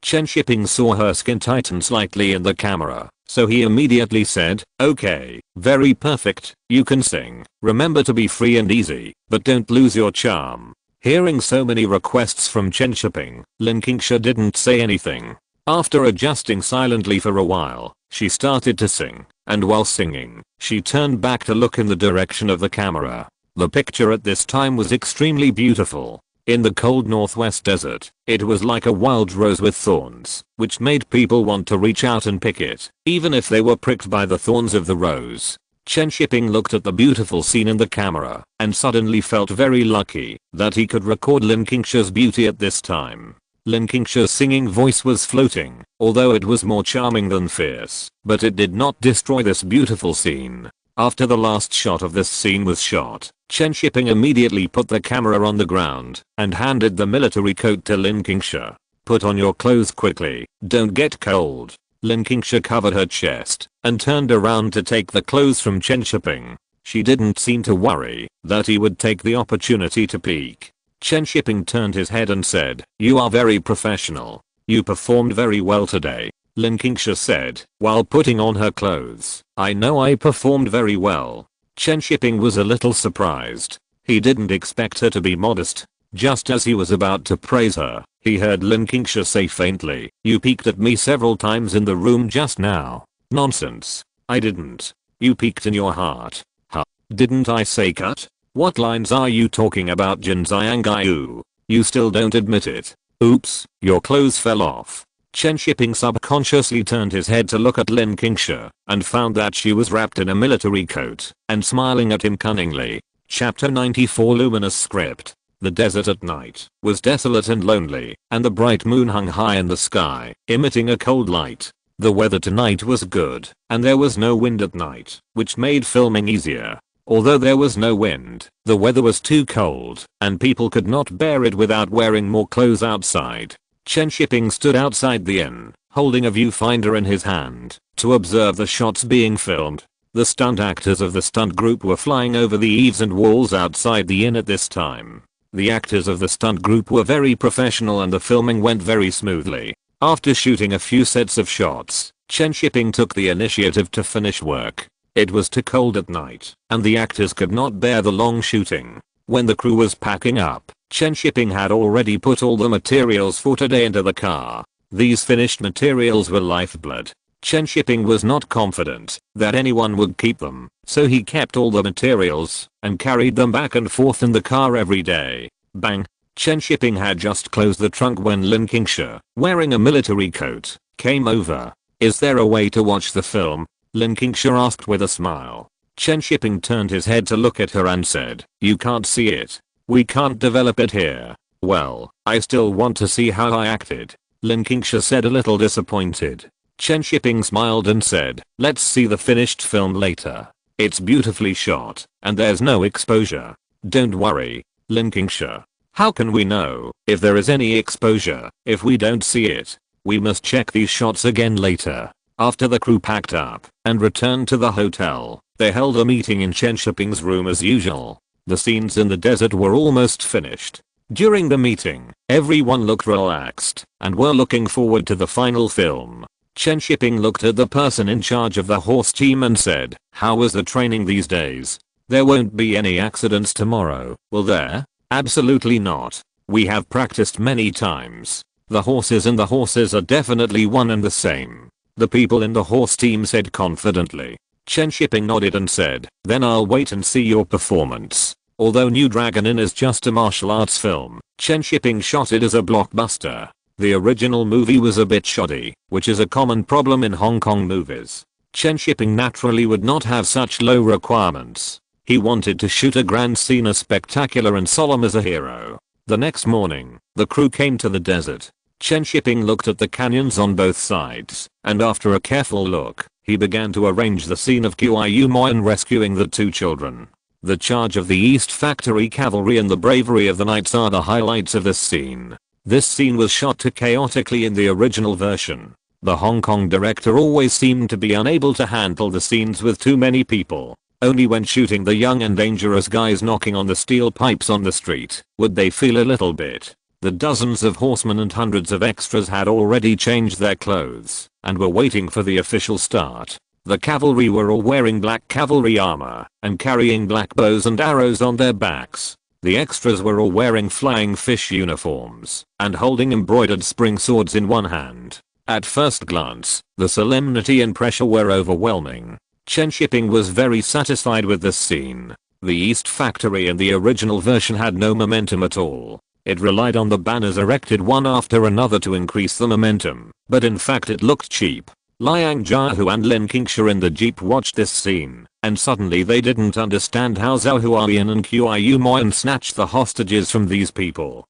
4 or 5 people kidnapped the people. Although it was the East Factory who deliberately let them go, it would be impossible to let them go with the scene Chen Shiping created. It would take a Pacific Ocean. I'm scared when I see this scene, but it's really spectacular. Liang Jiahu couldn't help but say. Lin Qingsha also nodded, and finally looked at Chen Shiping who was directing the extras, and couldn't help saying, Chen Shiping is really amazing. He is so serious in shooting a martial arts film. Liu Xiaoqing, who had been dozing in the car, suddenly yawned and said, these are all small scenes. Have you ever seen thousands of people charging? Have you ever seen a division being transferred to shoot a movie? Liang Jiahu and Lin Qingsha looked at each other, and a trace of helplessness flashed in their eyes. Where can you see this? After Liu Xiaoqing leaned in front of the car window to take a look, he couldn't help saying, but Shiping is still amazing.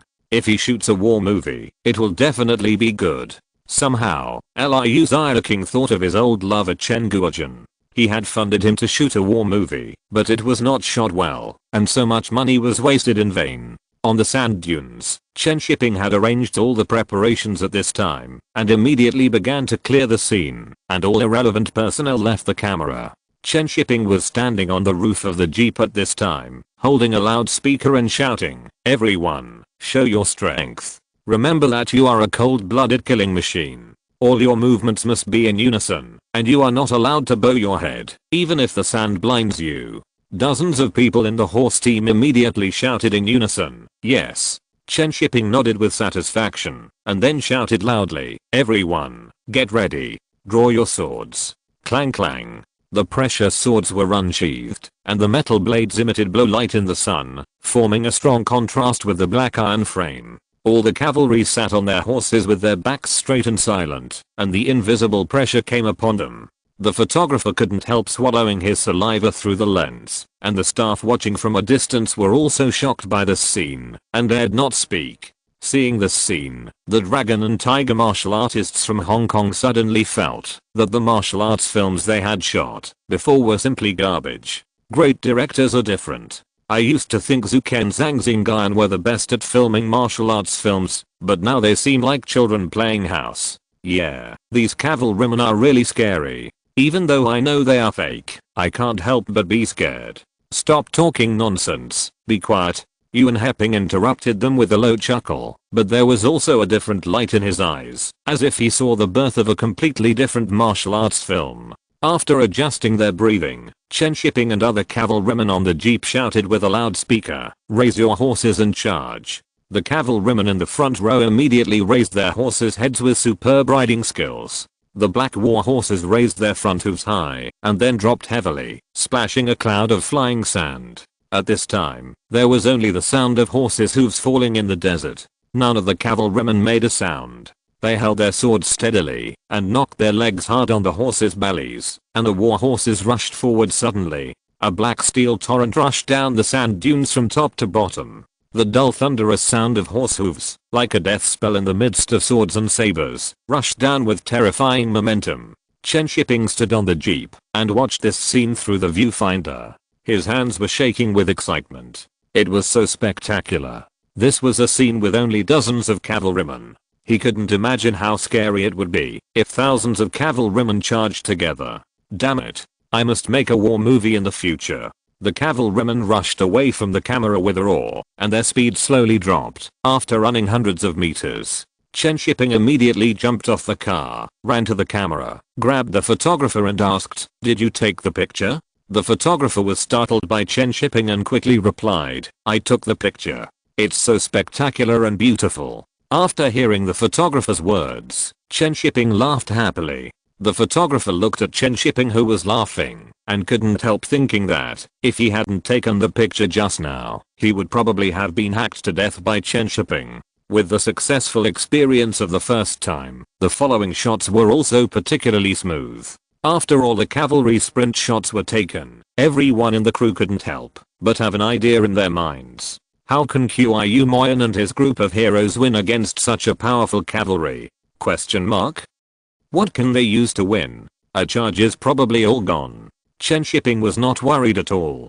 Since it is a martial arts film, it is normal to take the heads of enemy generals among thousands of troops. Wouldn't it be better to let Qiu Moyan and his group fly? The movements should be more free and easy, to contrast with the solemn and neat cavalry. Chen Shiping had already communicated with Yuan Heping's team about these issues. Let Qiu Moyan fly among the cavalry. It should be as free and easy as killing one person in 10 steps and leaving no trace for 1,000 miles. Chen Shiping didn't plan to let Liu Xiaoqing take part in this scene. Her skills are not good enough to perform such actions. Just find a substitute. This scene was not finished in a whole day. Action scenes are the most difficult to shoot. No one can stand hanging on the wire for a long time. After a busy day, everyone was too tired to speak when they returned to the hotel at night. Chen Shiping was also so tired that he was paralyzed, mainly because his throat couldn't take it. After the meeting, he took a shower in the room. When Chen Shiping was about to rest, there was a knock on the door of the room. "Are you asleep? I made soup for you." Lin Qingsha's voice came from outside the door. Chen Shiping got up helplessly, put on his clothes, and opened the door. This time Lin Qingsha learned her lesson and took a thermos bucket. Chen Shiping thanked her and unscrewed the thermos bucket to drink the soup. Lin Qingsha waited for a long time and didn't hear Chen Shiping ask who made the soup, so she couldn't help but take the initiative to ask, "How is the soup today? Better than last time, right?" "Well, your cooking skills are better than Sister King," Chen Shiping said while drinking the soup. Lin Qingsha chuckled and asked curiously, "How do you know I made the soup?" Chen Shiping turned his head and looked at her and said, "You ask me, I'm not stupid." Lin Qingsha sat on Chen Shiping's bed, looked at him curiously for a few times, and then said, "I don't quite understand the relationship between Jin Xiangyu and Zhao Huayan, so I came to ask you. What's the doubt?" Chen Shiping said without turning his head. "Does Zhao Huayan like Jin Xiangyu? Why did Jin Xiangyu risk her life to get the flute back to Qiu Moyan?" Chen Shiping put down the spoon in his hand, turned his head, and looked at her and said, "Do you remember Qiu Moyan and Zhao Huayan's explanation of the name Jin Xiangyu? One is that the jade size in the box and the gold hairpin is buried in the soil. The other is that the gold wall shines and the jade is exquisite. Women understand women better. Qiu Moyan sees Jin Xiangyu's heart, while Zhao Huayan sees Jin Xiangyu's skin. When Zhao Huayan saw the radish flower carved by Jin Xiangyu, he also said that it was a beautiful Xianshan snow lotus, saying that only icebergs can grow such beautiful flowers. These were just flattering words, praising Jin Xiangyu's beautiful appearance. Zhao Huayan didn't like her, but he was moved. After hearing Chen Shiping's explanation, Lin Qingsha nodded and said, "So there are so many things hidden in these lines. The flute is a gentleman's instrument." Chen Shiping coughed lightly and said, "In ancient times, it also symbolized male characteristics. Look at how she flirted with Zhao Huayan after she snatched the flute. Although Zhao Huayan was unwilling, he didn't resist too much. It wasn't until Qiu Moyan was dying that Zhao Huayan remembered to explain to Qiu Moyan At this time, he also understood his own heart. After Lin Qingsha heard Chen Shiping's words, she slowly understood this unclear emotional entanglement. It seemed to be a simple entanglement of Jin Xiangyu, but in fact it hid so many twists and turns. Chen Shiping continued, as for why he risked his life to get the flute back, one is to move their feelings, and the other is that Jin Xiangyu envied him. She didn't want only Zhao Hualian's body, she wanted his heart. So the flute represents Zhao Hualian's body, and his evil thoughts about Jin Xiangyu? Lin Qingsha said with sudden enlightenment. Men are really not good. He still thinks about Jin Xiangyu when he has Qiu Moyan. Chen Shiping. Talk about the play. Why are you cursing? Men are like this. They like radish flowers, but they can't help but smell the beautiful wildflowers when they see them outside. Lin Qingsha couldn't help but think of her own feelings. Only then did she understand why she had been entangled with Erkin for so many years without any result. They clearly said that they liked her, but in the end they were willing to divorce their wife, and after the divorce, they didn't marry her. It turned out that she was just a water radish from the Xianshan snow lotus. When the snow lotus was picked, it became a radish flower, and there were more beautiful snow lotus flowers waiting for them to pick outside. Lin Qingsha thought about it along her own way, and suddenly felt that something was wrong, but she couldn't tell what was wrong. Does it mean to always be a seductive snow lotus instead of a radish flower? Doesn't that mean just having fun without getting married? To put it in a broader sense, doesn't it mean that one would rather be an intruder than get married? When this thought came to Lin Qingsha's mind, she was shocked by herself, but she felt it was quite right. Especially when she thought of the ending of Zhao Hualian and Jin Xiangyu, she felt that the final result of Jin Xiangyu was too miserable. The jade side in the box, the gold hairpin was buried in the soil, and in the end Jin Xiangyu burned down the inn to pursue Zhao Hualian. Isn't it just that the jade left the box and the fork broke the soil? Is it still Jin Xiangyu? It's just another Qiu Moyan. Who knows if Zhao Hualian will meet another Jin Xiangyu next time? Lin Qingsha suddenly regretted coming to Chen Shiping to ask this question. This was simply making herself uncomfortable. Chen Shiping had finished his soup at this time, and said with a smile, all men can't refuse Jin Xiangyu, but they can't let Qiu Moyan down. Lin Qingsha looked at Chen Shiping without saying anything. In her heart, she vaguely agreed with Chen Shiping's words. There are many men who abandon their original wives. Not only men, but women do this too. So, there's nothing wrong with being Jin Xiangyu. Chen Shiping said faintly, handed the thermos in his hand to Lin Qingsha and said, thank you for the soup, go to bed early. Lin Qingsha grabbed the thermos, suddenly raised her head, and looked at Chen Shiping and asked, do you like Jin Xiangyu? You and your girlfriend have such a good relationship, but you can't refuse Zhu Lianhua? Chen Shiping was stunned for a moment, smiled and said, I said, all men can't refuse Jin Xiangyu. Really? I want to try it, hey?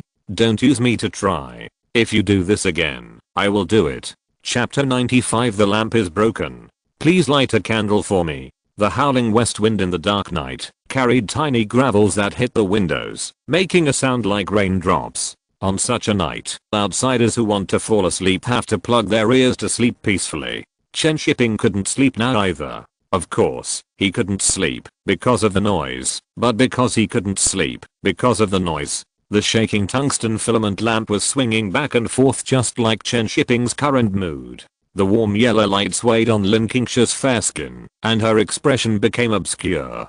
Chen Shiping looked at the light in her eyes, not sure what she was thinking, whether she was teasing him or really wanted to test herself. The key is that this broken hotel is full of people from the factory, and the rooms are not soundproof. He is in a difficult situation now. If this is discovered, it will spread throughout the factory tomorrow. Seeing Lin Qingsha trying to get closer, Chen Shiping stepped back and said, sister, stop messing around. Lin Qingsha stared into Chen Shiping's eyes, grabbed her hair like a piece of golden laid jade, and said, am I not beautiful?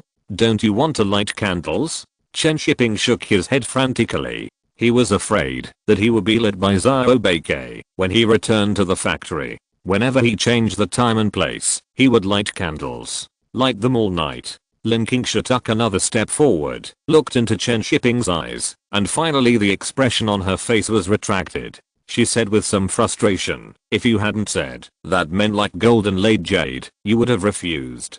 Chen Shiping laughed awkwardly and breathed a sigh of relief. Although he was greedy for money and lustful, he had principles. As for what the principle was, it was that he must not be discovered. He must be careful with someone like Lin Qingsha who suddenly came over to play a straight ball. Putting away the temptation, Lin Qingsha sat on the chair and looked at Chen Shiping, thinking that he was quite interesting. On the one hand, he said that all men are lustful, but on the other hand, he rejected her. Was it because he was not lustful enough, or was it because she was not attractive enough? She wanted to become Jin Xiangyu, but she failed the first time. Could she only be Qiuyumoan? So are you lustful or not? Lin Qingsha looked at him and asked. Chen Shiping said seriously, lustful with principles. Then what makes you unprincipled? Lin Qingsha suddenly said curiously, is every man like this? I don't know about others, but I'm like this anyway. Chen Shiping touched his nose and said, don't try me next time, otherwise don't blame me for being rude. Oh. Lin Qingsha suddenly became interested again, and suddenly approached him and said, why are you rude? Chen Shiping looked at Lin Qingsha's face so close, and suddenly kissed her on the face. If he couldn't do anything else, he would kiss her, and collect some interest. Lin Qingsha didn't expect Chen Shiping to kiss her, and was stunned for a moment, but then she reacted, and couldn't help laughing. She was still quite attractive. She could resist once, but not the second time. Looking at Lin Qingsha who was laughing inexplicably, Chen Shiping couldn't help but touch her forehead. She didn't have a fever, so she wasn't angry. Did she really want to light candles with her? Lin Qingsha blinked and looked at Chen Shiping and said softly, so I broke your principle. No, Lin Qingsha didn't let Chen Shiping finish. This stubborn man would definitely not admit it. She pressed Chen Shiping's lips lightly with her fingers, then looked at her fingertips, and smiled and said, don't be stubborn, not at all. Chen Shiping, how can you slander someone's innocence out of thin air? I can't stand it anymore. Chen Shiping grabbed Lin Qingsha's thin wrist, looked at her seriously and said, I'll give you another chance, get out now, or I'll light candles. Under the ambiguous light, the whistling wind outside the window seemed to be urging. Lin Qingsha looked at Chen Shiping's eyes and her breathing became rapid. Finally, she suddenly withdrew her hand and walked away without looking back. After leaving Chen Shiping's room, she leaned against the wall and gasped for breath. She still couldn't take that step. Lin Qingsha touched her heartbeat. She didn't know whether she was nervous or she was attracted to Chen Shiping at that moment. But her pounding heartbeat couldn't be calmed down. Chen Shiping in the room also took a breath slowly. He almost made a mistake. Lin Qingsha didn't have martial ethics. How could she use herself to test the katas? The wind was so noisy tonight. Chen Shiping couldn't fall asleep in bed. He fell into a deep sleep until dawn. When he got up the next morning, Chen Shiping had dark circles under his eyes. When he met Lin Qingsha at breakfast, he found that her dark circles were more serious than his. Chen Shiping cursed in his heart that he deserved it. He didn't even say hello to her. Why did he tease him for no reason? After such a small episode, Chen Shiping and Lin Qingsha subconsciously avoided each other and the crew except for a few more words when they talked about the play. Chen Shiping was worried that Lin Qingsha would suddenly have a brain twitch to tease him again, and Lin Qingsha was also afraid that she couldn't control herself and pulled Chen Shiping to light the candle. Maybe because he was provoked, Chen Shiping's temper became worse and worse. Whenever someone made a mistake, he couldn't help but scold them. Everyone in the crew couldn't understand why Chen Shiping suddenly became a powder keg. What's wrong with director Chen recently? He has such a bad temper. I guess he is under pressure and wants to make a good movie. Huang Fihang is so successful. If this movie is not as popular as Huang Fihang, it will be embarrassing. Maybe, but I think it is much better than Huang Fihang. I think so too. I feel that every shot is so beautiful. Everyone in the crew saw Chen Shiping's pursuit of excellence and wonderful ideas during the filming, and they were looking forward to what the final film would look like. Especially the stunt team and martial arts instructor from Hong Kong. They all admired Chen Shiping. They have shot too many martial arts films, but this is the first time that Chen Shiping has shot like this, especially the desert chase scene, which opened everyone's eyes. Although it is a martial arts movie, it can shoot the feeling of Hollywood car chases and explosions, which is much better than the martial arts movies in Hong Kong. The filming went so smoothly, and everyone was happy. As for Chen Shiping's scolding, no one cared. How could you not be scolded when you were in the crew? Chen Shiping got angry when he saw the group of people whispering together. If he wasn't worried that you would spread gossip, would he be so angry? What are you all standing there for? Get moving quickly. You like eating sand in the desert so much. After Chen Shiping shouted, he couldn't help but cough violently. His throat was completely ruined in the past few days. Here's some water. Lin Qingsha suddenly appeared beside Chen Shiping and handed him a cup.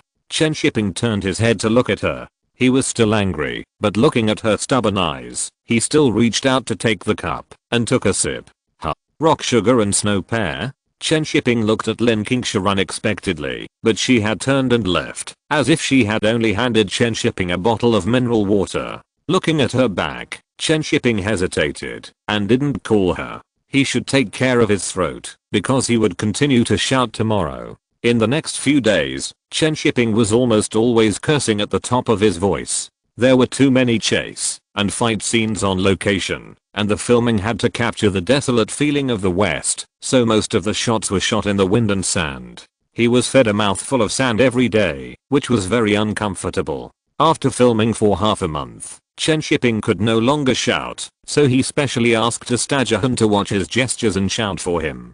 Fortunately, the filming was about to be finished, otherwise Chen Shiping would definitely be the first one to go on strike in the crew. In the desolate desert, Jin Xiangyu threw the wine jar in his hand on the wall of the inn, took out a fire starter, blew it and threw it on the haystack of the inn. The haystack was ignited when the west wind blew, and soon the whole inn was on fire. Jin Xiangyu looked at the blazing flames, slapped his horse, and shouted to the butcher, "Let's go after Zhao Huayan." In the sunset, the two fast horses slowly disappeared in the burning flames, and the story of Lang Maning completely turned into a pile of yellow sand in the desert, and dissipated with the wind. Chen Shiping looked at this scene for a long time without saying anything, and everyone in the crew was waiting for Chen Shiping to shout out the words "filming is complete." The Jianghu of Dragon Gate Inn has ended, and the story of Jin Xiangyu has ended. He suddenly felt a little melancholy, and finally sighed and shouted in a hoarse voice, "New Dragon Gate Inn, filming is complete." Hearing Chen Shiping's words of "filming is complete," the crew cheered and cheered in the desert. Everyone's face was filled with smiles. Only Chen Shiping looked at the burning Dragon Gate Inn with a hint of melancholy on his face. When he turned his head to get on the car to rest, his eyes caught Lin Qingsha riding on a horse. There was also a touch of melancholy on her face, and when her eyes met Chen Shiping, that melancholy suddenly became firm. Lin Qingsha tapped the horse's belly lightly with her foot, came in front of Chen Shiping, and suddenly smiled and sang. On the 15th day of the 8th month, the temple gate opens, and all kinds of candles are placed. Red candles are red, white candles are white. I can't hold them all. Lin Qingsha's singing voice was very soft, and she didn't have the boldness and unrestrainedness of Jin Xiangyu.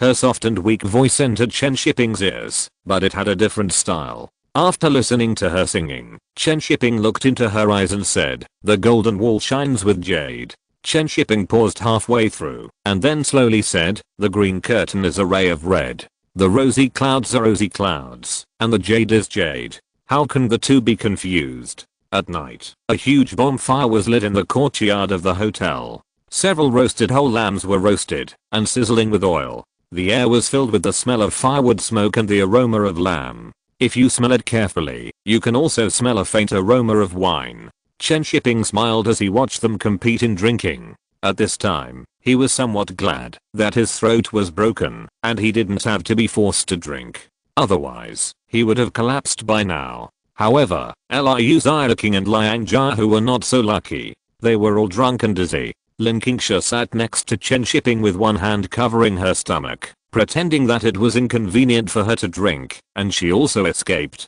The bonfire burned slowly, dispelling the chill of the night. Dozens of people in the crew were also drunk and dizzy. Few of them could stand up sober. Chen Shiping felt that they were not having enough fun, so he asked the hotel waiter to bring a lot of wine. Today, they could drink as much as they wanted. They were not allowed to go upstairs to sleep unless they were drunk. The dizzy people smiled and thanked Chen Shiping for his generosity. He just smiled faintly and said, "Drink, drink more." After a while, Lin Qingsha suddenly turned her head and looked at Chen Shiping and said, "Do you want to go upstairs to rest?" Chen Shiping nodded, stood up and went upstairs with her. When they arrived at Lin Qingsha's room, she pushed the door open and turned to Chen Shiping and said, "The light in my room is broken. Can you light a candle for me?" "Okay." Chen Shiping's voice was a little hoarse, but a hint of excitement could be heard. Chen Shiping walked into Lin Qingsha's room and closed the door casually. The lights in the corridor were isolated outside. Lin Qingsha didn't know why she thought of the song sung by Jin Xiangyu. On the 15th day of August, the temple door is lit with red candles and white candles. You can't hold them all in one hand. The northwest wind blew outside all night. When Chen Shiping woke up the next day, the whole hotel was as quiet as late at night. Chen Shiping got up with a yawn, pushed open the door of his room, and then knocked on the doors one by one to wake up the crew. "Hurry up and get up. What time is it? You drank so much last night. Hurry up and get up. Pack up and go back to Beijing today." Under Chen Shiping's urging, the crew got up reluctantly, muttering in a low voice that it was Chen Shiping who took the initiative to order so much wine last night, and now he blamed them for drinking too much. Too much. Chen Shiping ignored their complaints and knocked on the door one by one to wake them up. Finally, he came to Lin Qingsha's door, but the door opened before he stretched out his hand to knock. Lin Qingsha, with a beaming face, looked at Chen Shiping outside the door and said with a smile, "Good morning. I slept so well last night. I wish I could sleep so well every day." Chen Shiping smiled and said, "I slept well too. I hope I can sleep so well next time." Lin Qingsha stretched and said lazily, "I don't know when the next time will be. Maybe it will be soon. Then I'm looking forward to it now." The original version is posted in the group. If you're listening to this novel on a channel other than Fanfic World, it means they downloaded and uploaded it without effort. We cordially invite you to visit our channel, Mundo Fanfic Novelos. There you'll find the original version of this story and you can explore many other novels of various genres. We're waiting for you to immerse yourself in a world of incredible novels. Chapter 96. Hey, isn't this Director Cheng? In the speeding jeep, Chen Shiping looked at the yellow sand and the howling west wind in the rearview mirror and felt reluctant to leave. Although the conditions here are poor, the scenery is really beautiful. Lin Qingsha sat next to Chen Shiping and couldn't help but keep looking at him sideways. Suddenly, she remembered something and took out a lipstick from her pocket. "Your lips are all chapped. Put on some lipstick." Lin Qingsha thought of the rough touch when she was kissed last night and couldn't help biting her lips and savoring it. Chen Shiping took the lipstick and twisted it open and applied it on his mouth casually. He didn't like to apply lipstick before and felt sticky and uncomfortable. But since last night, he likes this sticky feeling. Very moist. Lin Qingsha looked at Chen Shiping's messy lips and couldn't help but reach out to help him spread the excess lipstick on his lips. Chen Shiping subconsciously glanced at the driver in the front row and was relieved when he found that he didn't notice. Seeing Chen Shiping like this, Lin Qingsha seemed to have found some fun. She smiled and waved her lipstick covered fingers in front of Chen Shiping's eyes, then smeared them on her red lips little by little and winked at Chen Shiping charmingly. "Chen Shiping, it's over. Did I open Lin Qingsha's Ren and Do meridians yesterday? How did she really turn into gold and laid with jade? Who can stand this?" The howling northwest wind outside quickly calmed Chen Shiping down, but Lin Qingsha was a little addicted to playing and deliberately rubbed Chen Shiping with her legs. Lin Qingsha secretly teased him with her feet and asked seriously on the surface, "Director Chen, how did Zhao Huaiyan resist when he was seduced by Jin Xiangyu? Chivalrous and caring about the world," Chen Shiping said while pressing Lin Qingsha's feet with his legs. Seeing that Lin Qingsha was going to continue, Chen Shiping hurriedly said, "It's still a while before we get to the city. I'll take a nap first. Call me when we get there." As he said that, Chen Shiping covered himself with his military coat and closed his eyes and pretended to fall asleep. Lin Qingsha hummed lightly, but her lips curled slightly and her little hand on the seat slipped into her coat without knowing when. This feeling of being a bad woman is a bit addictive. Lin Qingsha only understood Jin Xiangyu's happiness at this time. It was too tiring to live like Huaiyan.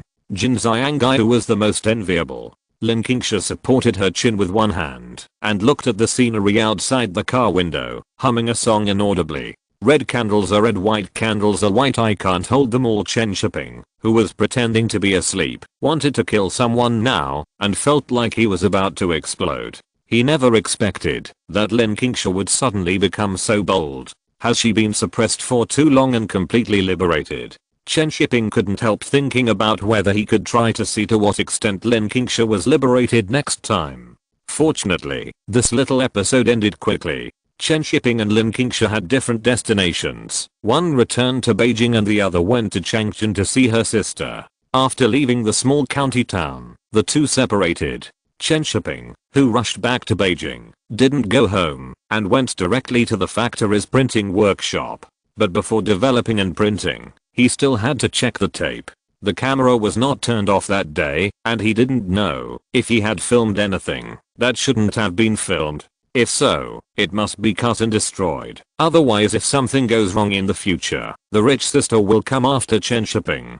Chen Shiping checked it alone in the printing room, and he breathed a sigh of relief when he didn't find anything that shouldn't be there. He handed all the materials to the printer in the workshop for printing before going home. When passing by the main building, after coming out of the printing workshop, Chen Shiping happened to bump into Jiang Huoyan, who immediately pulled him aside to ask when Chen Shiping's next movie would start shooting. Teacher Jiang, why are you more anxious than me? Chen Shiping looked at him helplessly. Jiang Huoyan said, as a matter of course, you will know when you have a daughter.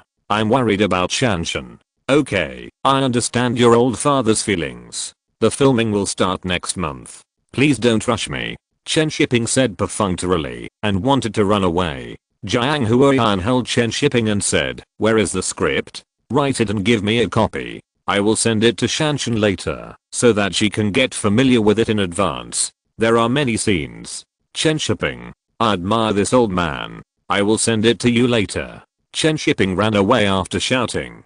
It was too late to run. If he didn't run, he saw Song Yan also came out of the main building after get off work. When Chen Shiping returned home, only Gaozi was chewing his slippers at home, and Xiaobei had not come back from get off work yet. Chen Shiping had to take a shower first. After taking a shower, Xiaobei had not come back yet. Bored Chen Shiping lay on the bed and flipped through the latest issues of magazines. Chen Shiping looked at the latest issue of Harvest magazine and was surprised to see Yu Hua's name, and he saw it in the long novel column. This kid's novel was finally published, and Chen Shiping couldn't help but read it. Yu Hua's first novel, Crying in the Drizzle, is a novel about memory. It is very interesting, but it is not as famous as To Live in Zusangun. At this time, Yu Hua was still deeply influenced by avant-garde literature. He showed off his writing skills in the novel, which was far less mature than later.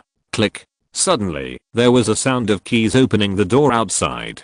Chen Shiping immediately threw the magazine in his hand aside and ran to greet Xiaobei. You are back. Why didn't you tell me? Tao Human's surprised voice rang in the living room, and then the two hugged each other happily. At dinner in the evening, because they didn't buy vegetables in advance, there was only a plate of green vegetables and shredded potatoes on the table, but Chen Shiping ate it very sweetly. After quickly sweeping away a bowl of rice, Chen Shiping served another bowl, poured all the remaining shredded potatoes into the bowl, stirred them, and ate them in big mouthfuls. Eat slowly, no one is trying to snatch the rice from you. The crew has no food. Tao Human stretched out her hand to pinch the rice grains on Chen Shiping's mouth and looked at Chen Shiping, who was wolfing down the food with amusement. If you didn't know him, you would think he was eating delicacies from land and sea. Chen Shiping quickly ate up the rice in the bowl that was full of soup, patted his stomach with satisfaction and said, home food is still delicious. The boxed lunches on the crew are so bad. Tao Human stood up to clean up the dishes and said with a smile, you are the producer yourself. Can't you change a chef who cooks delicious food? Chen Shiping smiled and said, chefs who can cook have high salaries. I'm just saving some money. You are willing to invite millions of stars, but you are reluctant to hire chefs who pay hundreds of dollars. I really don't know what to say to you.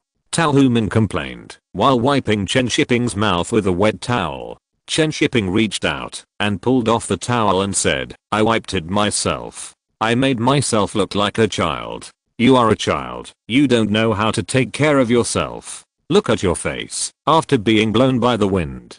Talhuman said as she moved closer, looked at the dead skin at the corner of Chen Shiping's mouth, pinched it with her hands and gently pulled off a piece. Chen Shiping grimaced in pain, but still sat there obediently. Wash your face. I'll apply something on you.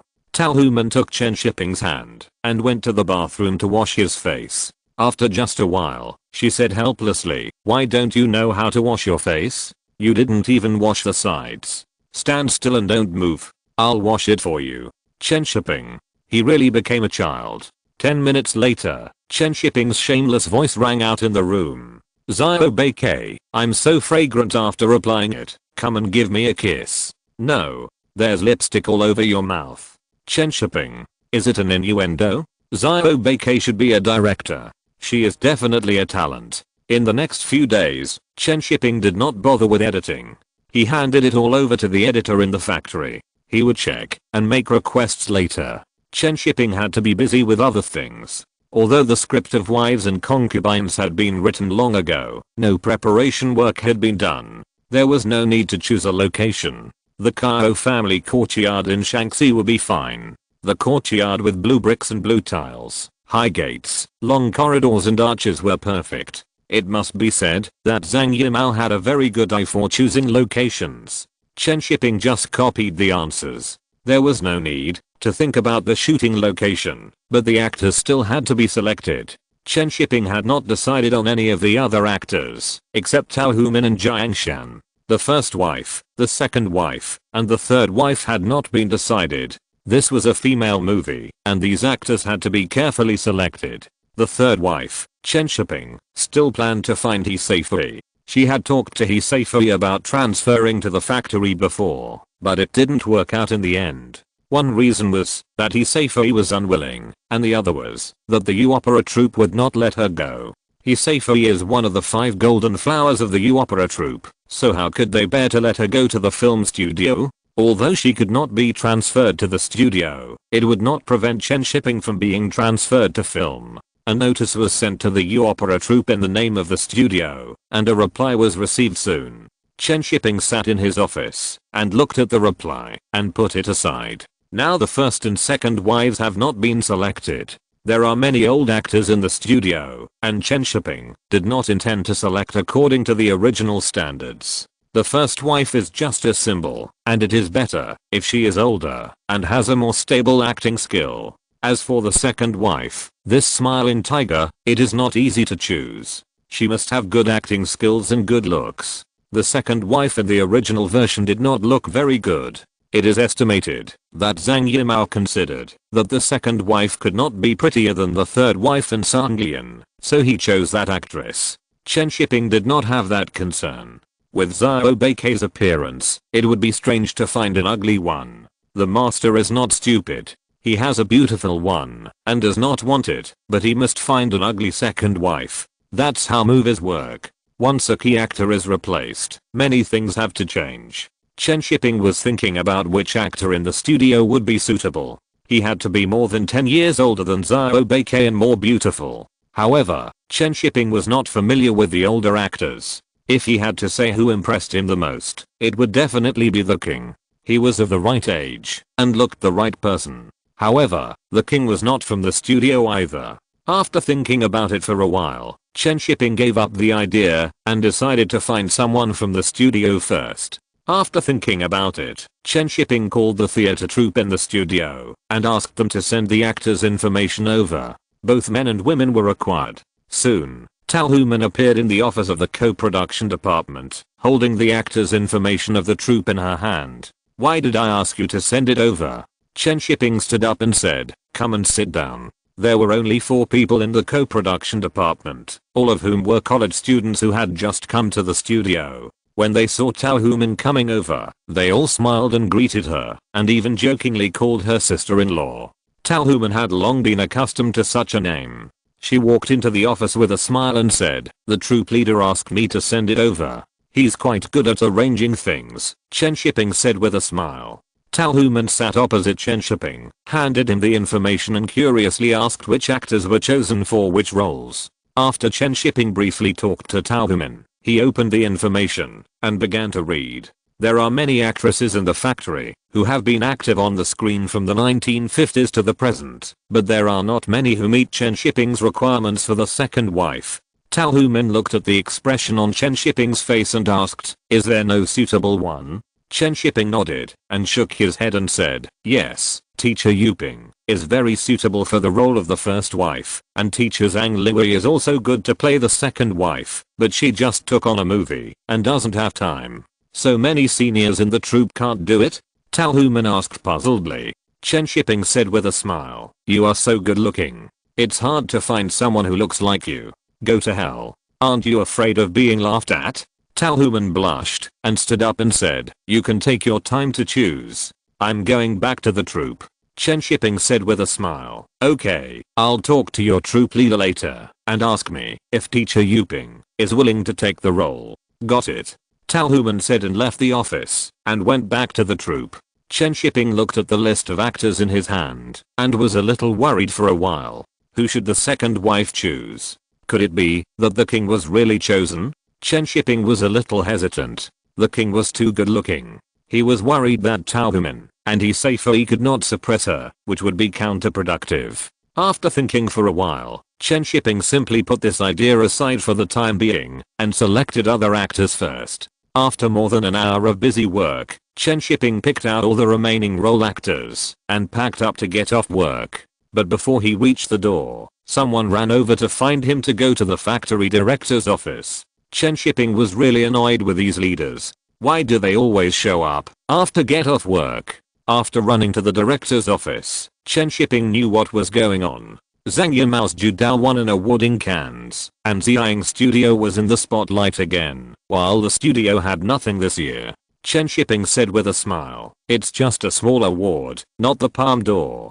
Do you have to compete with Xiang for everything? Why not?" Song Xin said unhappily. "Now Xiang studio has a much higher international reputation than our studio. This is a very serious problem." Chen Shiping shrugged helplessly and said, "Then what do you mean by looking for me? Cannes is over. Even if I want to win an award, I have to wait until next year. I just want to ask you when you will shoot your next movie. There is also Venice this year. Is it too late?" "No time. The film selection in Venice is almost over, and I haven't shot it yet." Dang dang dang. Someone suddenly appeared at the door of the office and interrupted the conversation between Chen Shiping and Song Xin. Chen Shiping turned around and saw that it was Comrade Poet. He couldn't help but raise his eyebrows. Comrade Poet, did he find a first-rate novel to apply for a project? Comrade Poet didn't expect Chen Shiping to be here, and the smile on his face was a little less. "Director Xiao Cheng, come on, come in and sit down."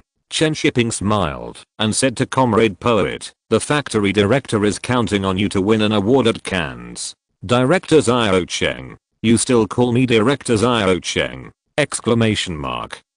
"Let's fight. Fuck you." The last chapter was blocked, and the unblocking failed twice. I can only wait until tomorrow.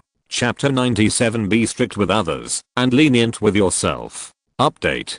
In the quiet office, Chen Cage sat down with a dark face, not even looking at Chen Shiping. This guy's too mean. Always calling him Director Cheng. Director Cheng, isn't this taking advantage of me? Song Heng was helpless when he saw this scene. Why can't these two get along? Come and have tea. Young people should communicate more. Song Heng was also worried. There were not many capable young people in the factory. Why are these two still making trouble? Chen Shiping and Chen Cage didn't drink tea. What kind of tea do young people drink? Director Cheng wants to see you, so I'll leave first. Chen Shiping said to Song Heng with a smile. Song Heng stopped Chen Shiping and said, "Don't leave in a hurry. I still have something to tell you."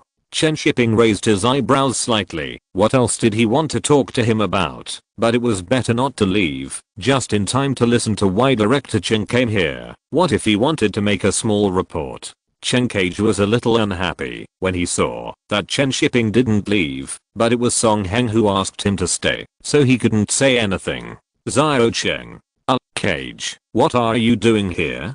Song Heng quickly changed his words halfway through his speech. He couldn't help but glare at Chen Shiping. He was almost led astray by Chen Shiping. How could you call someone Director Zhao Cheng? Chen Shiping held back his laughter and turned his head away. What's wrong with calling him Director Zhao Cheng? In the future, his son Zhao Cheng will publicly say that he wants to be his father. Everyone in his family is arrogant and wants to replace their father. Isn't this a tradition left by Director Zhao Cheng? Although Chen Cage was unhappy, he didn't get angry today because he had something important to do. He immediately told Song Heng the purpose of his coming. Chen Shiping was listening on the side, and then he knew that he really came to apply for the project. And it was foreign capital, and the producers were all from Italy, so this is considered a co-production? Chen Shiping felt that he was right not to leave. If you want to co-produce, don't you ask Director Chen? Exclamation mark. If there was no co-production department before, it would definitely have nothing to do with Chen Shiping, but it's different now. Chen Cage looked at Song Cheng and said, Director, I have found the funds myself. If the project is approved, there will be no problem for the factory, right? Song Cheng subconsciously glanced at Chen Shiping, who immediately coughed and said, is this considered a co-production? Not really. Chen Cage replied immediately. He didn't want Chen Shiping to interfere in his film. Song Cheng also smiled and said, it's just foreign investment. Strictly speaking, it doesn't count. Hearing what Song Cheng said, Chen Shiping didn't say anything. Although he didn't like the poet, he didn't deliberately embarrass him. Song Cheng smiled and added, but we still have to report to Zhang Production if we find foreign investment. Shiping, you can report to them later. Chen Shiping smiled and said to Song Cheng, Director Cheng has found the funds. That's great. I, the director of the co-production department, don't have to worry about it. Still called Director Cheng. Chen Cage said with some annoyance, a good story will naturally attract investment. I heard it's T Sheng's novel, right? It's indeed a first-rate novel. Chen Shiping said with a smile. I talked about this with T Sheng last time I met him. Director Cheng, please shoot well. Don't let T Sheng's efforts go to waste. Every novel is a child of writers like us. Chen Cage, what are you emphasizing? Writing a novel is great. Chen Shiping ignored Chen Cage's ugly face and said, by the way, Director Cheng, will this movie use the original name of the novel, or change the name, so that I can report it to my superiors? Sing while walking. Chen Cage said coldly. This name is good and very poetic. Chen Shiping replied with a smile, and suddenly thought that it was because of this movie that this guy got divorced. The reason, of course, was that the heroine of this movie had made a love promise. After the gossip spread to the United States, the two said goodbye. Chen Shiping felt that he should do something good. There is a saying that goes, it is better to demolish 10 temples than to break a marriage. Since Zuking is so dangerous, we should not give Director Chen a chance to make mistakes. Director Chen has always been strict with others and lenient with himself. Song Yu looked at the two young men in front of him at this time. They were all preparing new movies, and they were all rushing to win awards. Suddenly, he was not so anxious. There is only one Zhang Yimou in Xiang studio, and we have two. You two should shoot well. I hope that the studio can have 2 more trophies next year. Chen Shiping laughed, turned his head, and looked at Chen Cage and asked, Director Cheng is still planning to compete in Cannes? I just received news that your former photographer won an award in Cannes. Chen Cage also knew the news. He hummed and said nothing. He was actually a little uncomfortable in his heart. Zhang Yimou used to be his photographer, and now he has won more awards than himself. Chen Shiping suddenly smiled and said, I forgot that Director Cheng also won an award in Cannes 1 year earlier than me. It would have been better if he didn't say this. As soon as he said this, Chen Cage turned his head and stared at Chen Shiping angrily. He didn't win any award at Cannes. What Chen Shiping called an award was just an unofficial award, the Golden Alarm Clock Award for the most sleepy movie. Chen Cage was so angry that he slammed the table and said, you are also making a new movie. Let's see who can win the award this time. After that, Chen Cage slammed the door and left. Only Chen Shiping and Song Xin were left in the office. Why did you provoke him when you have nothing to do? You are not mature at all. I will let your Human take good care of you later. Song Jin couldn't help but glare at Chen Shiping. Chen Shiping shrugged and said, I just don't like the way he looks down on people. He has the nerve to show off his character. If I were Mr. Cheng, I would kick him out. Song Yu immediately said with a serious face, don't talk nonsense about this. It's their own business, why do you care about it? Chen Shiping smiled and said, okay, I'll leave first if it's okay. Let's go.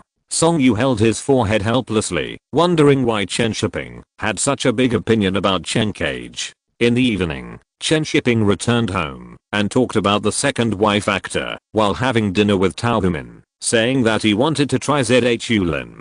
Tao Humin bit her chopsticks and said, then find her. I like the queen of the kingdom of women. If I were Tang Seng, I promise not to go to the pilgrimage. Let's ask her later. This role is of Elaine. I don't know if she is willing. Chen Shiping actually had no idea. Many actors these days don't want to play villains. Especially actresses. They all reject villain roles. The main thing is that Chen Shiping is worried that ZHU Lin is too pretty and will steal the limelight from He Seifi and Tao Humin. Chen Shiping has never met ZHU Lin, but he has seen the king in Journey to the West, so he doesn't know whether she is pretty or not. The next day, Chen Shiping called Demo Studio, and in the afternoon, he received a call back from ZHU Lin, who expressed her interest in taking on Chen Shiping's role. Chen Shiping took the phone and said, don't worry, this role is a negative one. Do you have any concerns? No problem. There are good and bad roles. There are no such things to pay attention to.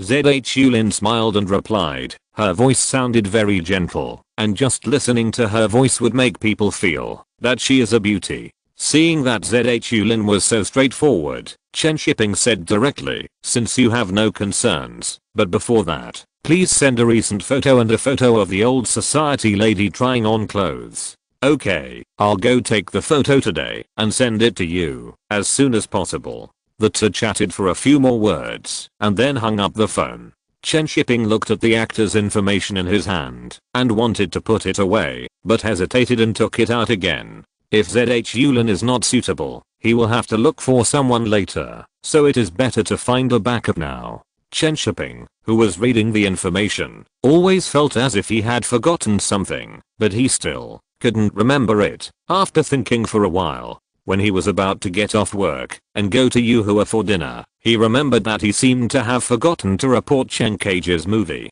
Forget it, it's already off work, I'll think about it later. When he was having dinner with Yuhua in the evening, this guy was so proud that he kept pulling Chen Shiping to say that his novel received a lot of good reviews and letters from readers after it was published. Oh, unlike your Ed Wall, which was criticized to death. Yuhua said proudly. My sales have reached tens of millions. Now there are still people criticizing you. I heard that the number of words in the comments on the novel exceeds the novel itself. My sales have reached tens of millions. Some people are calling for this novel to be banned. Have you seen the news? My sales. Your sales have reached tens of millions. Piracy accounts for 80%. Yuhua shouted, and he and Chen Shiping looked at each other and laughed at the same time. Hey, don't forget what you promised me before. Make it into a movie for me. Yuhua stared at Chen Shiping and said. Chen Shiping glanced at him and said, this won't work.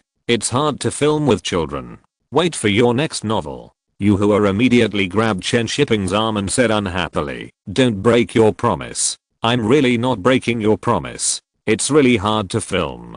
Chen Shiping explained seriously, your novel is too heavy. Most young actors can't act it out. Really? You are not fooling me, right? There are so many young actors with good acting skills. Why can't I do it? Do you really want to film it? Yes. Okay, I'll think about it later.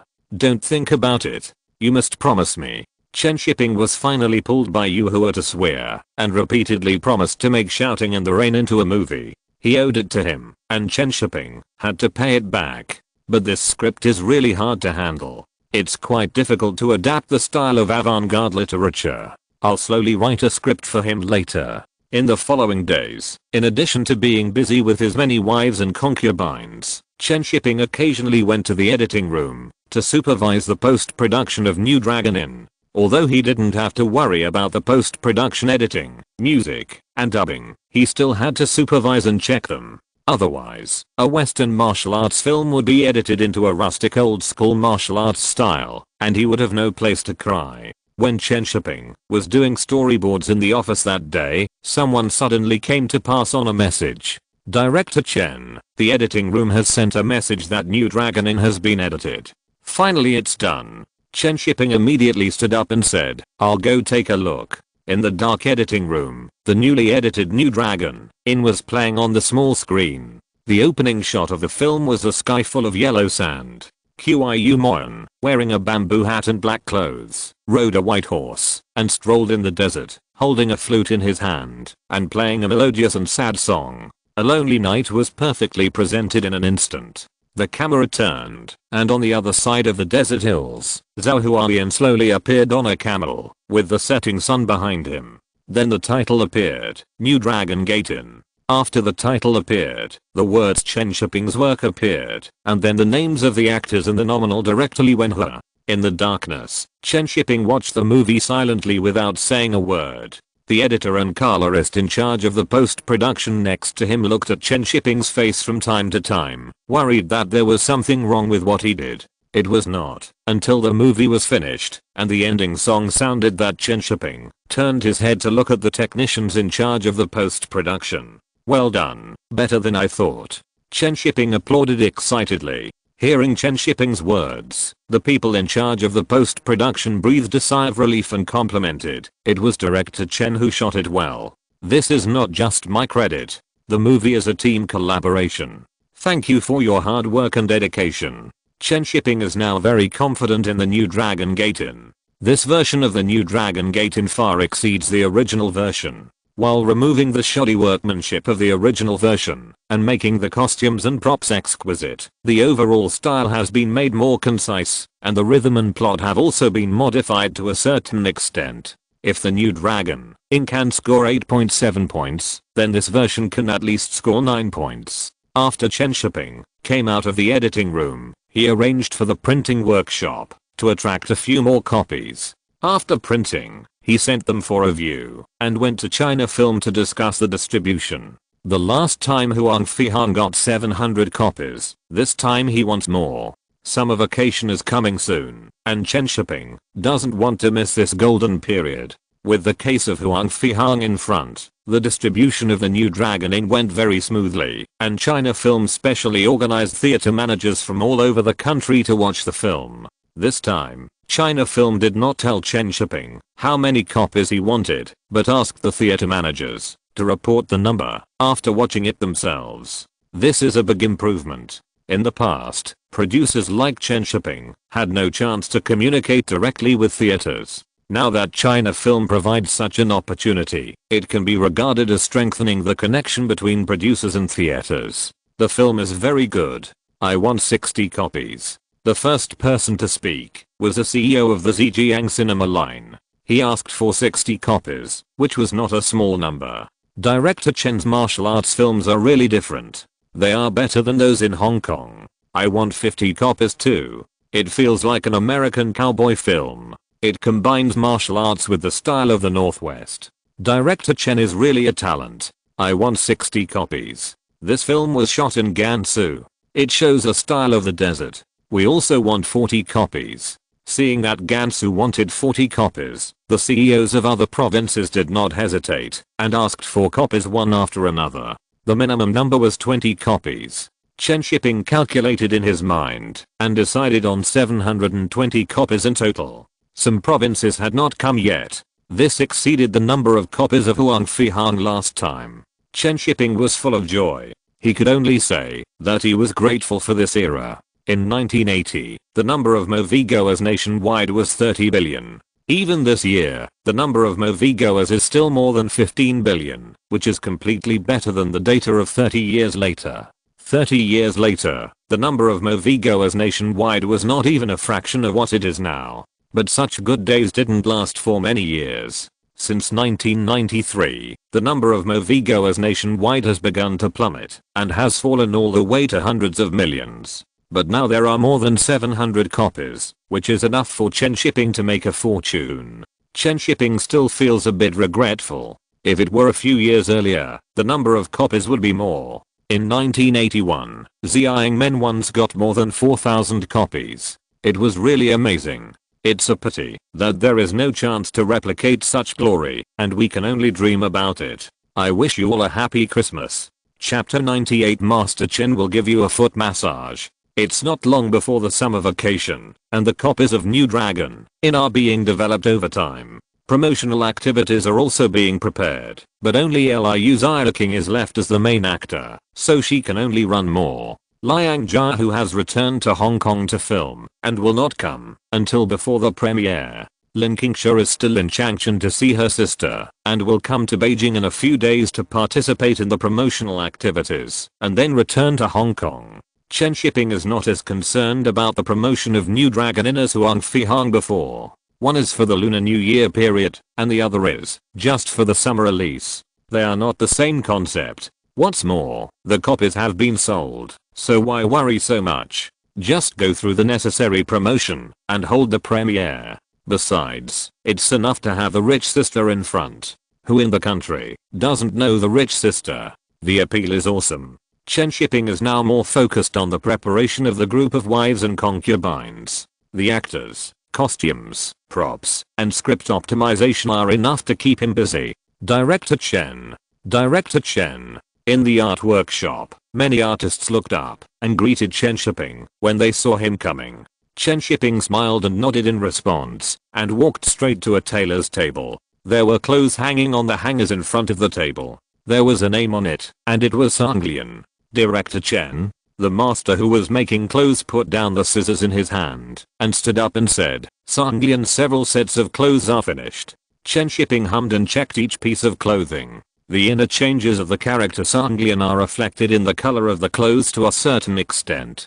From the plain black and white student uniform at the beginning to the purple at the end, the inner state of each stage is reflected in the changes in the clothes. After checking one by one, Chen Shiping was generally satisfied. He would take these clothes home and let Xiao Beike wear them for him. Some of the Balabans are pretty good and look very charming.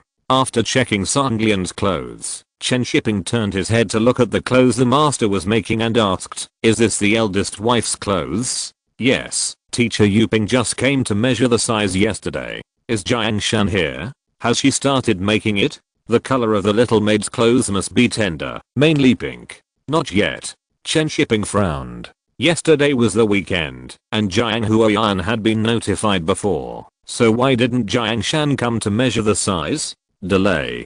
Chen Shiping wandered around the art workshop for a while, checked the other props again, and left. Jiang Shan was in the Central Academy of Drama, and Chen Shiping was too lazy to run there, so he went to the Department of Literature to find Jiang Huoyan. As soon as he entered the office of the Department of Literature, Chen Shiping complained to Jiang Huoyan, "Teacher Jiang, what's wrong with Jiang Shan? I asked her to go and try on the costumes, but she hasn't made any progress until now." Jiang Huoyan stood up and said embarrassedly after hearing this, "Shiping, she had something urgent to do at school yesterday, so she was delayed. I will call her later and ask her to go quickly." "Okay, tell her to hurry up. Time waits for no one." Chen Shiping said and left. There are so many little episodes in life. With so many people in a crew, there will always be people who have various problems. The actor's maquette has not been finalized yet, and Chen Shiping is not very satisfied with the photos sent by ZH Yulin. It's not because she doesn't look good, but because she looks too good. The second wife is an unpopular and scheming woman, but she is a little too beautiful in the photos sent by ZH Yulin. The master is not blind. How can she not be favored with this appearance? Chen Shiping looked at the photo for a long time and finally felt a little interesting after smearing it on the photo with a pen. Covering ZH Yulin's forehead with a rustic bangs makes her look much more ordinary, but her figure is too good. It would be better if she was a little fatter.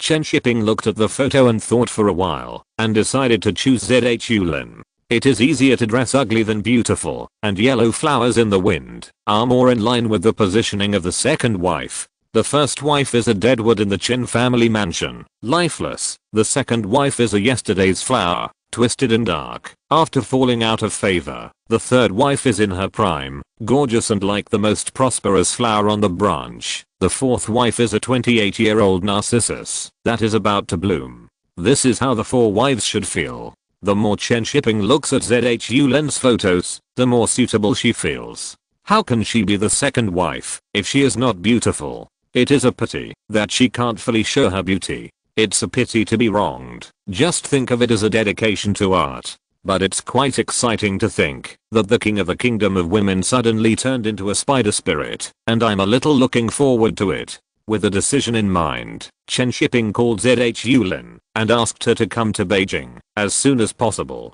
first to finalize the macup and second to familiarize herself with the script. After a while, Chen Shiping will hold a script seminar and all actors must participate. After confirming ZHU Len, Chen Shiping notified all the actors to report to the Beijing film studio within a week. It is now the beginning of June. The script discussion will take at least 2 weeks. After 2 weeks, the costumes and macup will be almost finished. Then we can set off to Shanxi to start filming. In the evening, Chen Shiping returned home and told Tao Human about this while eating. Tao Human became visibly nervous. She looked at Chen Shiping with some worry and asked, "What if I can't act well?" "I'm here, don't worry," Chen Shiping said with a smile. Tao Human is not a professional actor, so she is really a little unsure. When she was sleeping at night, Tao Human was reading the script, and she saw Chen Shiping coming in with a red lantern. Tao Human sat up and asked, "What are you doing? Why are you taking out the lantern when it's not a festival? I asked you to find the feeling in advance." Chen Shiping put the lantern away and said with a stern face, "I'm going to set rules for you." Seeing Chen Shiping's serious look, Tao Human burst out laughing. "Hey, don't laugh. I'm helping you get into the role. We have a lot of rules in the Chen family. Then you massage my feet first. You've been in the Chen family for so long, but you haven't had your feet massaged yet. Okay, give me your feet. Hey, why are you taking off your pants? I'm giving you a foot massage." Shameless. Master Chen finally massaged Tao Human's feet. Once you enter the Chen family, you must abide by the rules of the Chen family. You have to massage your feet when you light the lights. After an unknown amount of time, Tao Human lay on Chen Shiping's chest and panted. Her fair little face was unusually rosy, and there were fine beads of sweat on her forehead. "Does it feel good to have your feet massaged?" Chen Shiping asked, holding Tao Human's little hand and playing with her fingers. Tao Human pulled back her hand weakly and pinched Chen Shiping's waist and said, "You said you would help me get into the role, but that's all you did." Chen Shiping grabbed Tao Human's hand and said, "You dare to hit me, I'm going to use the family rules." HMPH, if you have the guts, you can use the family rules all night. Tao Human bit Chen Shiping's chest unconvinced. "Hey, you like biting people so much, right? I'll let you bite well." After saying that, Chen Shiping turned over, and then Tao Human's hesitant voice rang in the room. In the next few days, He Seifei and ZHU Len arrived in Beijing one after another, and Sutong also came from Shanghai. How could the script seminar not have the participation of the original author? In the spacious conference room, the actors were all there, and Chen Shiping sat in the first seat and distributed the scripts one by one. "This is my first time working with you all. This is teacher Sutong, who is also the original author of the novel." Chen Shiping introduced to everyone with a smile. Everyone applauded softly to welcome Sutong. Sutong was a little embarrassed and quickly stood up to introduce himself. Sutong is still very young. It is also his first time to participate in the creation of a film. He is very modest. After Sutong introduced himself, Chen Shiping looked at him and asked with a smile, "I don't need to introduce these actors to you. They are all frequent guests on the big screen." "No, I know them all," Sutong said with a smile. Chen Shiping nodded, looked at everyone and said, "Then let's get straight to the point. Let's take a look at the script first and get familiar with it." The 7 or 8 actors in the conference room smiled and opened the script and began to read it. Sutong had read the script a long time ago. While everyone was reading the script, he said to Chen Shiping, "You have changed a lot. I didn't expect many places. It's almost a new story." Chen Shiping said with a smile, "Is there still a difference between novels and movies? One is text and the other is audio-visual language. Well, your lighting is quite interesting, but why did you go to Shanxi to shoot?" I wrote about the water town in the south of the Yangtze River. Sutong didn't quite understand Chen Shiping's choice. The water towns in the south of the Yangtze River are too gentle, without the coldness and desolation of Shaanxi. Chen Shiping paused and said, I want a simple and rigid composition. The houses in the south of the Yangtze River are too beautiful, and not so depressing. Sutong nodded thoughtfully and said, that's true. The water towns in the south of the Yangtze River are indeed beautiful, which makes people ignore the persecution of women by feudal concepts. Chen Shiping, this is the different way of thinking between the director and the author. Hearing Chen Shiping's words, Sutong turned his head and looked at him and said, then you don't have both. So it's most appropriate for you to adapt the novel for me. It's a waste for others. Sutong couldn't help but laugh and didn't know whether Chen Shiping was praising himself or him. Soon the actors finished reading the script. Chen Shiping didn't say much and directly asked them to go through it according to their respective lines. Tao Human was the first one, and she was still a little nervous. She took a deep breath with the script and began to brew her emotions. Don't be emotional, just go over the lines. Chen Shiping interrupted Tao Human with a smile, looked at everyone and said, it's a script, but each character has his own characteristics. Go over it and see what's wrong. Tao Human pursed her lips and quietly rolled her eyes at Chen Shiping. If she hadn't told her earlier, she would have made a fool of herself. She wouldn't let him massage his feet when he got home tonight. After readjusting her mood, she took the script and read it. Mom, you don't have to tell me. I've been talking to you for 3 days. I figured it out. Just get married. Chen Shiping took the script and acted as a narrator to pass her the words, but just as he opened his mouth, the door of the conference room was knocked.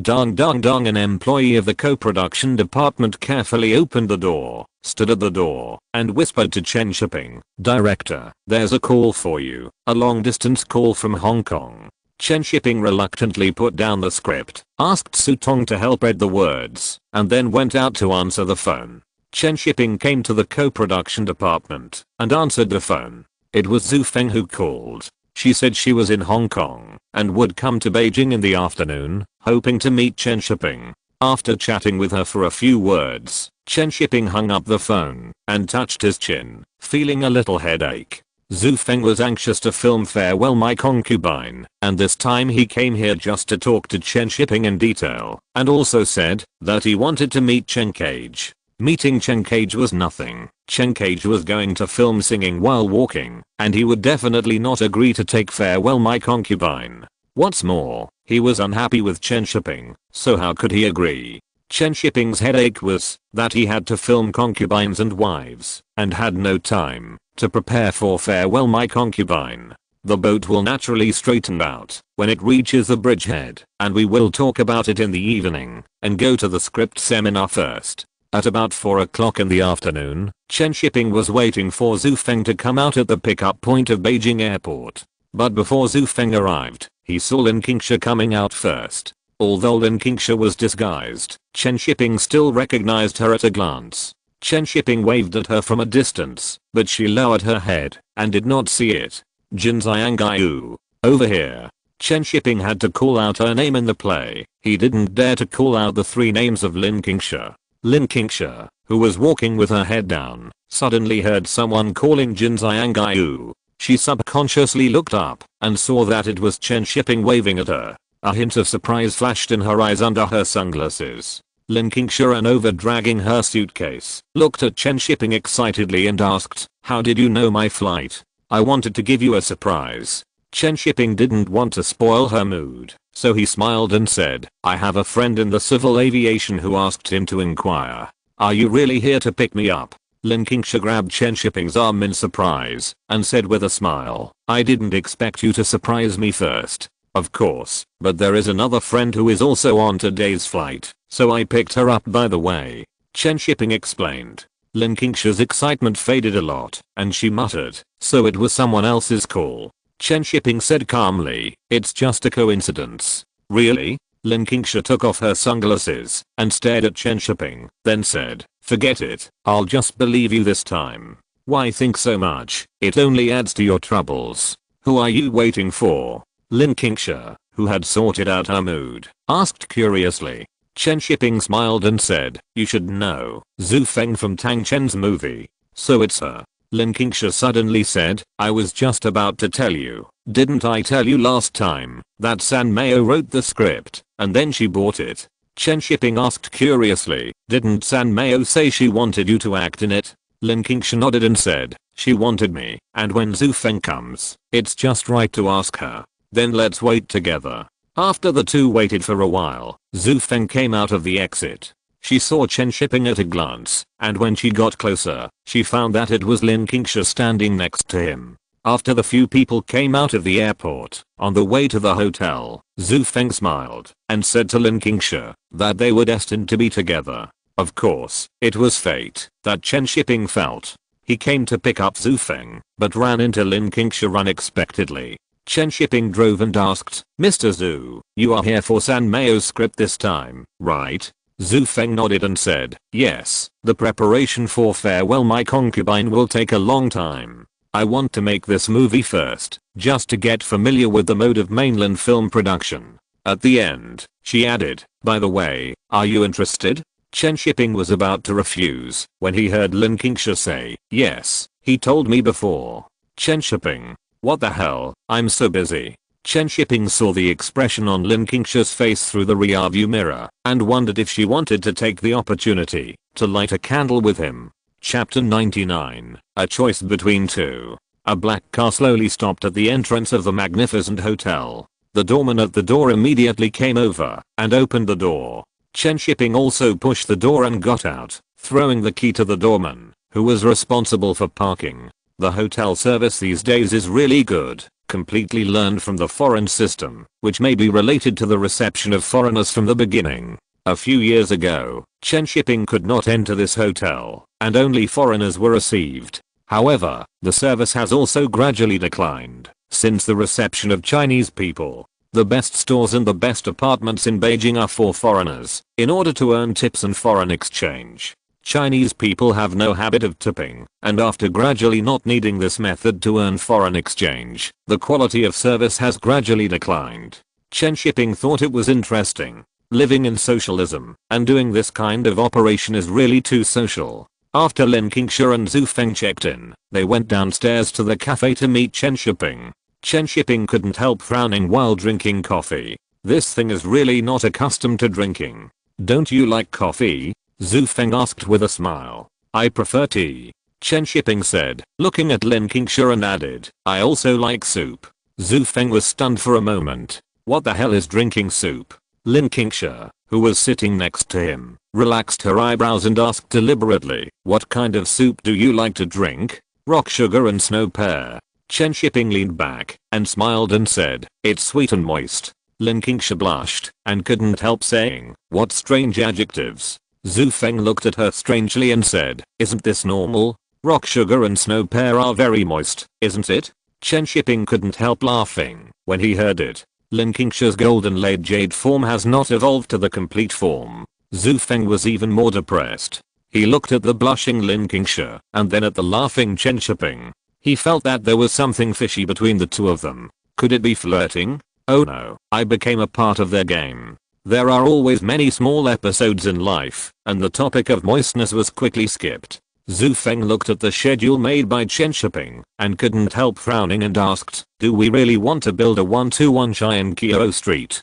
Yes, we need the brothels and theaters in the 8 alleys. Otherwise, how can we spend so much investment? You have already taken out so much money, it would be a waste if you don't use it. Zhu Feng pondered for a while and did not refuse this request. Instead, he asked about Chen Cage. He is just preparing to shoot a new movie. I have invited him before, but he said that it is a third-rate novel and he won't shoot it. Chen Shiping sneered and said, what he shoots is indeed very poetic, but he is too arrogant. He can't shoot a story like Farewell My Concubine well, unless someone can suppress him. Zhu Feng felt that Chen Shiping looked down on Chen Cage a little, and asked curiously, can't you suppress him? I don't want to suppress him. Chen Shiping said, inexplicably disgusted.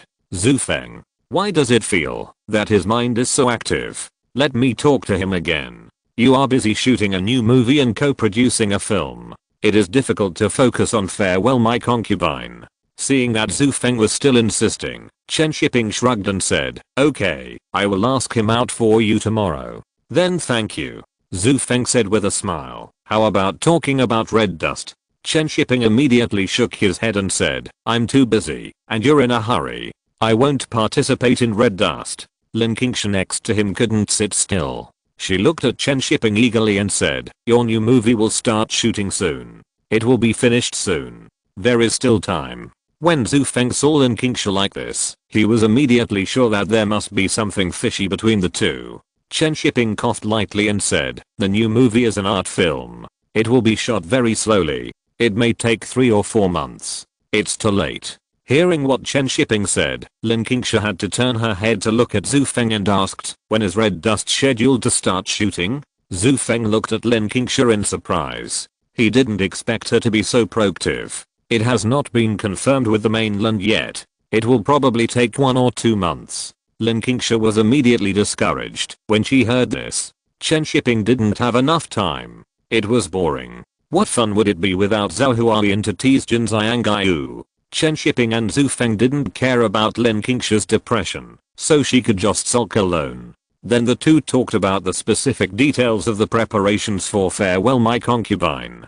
Half an hour later, the two reached a basic consensus. After Zhu Feng met Chen Cage tomorrow, if he didn't want to take the job, then everything would be done according to Chen Shiping's plan. Seeing that it was getting late, Chen Shiping took the initiative to treat them to dinner. The evening in Beijing in June was not that hot, so Chen Shiping took them to Haohei, strolled around the alleys, and finally found a small shop to go in. These two women were rich people who had eaten all kinds of big meals, but it was more interesting to go to this kind of street shop with fireworks. Small snacks with fried noodles, although simple, were very interesting in the evening breeze. Of course, this kind of fun is very common for Chen Shiping, but it is more interesting for rich people like Lin Qingsha and Zhu Feng. A small dish of pea yellow was eaten by them in a short while, and Chen Shiping ate a piece. Chen Shiping took a bite of the pickled garlic, looked at Lin Qingsha's disgusted expression and said, "Try it, it's delicious."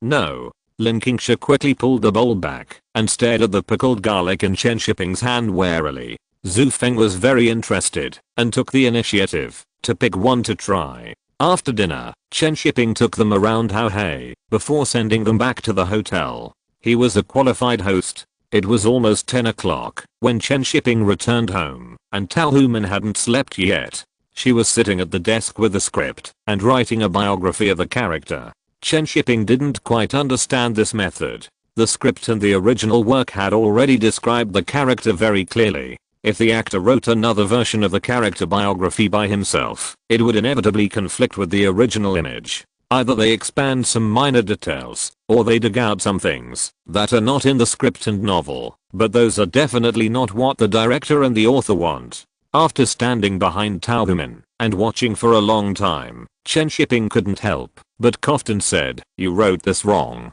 Tao Human was startled, turned around and saw that it was Chen Shiping, and she was so angry that she hit him several times. "You scared me to death. Why didn't you say anything when you came back?" After hitting him, she reacted and immediately asked what was wrong. "The flute. That flute was not given by her father. You don't need to dig in this aspect." Chen Shiping pointed out Tao Human's problem. Tao Human frowned and said, "But your script is written like this." Chen Shiping smiled and shook his head and said, "That's just Sanglian's excuse to deceive the master. The flute is her wish. You should pay attention to the scenes between her and the eldest wife's son. Her heart is not here, but after the flute was burned by the master, her wish was gone." After explaining a lot, Chen Shiping couldn't help but knock on Tao Human's head and said, "Don't forget that Sanglian is still a college student. The flute is also a symbol, but you have to think about this yourself. If you say too much, you won't be able to act well." Tao Human nodded as if she understood, but she didn't ask what the symbol was. Actors need the director to explain the play, but more importantly, they have to understand it by themselves. If they can't understand it, no matter how much the director says, it's useless. Acting seems very simple, with joy, anger, sorrow, and happiness. Everyone makes expressions of joy, anger, sorrow, and happiness, but it's difficult for you to make the audience believe your joy, anger, sorrow, and happiness. Formulated performances are completely different from expressing from the heart. Seeing Tao Human holding her chin in thought, Chen Shiping didn't disturb her and went to take a bath and sleep. I can't give the fourth wife a foot massage tonight, and I feel a little disappointed. The next morning, Chen Shiping came to the factory to inquire about Chen Cage's movements and then drove to the film academy. Chen Cage has been busy looking for actors recently, and Chen Shiping just remembered that he still needs to do good things. Can't let Zuking destroy director Cheng's family. Chen Shiping remembered that he had seen an interview with Han Huang saying that she and director Cheng were divorced. It was because they lived apart and often heard rumors about director Cheng that she was very jealous and finally broke up completely because of Zuking's appearance. When Chen Shiping drove to the gate of the film academy, he just showed his work permit and drove in directly. After driving around the school, Chen Shiping saw Chen Cage's figure, and it was really the little girl Zuking next to him. Chen Shiping drove the car to Chen Cage and stopped, honking the horn with a bad taste. Director Cheng, did I disturb you? Chen Shiping rolled down the window and looked at Chen Cage and Zuking, who were startled.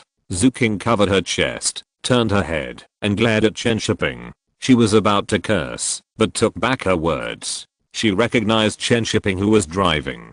Chen Cage didn't have so many concerns. He walked up to Chen Shiping and said unceremoniously, "This is a school. Who told you to honk the horn?" Chen Shiping really didn't expect this, so he opened the car door, got out of the car, and stood in front of Chen Cage and said, "Thank you for reminding me, but it's the weekend and no one is in class. No manners." Chen Cage snorted. He was just chatting happily with the girl and was interrupted by Chen Shiping. He felt unhappy. Chen Shiping was too lazy to argue with him. He took out a business card from his wallet and handed it to her, saying, "Mr. Zhu from Tangchun wants to see you. Here is the hotel address and phone number. Thank you for making the trip now." Chen Cage didn't even look at the business card and said, "No, I'm busy." "Okay, Director Cheng has a temper." Chen Shiping smiled and said, "By the way, what's the name of the movie you're going to shoot? I've always forgotten to report it. I have to go to Zhang Production for a meeting tomorrow, so I can help you submit it." Chen Cage, so angry. How can this kid be so mean? Chen Shiping waved his business card in front of Chen Cage and said, "Director Cheng, what's the name of your movie?" Chen Cage held back his temper, took the business card and said, "Let's sing while walking. Let's watch while walking too, to see whose movie can win an award."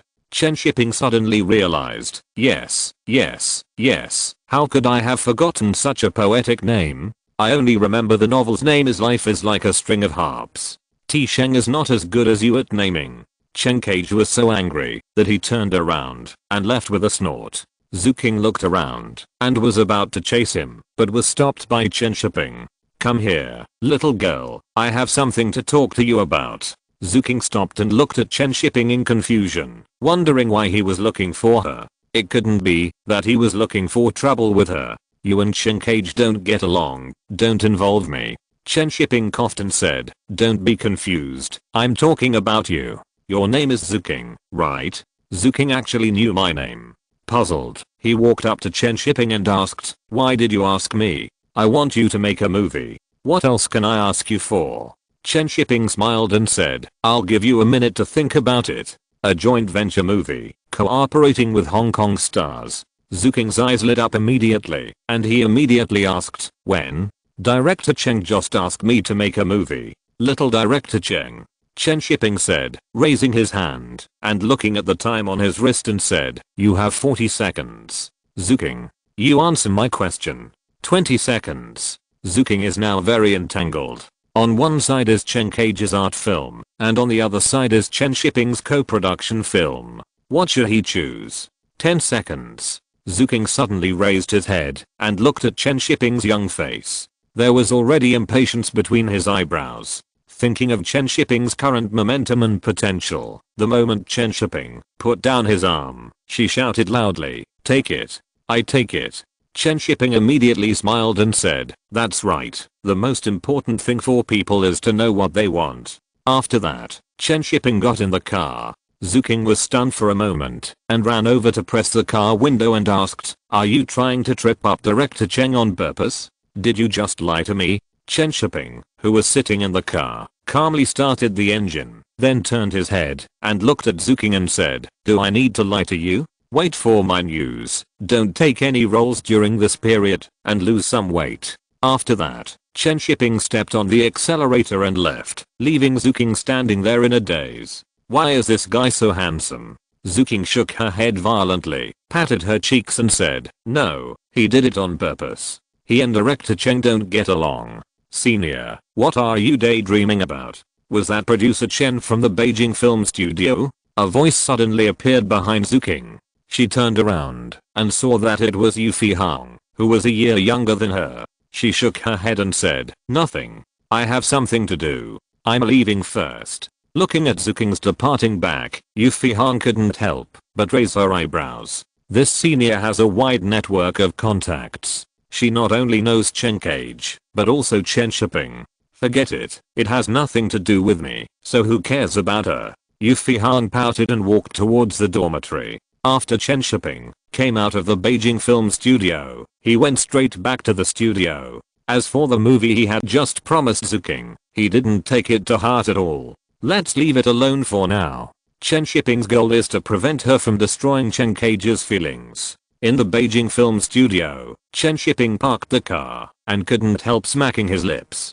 Do one good deed a day and your merits will increase by 1. No, it should be a double merit. I asked Chen Cage to meet Zhu Feng today, giving him another chance to win the Cannes prize. It depends on whether he can grasp it, but the probability is impossible. I almost pissed him off just now. He would agree, unless he is crazy. Chen Shiping, in a good mood, hummed a song and came to the meeting room where the crew was meeting. Only His Majesty the King was in the meeting room. Chen Shiping smiled and greeted him. "Your Majesty, you are here so early."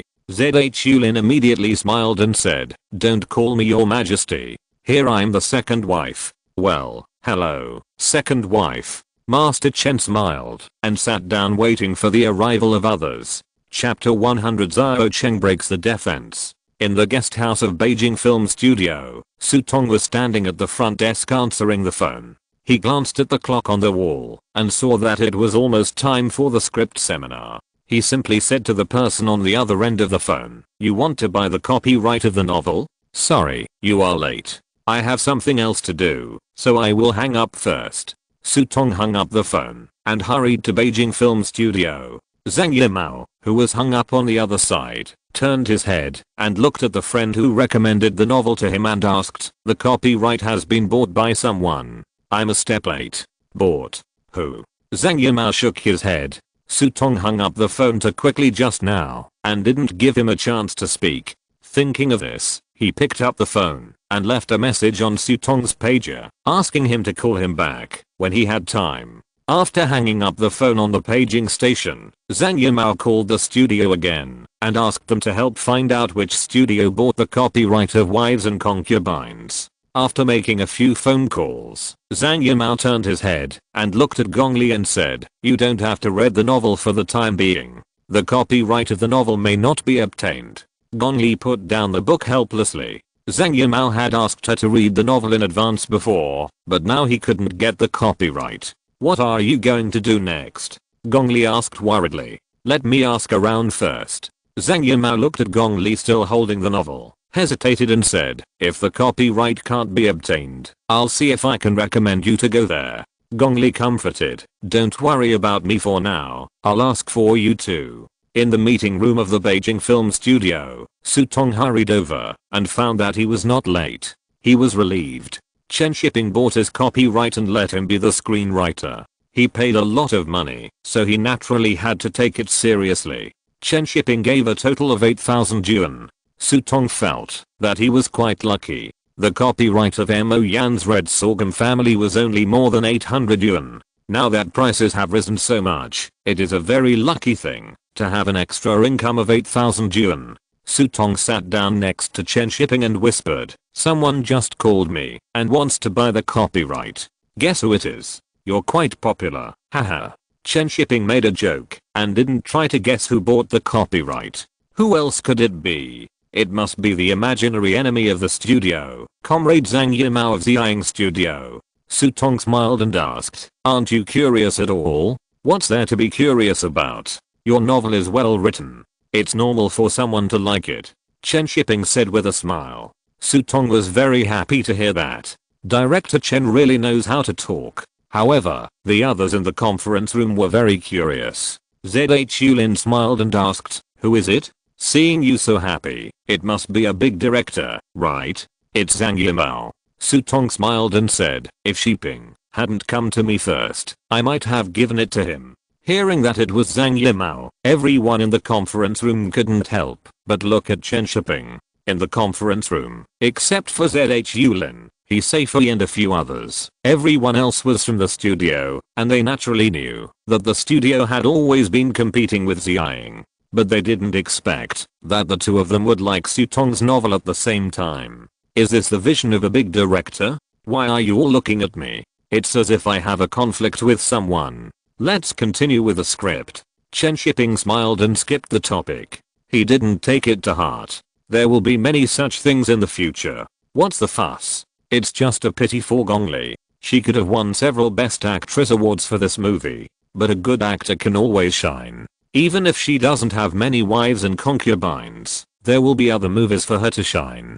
Chen Shiping was holding a script seminar, while Chen Cage had already met Zhu Feng. However, the atmosphere after the two met was not very good.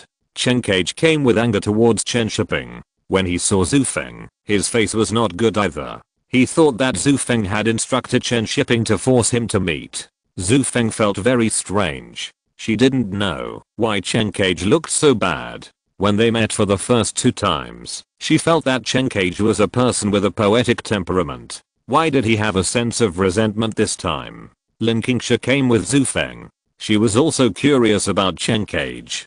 She wanted to see who made Zhu Feng invite him again and again. He was even more arrogant than Chen Shiping. However, after meeting him, Lin Qingsha was a little disappointed. He looked okay, but he didn't look like a good person. Chen Cage looked at Zhu Feng and said, Mr. Zhu, I said I won't shoot. Please don't look for me in the future, and don't look for me through others. After that, Chen Cage got up and left. He didn't lack investment, so what could Zhu Feng do with his money? Chen Cage really didn't value Zhu Feng, otherwise he wouldn't have said in front of Zhu Feng that Farewell My Concubine was a third-rate novel. Zhu Feng stared at Chen Cage, who left in a rage and amazement. He couldn't help but get angry. He invited you again and again, and it's fine if you don't give him face, but you're playing tricks on him? Exclamation mark. Do you really think you're so great? Exclamation mark. This person is so rude. He hasn't won any awards, so why are you so arrogant? Lin Qingsha couldn't help but complain. Zhu Feng looked unhappy and didn't speak for a long time. She had completely given up hope on Chen Cage. Wherever she went, everyone was polite to her. Even Chen Shiping was polite to her. Who the hell do you think you are? Lin Qingsha saw that Zhu Feng was in a bad mood, so she pulled her arm and said, forget it, don't argue with such a person, let Chen Shiping take the photo, he is really a professional. Hearing Lin Qingsha's words, Zhu Feng's anger subsided a little, but he still said with some worry, he asked Shan Zhuangxiang to take the photo of Zhu Sangun. I'm worried that he can't take it well. How could it be? He is really amazing. Lin Qingsha felt that Chen Shiping was underestimated and couldn't help but argue. I have worked with him. I know. He is really amazing. Seeing Lin Qingsha speak for Chen Shiping like this, Zhu Feng couldn't help but joke. What is so amazing about him that you can't forget him so much? Huh. Lin Qingsha blushed and said, don't talk nonsense. I have nothing to do with him. He has a girlfriend. When she said the last sentence, a strange emotion flashed in Lin Qingsha's eyes. I don't know if she was sad or something. Zhu Feng looked at Lin Qingsha like this and didn't say anything with a smile. What's wrong with having a girlfriend? Didn't your boss teach you by example? The two have known each other for many years, so it's nothing to joke about this. After laughing for a while, they went to eat together. As for Chen Cage, who had just come, he had been forgotten by them. After Chen Cage left the hotel, he was almost relieved and a little regretful that he was too impulsive just now. It's all Chen Shiping's fault. So annoying. Chen Cage drove back to the film academy and prepared to find Zuking to decide on the female lead. The male lead had already been decided to be Huang Lei, and now the only thing missing was the female lead. Half an hour later, Chen Cage heard Zuking say that he had accepted Chen Shiping's play and had no time to participate in his own movie. The poet's demeanor could no longer be maintained. Damn it, Chen Shiping. I'm not done with you. Zuking looked at the angry Chen Cage and silently mourned for him. It was not that she didn't want to take the role, but the conditions Chen Shiping gave her were more attractive. She became an actor to become famous and make money. Although she could become famous by filming Chen Cage's art films, it was definitely not as good as co-productions with Hong Kong stars. The most important thing is that she knows her acting skills and doesn't think she can win the Best Actress award through Chen Cage's movie. Chen Cage was so angry that he looked at Zuking without being as elegant and graceful as before, but he still suppressed his anger and asked, "Would you consider it again? I'm going for the Cannes Award for this movie." Zuking looked at Chen Cage with complicated eyes and finally shook her head and said, "I think I still need to learn now. Art films are too difficult for me." Okay.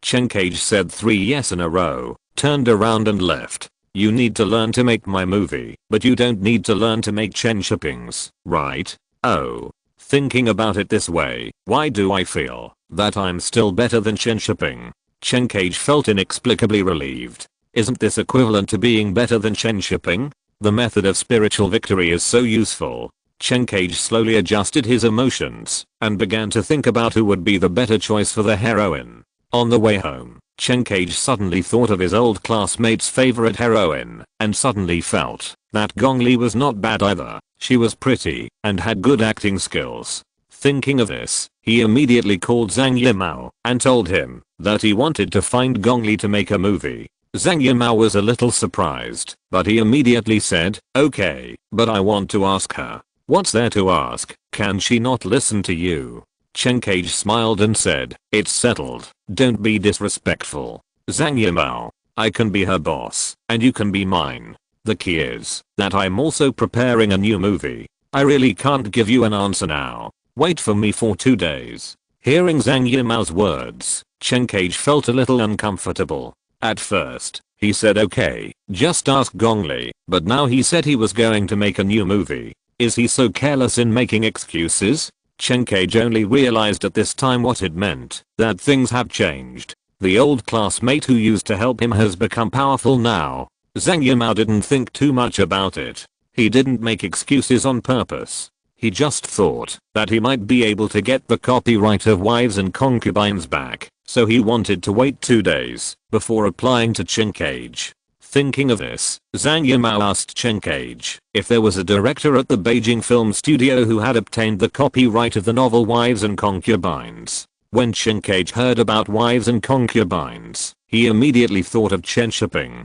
He heard that Chen Shiping was busy preparing a new movie recently, so he immediately said, "Chen Shiping. He is preparing and will start filming soon." Hearing Chen Shiping's name, Zhang Yimou suddenly felt that there was no hope. If it was an ordinary small director, he might be able to get it back through the studio. But who would have thought it would be Chen Shiping? Chen Cage came to his senses and asked curiously, "You didn't want to shoot Wives and Concubines, and then you were a step late, right?" Zhang Yimou hummed melancholy and always felt that Chen Cage's tone was a bit gloating. Zhang Yimou hung up the phone in a depressed mood and didn't want to talk to Chen Cage anymore. Zhang Yimou was depressed, but Chen Cage was in a better mood. He felt that Zhang Yimou was much more unlucky than himself. He just lost a female lead, and even his movie was snatched by Chen Shiping. Female lead? How could you forget that Zhang Yimou wanted a female lead? He has no movies to shoot. At night, Zhang Yimou and Gong Li talked about what they just learned. "What are you going to do? Find another novel?" Gong Li said with concern. Zhang Yimou was depressed for a while, and then he didn't take it to heart. Now he is full of passion. If he doesn't have many wives and concubines, he can just find another novel. "Don't worry about me. Cage wants you to film a movie. Will you go?" Gong Li frowned and said, "I have read the novel he wants to film. There are passionate scenes in it." Gong Li, who had just finished filming Judao, is now a little averse to such large-scale scenes. Although the movie was well received, there were also many rumors. Many viewers were puzzled as to how Zhang Yimou could bear to let his girlfriend film such large-scale passionate scenes. Zhang Yimou understood Gong Li's concerns, and after a moment of hesitation, he said, "Why don't you give it a try? I don't have any new ideas right now. It's not bad for you to shoot Cage's movies." Hearing Zhang Yimou's words, Gong Li felt a little uncomfortable. He liked his girlfriend so much, to shoot passionate scenes with others? Exclamation mark. "Didn't you say that the copyright couldn't be recovered and recommended me to the crew of wives and concubines? I'm not familiar with Chen Shiping. Then I'll ask myself," Gong Li said angrily, turned around and left. Zhang Yimou scratched his head irritably, thinking about going back to persuade him. Gong Li, who was sulking for a while, suddenly thought of Liu Xiaoqing. The two of them had worked together before in a generation of Demon Queen, and their relationship was pretty good. So she took out her phone and asked her who Chen Shiping's heroine was and if she could help introduce herself to Chen Shiping. After Liu Xiaoqing knew Gong Li's idea, he smiled and said, "The heroine is his girlfriend, so he will definitely not look for someone else. But it's no problem to help you get to know her. It will be good for you to know one more director. Then forget it." Gong Li was just impulsive, and now she has calmed down. Liu Xiaoqing advised, "Don't forget it. This circle needs connections. I don't know how many people want to know him." Hearing what Liu Xiaoqing said, Gong Li hesitated and said, "Well, okay, please help Sister King." "It's okay. You call me sister, so how can I not help my sister?" Liu Xiaoqing said generously. In the evening, Chen Shiping received a call from Liu Xiaoqing, asking him to have dinner at his home tomorrow and introduce a friend to him. But Liu Xiaoqing didn't say who it was, which made Chen Shiping a little puzzled. Why was he still so mysterious? After hanging up the phone, Tao Human asked curiously, "Why did Sister King ask you to come? Tomorrow we will have dinner together and introduce some friends to me. You can come too." "I'm not going. I have an appointment with my second sister, third sister and Shanshan to have dinner together." Tao Human smiled and said, "I was worried that you would have nothing to eat tomorrow night. Sister King asked you to come and save me from worrying." Chen Shiping, you are sworn enemies in the movie. How come you became friends? Don't develop feelings, or you won't be able to act it out later. If they really develop feelings, Chen Shiping will have to find a way to create some small conflicts and let them become fake sisters. Otherwise, I won't be able to act out that feeling. End of this chapter. Thank you very much for reaching the end. Don't forget to like. Looking for more exclusive content and immediate access? Subscribe to our Patreon. Remember, every like, subscription, or donation encourages us to continue. Thanks to everyone. See you in the next video.